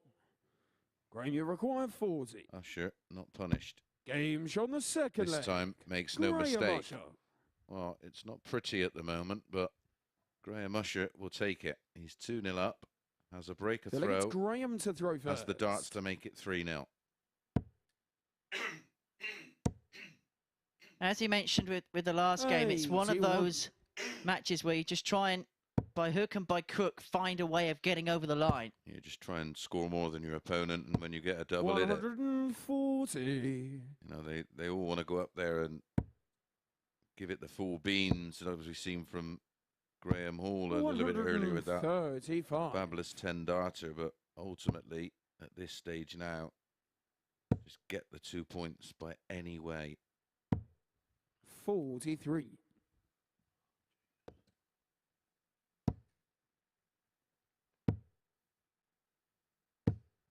$43.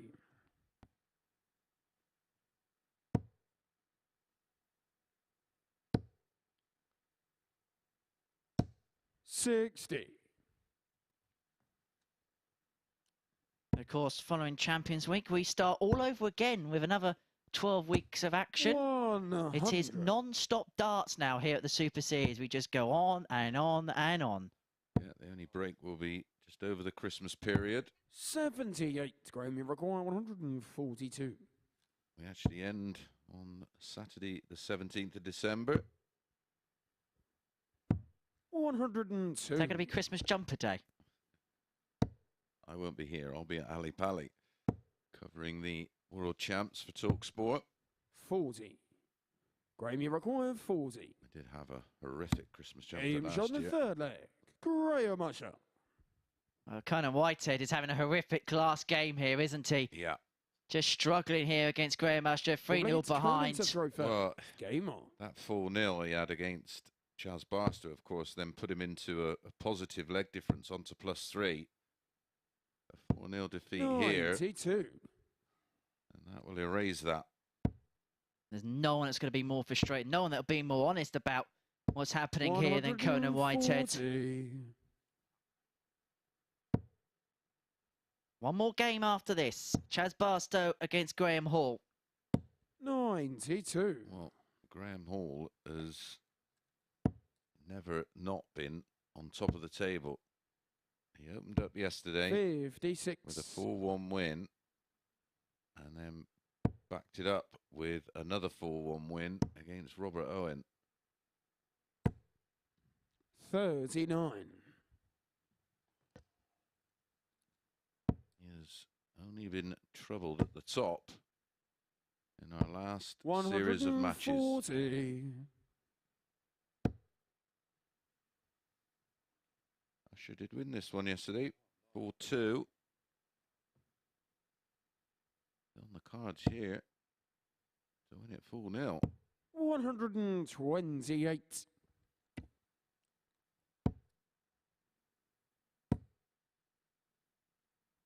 $125, going in your record 150.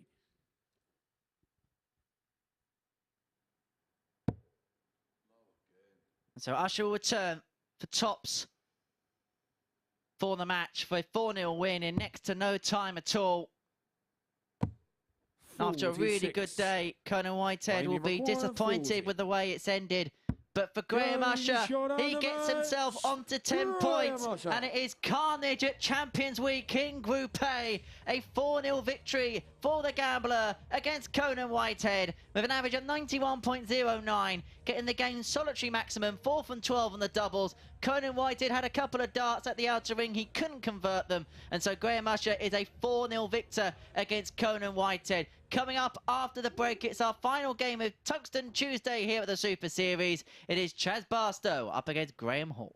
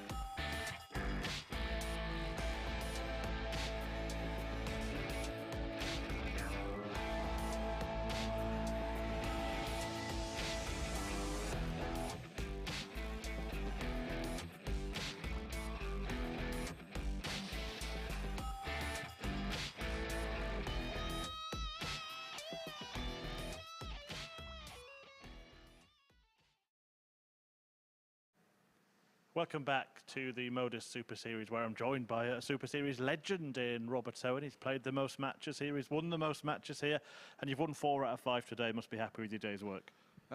Yeah, I feel a bit robbed, really, not to win all 5 out of 5 with Conan, but fair play to him. I give him so many chances to win that game, and he took it. Fair play to him. But yeah, 4 out of 5, definitely in the mix, so can't complain, really. Well, let's have a look at that league table. You can see it there. Certainly more than in the mix, level on points with Conan Whitehead, who was just beaten 4-0 by Graham Usher, just keeping him on the same amount of points as you. And Graham Hall has the chance to pull 2 clear, but he was looking at one stage today until you beat him that he might be even further clear. That was the big win, wasn't it, for you and probably for the rest of the group? Yeah, it was. I come in this morning thinking, right, I've just got, like, I changed my darts yesterday to my Bulls darts just to get a little bit of extra oomph in myself. And all of a sudden, I found my throw. And from this morning, I sort of found my throw. I started it in the 140s. I started in a few doubles now and again, which was the main reason yesterday I was so poor. But, you know, it's made it close for everyone. And, you know, but more beneficial to me, really, because I do like a close table and I do like to run it right to the end. Well, for those that don't know, this man won't be joining us for the next couple of years. He's performed so well on the PDC Challenge Tour. He's finished second. He's earned a spot at Alexandra Palace for the World Championship, and he will get his professional tour card for the next 2 years. So it's the first time we've had you in front of the camera. Congratulations for that. Just tell us how much playing in the MODUS Super Series might have helped you in that pursuit. Oh, it's been absolutely massive to help me, even through like the likes at the start of the lockdown sort of thing. You know, getting the chance to play, well, otherwise I was just playing online in my house, and to play the quality of player which is here now, and it's only going to get better. I think that it's made me what I am now, more consistent, more competitive player, and you know, I can only wish everyone well that's playing it now over the next 2 years, whatever. Hopefully I won't be back, but you know, it's just nice to have everyone playing in it and seeing how competitive and how good some of the, how can I say, not professionals, or like they call it, hybrid pros, which is not just me, there's a lot of them here. Yeah. They're more professional than what people think. Yeah, amateur's probably the wrong word, isn't it? Maybe semi-professional or something. Definitely. But yeah, Rob Owen, well, he showed that consistency today, 4 out of 5 victories to leave himself firmly in the mix ahead of tomorrow. And indeed, he could be signing off as a champion come Saturday night. But there is one more match left to play. As I said, Graham Hall can keep himself clear at the top of the table if he gets the better of Chaz Barstow. Be honest, Robert, are you cheering on Chaz? Well, he's one of my best mates down here, but I won't tell him that really. But yeah, I'd love him to win, yeah. See, honest answer. Let's find out. Chaz Barstow against Graham Hall with Chris and Henry. Cheers, Murph. And so one more game to go after a brilliant day for Robert Owen. Will Graham Hall get back in front of the group? He's had a turbulent few minutes where he's seen his massive lead at the top of the table put back, well, to even Stevens. And I like the phrase that Robert Owen used, hybrid pro. Yeah, I think I was a hybrid dart player last week with playing and then commentating. But yeah, no, he has a point. It's, you know, it's a lot for the players to try and juggle. You know, most have a full-time job, so they need a boss which is nice enough to give them the time off.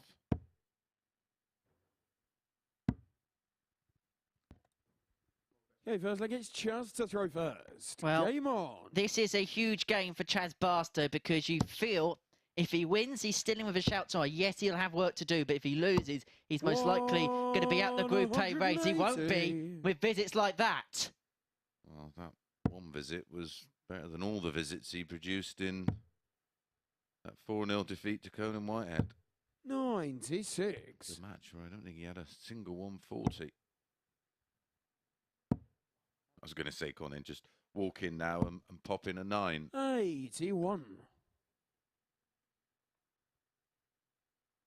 How does Graham Hall bounce back from that defeat to Robert Owen? When he has been beaten, the response has been a good one. Bounce back well every time. Yeah, he lost the opening game to Conan Whitehead, then responded with a 4-2 win over Lee Evans. And in fairness, Robert Owen had to play some inspired stuff to get the better of G-Man. 4-2 victory with a 94.16 average for the Welshman, who, 140. as you mentioned a second or two ago, spoke so well on the balcony. 100.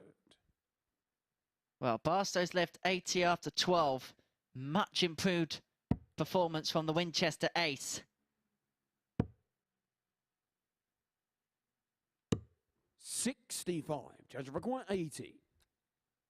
And for the opening leg, in the space of 15, tops. Game shot in the first leg. Chaz Barstow. When he gets a go, he's fine. 15 dart hold with an 80 checkout. Second Vastly against Graham improved. to throw first.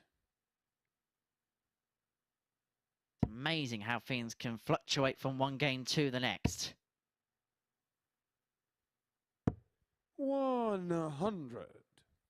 What would Graham Hall be thinking overnight if it ends 3 players on 12? Because he knew he had the opportunity to pretty much kill the group off at one point. Yeah, well, he was 2 clear overnight, and then he pulled 4 clear, didn't he? And I think he had the opportunity to go 6 clear. But in fairness, 97. everybody else has raised their games. 4 out of 5 today for Conan, 4 out of 5 today for Robert Owen, and that replicated what Graham Hall achieved yesterday, winning 4 out of 5.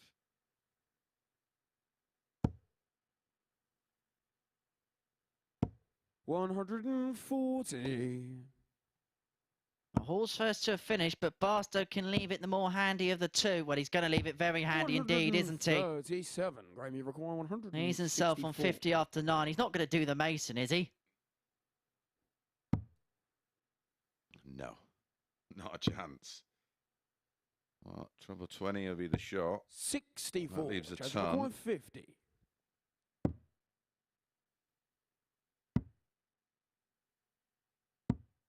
$30. Well, what a chance this is Graham, you require for 100. Graham Hall to win a leg. It looked like was going to slip away and give Barstow a 2-0 lead. Should be, well, yeah, went the tops. Didn't like the lie. Chaz required 20. It's a much better option than the small treble 16. Wow. Well, he's 18. made an absolute mess. Graham, of you that. require 40. He will be fuming.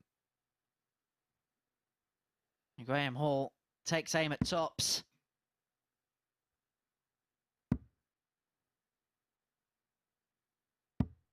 $20. But he can't take advantage. Chaz required Although 2. this is no gimme. That's a long way away for him. No score. He shouldn't Graham, even you be in this require position, 20. mate. So that's the issue for Barstow. It's given Graham Hall effectively a free opportunity at this double 10.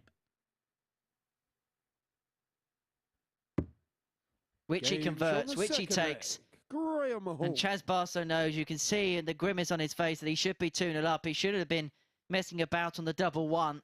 So look, it's Chaz to throw first. Shouldn't have been anywhere near it. Had pretty much control. Another 180 in that leg. 140. Well, he's undone the good work he's put in over the first leg and 3 quarters, hasn't he, really? Yeah. You don't give this man many chances because he takes full 180. advantage. Well, if you watch the pattern throughout the last 2 days, you're 83. exactly right. That's tended to be the way it's played out.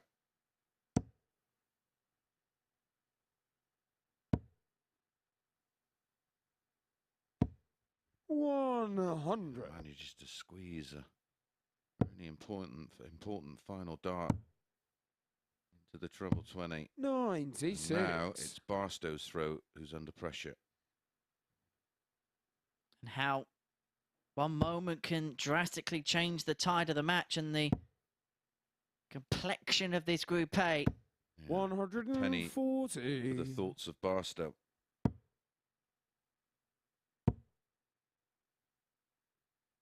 Don't go for another. We've been round the double 126. conundrum before. Graham, you require 81.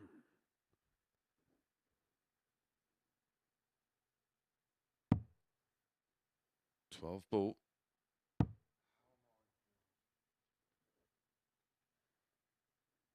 Well, in all honesty, that's the first time I can 41. recall Chaz him required 56. making an error of that type. And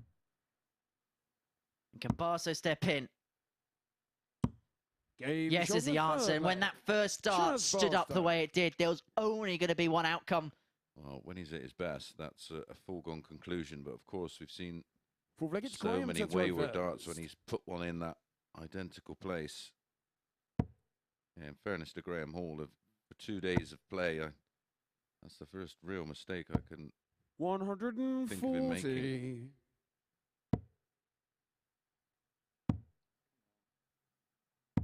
46. And if you are Chaz Barstow and you win this game, you're on 8 points after 2 days play, and you feel as if you're on that mark really without making an indent or playing the way that we know that he's capable of. 100. Like I say, I think if he gets to 8 points, you'd have to think of going through the card and beating 99. a 5 out of 5, a 4 out of 5 minimum, and even that may not be enough depending on the way all the other results pan out. Actually, everyone else cancels each other out. 42.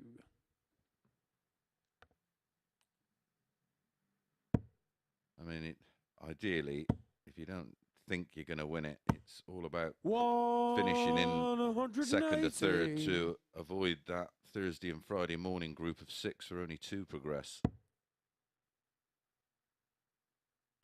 But also the evening session advantage of Group B. 139.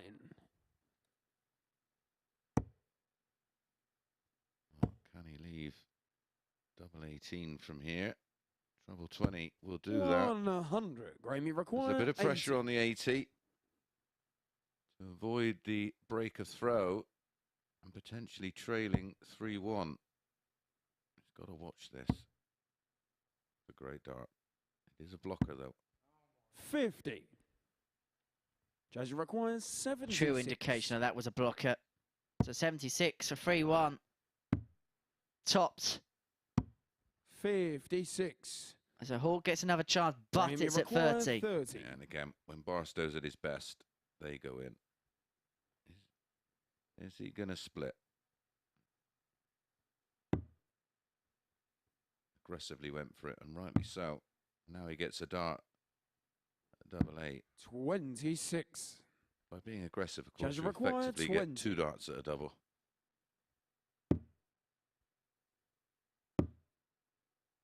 Oh dear. 10. And because he's got bulky Graham, you barrels, it require makes 4. the lie when it's on the wire like that much, much smaller. Makes the bed much, much smaller. And so Graham Hall will get 3 more. Double 2 for 2-2. Not sure whether he'll like that lie. Game's on the 4. He does like the lie, and it is Graham 2 Hall. apiece. How? I'm not sure, but it is 2-2. Fifth leg, it's And we're Chaz to still throw on throw. first.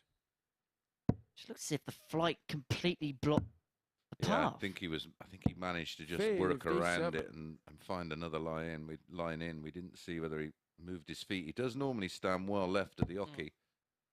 So when he does have a dart like that, of course he has the option to move right, and it opens up the bed. 60. I established that yesterday thanks to our friend at the Super Series, Scott Mitchell. Did a great job here on commentary duties on 59. Saturday night. I have a number of new voices you will hear at the Super Series. You'll be happy to know it's not just my groaning strains. 58. Quite a nice little cast list of commentators coming up between now and Christmas. Certainly enjoyed 134. Glenn Durrant doing a session with him. Also had Matt Edgar, who I thought was brilliant. And he was down for a couple of weeks. Sure he'll be back shortly. 58. Off doing exhibitions at the moment, isn't he? Doing the day job. Well, I say doing the day job. I suppose day job's 60. now the old YouTubing thing.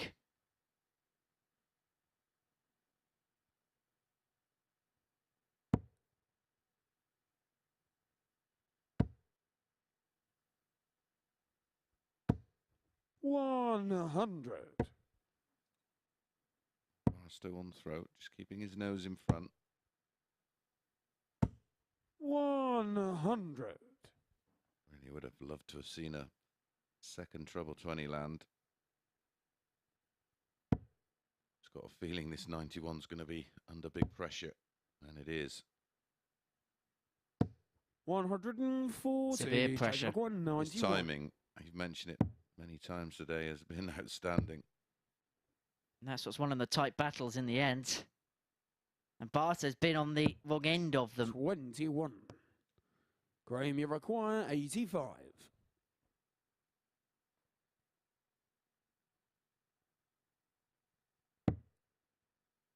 Tops.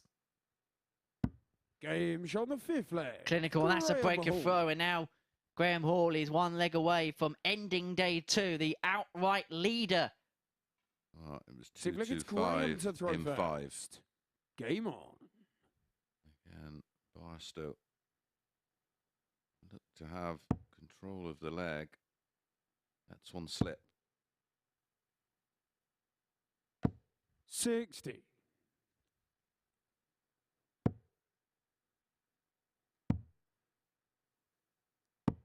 $57.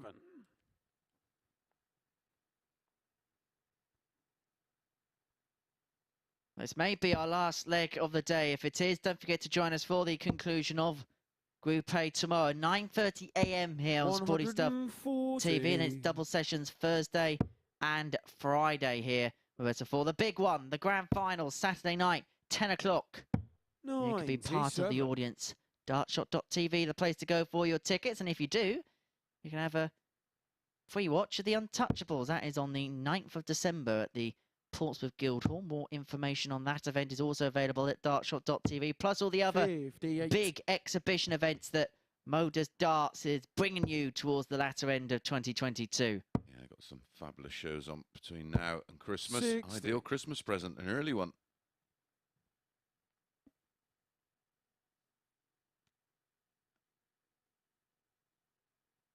Who's going to be top of the tungsten tree come tomorrow? That is the question we will find out. Graham Hall is doing his chances, no issues whatsoever.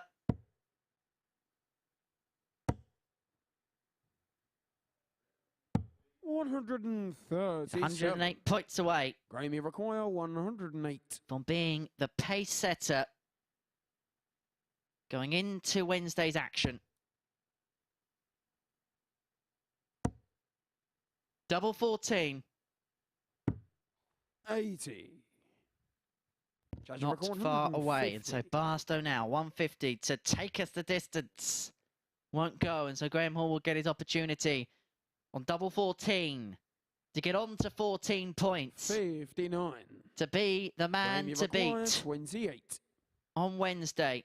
To be the one they will all want to chase down. Double 7. 24. Barstow will return. 91. 91. Will take us to yet another deciding leg. It's been tie-break Tuesday at the Super Series. Will we get one more in our final game? Tops to take us the 71. distance, but it drags just below. And so Graham Hall will return for double 2.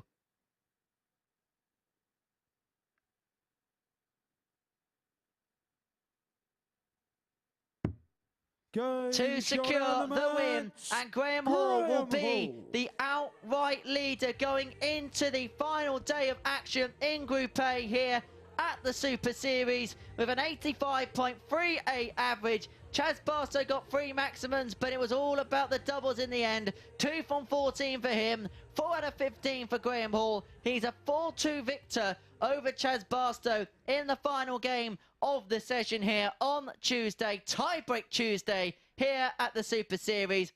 He will be the man to beat going into the final day of Group A action here at Champions Week in the Super Series. He's the man in pole position to get that first final spot. Let's look back then at all the action we've seen today with some final thoughts and analysis from Mace the Ace, Chris Mason. He's upstairs chatting to Chris Murphy.